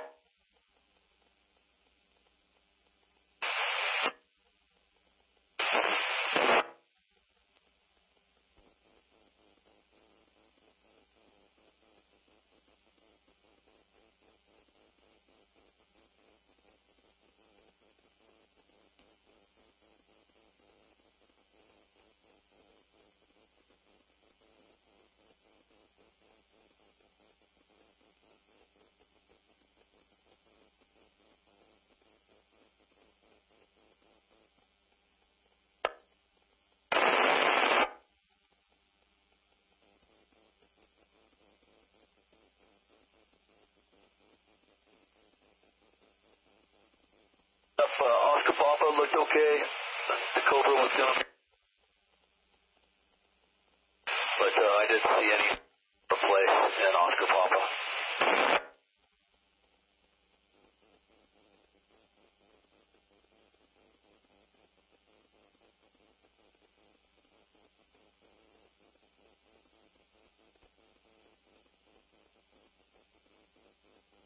Gotcha. How about now for air attack?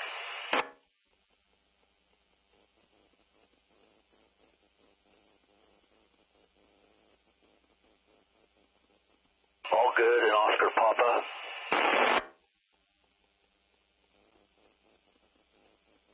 Via Mike, the same. And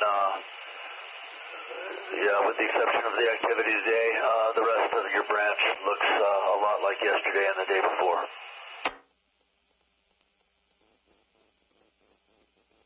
We're going to return to base. If you have any lingering questions, reach out to Helco. He's still up for a little bit longer.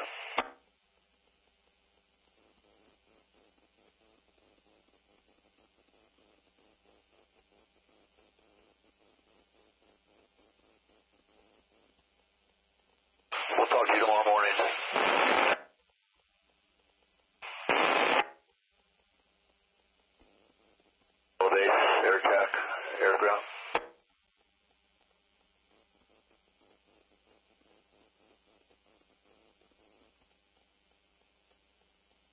I'll talk to you tomorrow.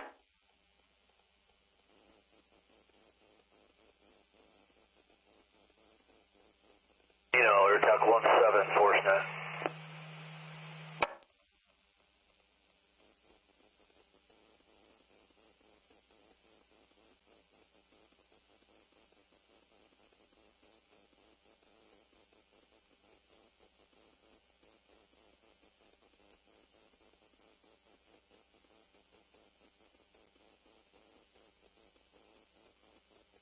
Air Attack 17, Camino, go ahead.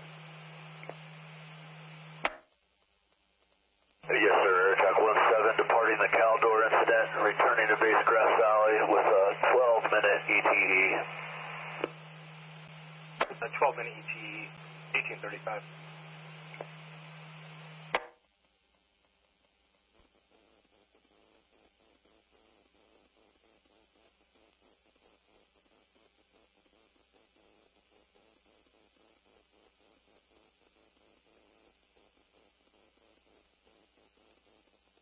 Air Attack 17, confirming you're going to remain committed.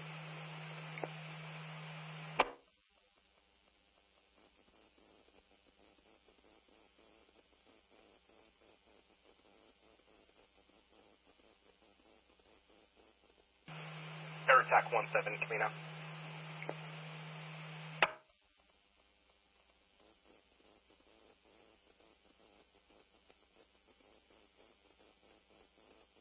Dead for Air Attack 17.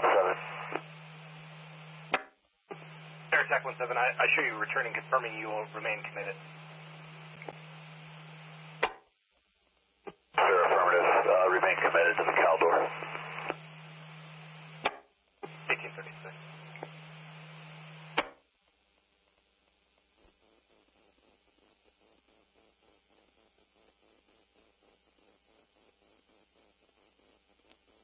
Camino, engine 624, Forest Tone 3. 624, Camino. Place the call. SE 23, Camino. Forest Tone 4.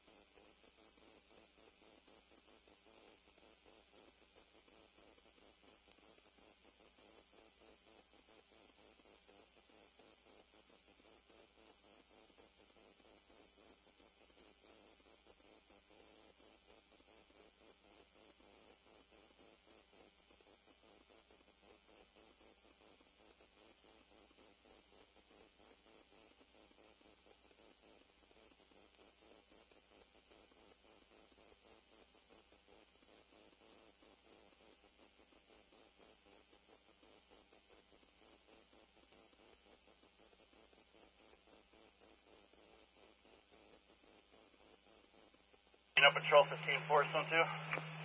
Patrol 15, Camino. In quarters out of service. Have a good evening. Thank you. Patrol 15, 1842.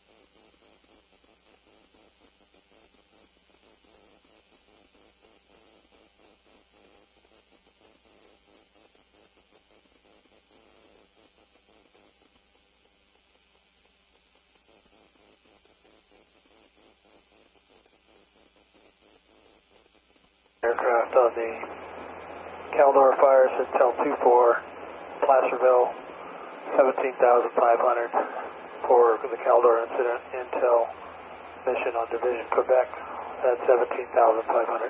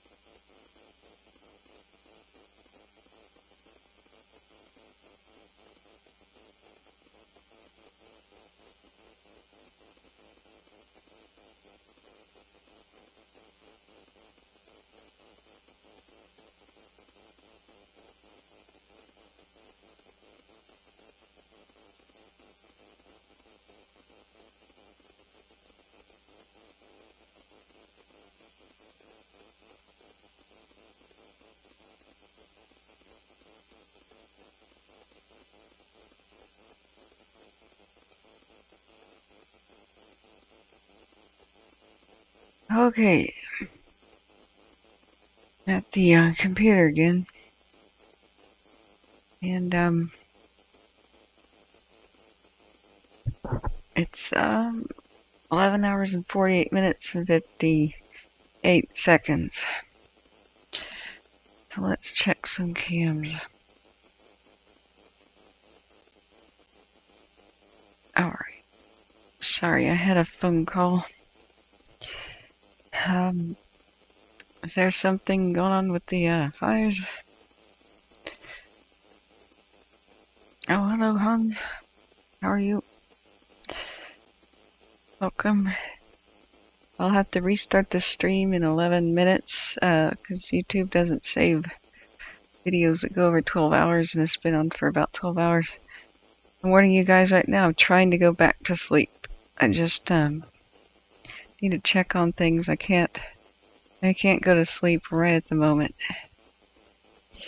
So I'll chill here until I can. So, oops, on the wrong cams. That's good, that's good. Are you in the United States? It's late night for us. Okay, there's Tobias Peak. Whoa.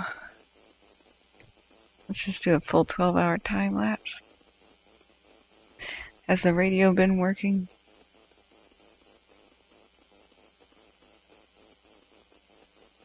I hope so.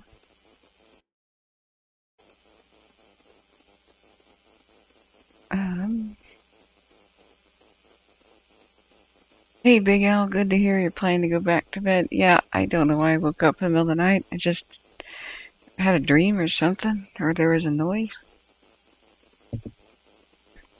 You're in San Diego? Oh, okay. What? You're working the night shift, huh? I'm in the Night Owl Club. Been nothing on the radio? Hey, okay. Wow, look at that. That's horrible. The poor sequoias.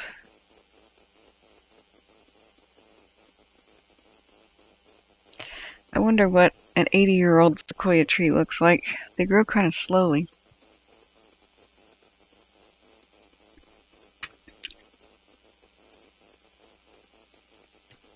Or a 60-year-old sequoia. Dang, I just want to play that again.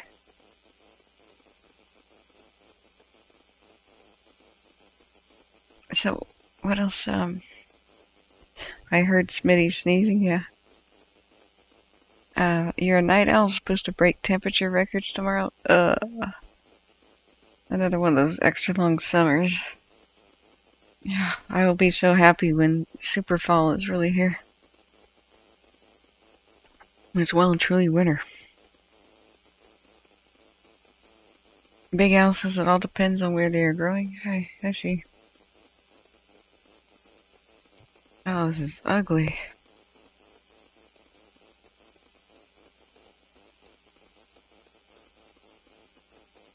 Now, did the cameras flip over into night vision? I was looking down at my phone and it was indicating that it was the original color daytime photos. I got a little bit confused. The multicam, you know. They did? Okay, good. Yeah, I just left Caldor on. J.E. Cat says, and thank you guys, by the way, for holding down the fort. I couldn't speak anymore at the end of the last broadcast. And my headset turned off right in the middle of right at the end of that meeting, and I just was swaying on my feet, and I was like, that's it, it's time to go to bed. I thought I could get a full 10 hours of rest, but I got sabotaged.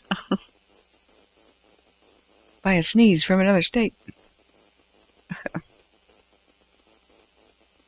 But yeah, thanks for holding down the fort.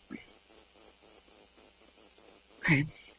CalTopo shows activity in Glenn County. Tuned to Northern California event channel. It was live until I posted the link. Okay. Yeah, it's been coming back for like moments and then dying. Just once or twice a month. It's been weird. But Northern California major incident, it was for many years in a row the best thing since sliced bread to hear, you know, what's going on with firefighting. So, I'm going to go ahead and restart the stream. And, wow, I got a couple donations after I went to bed. Yay, I don't know who did that though. I'm gonna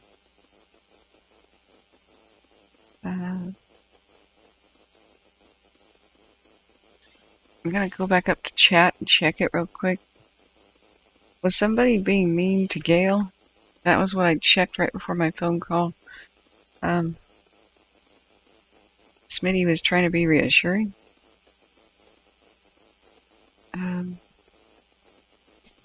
That somebody was new here or something. But I have very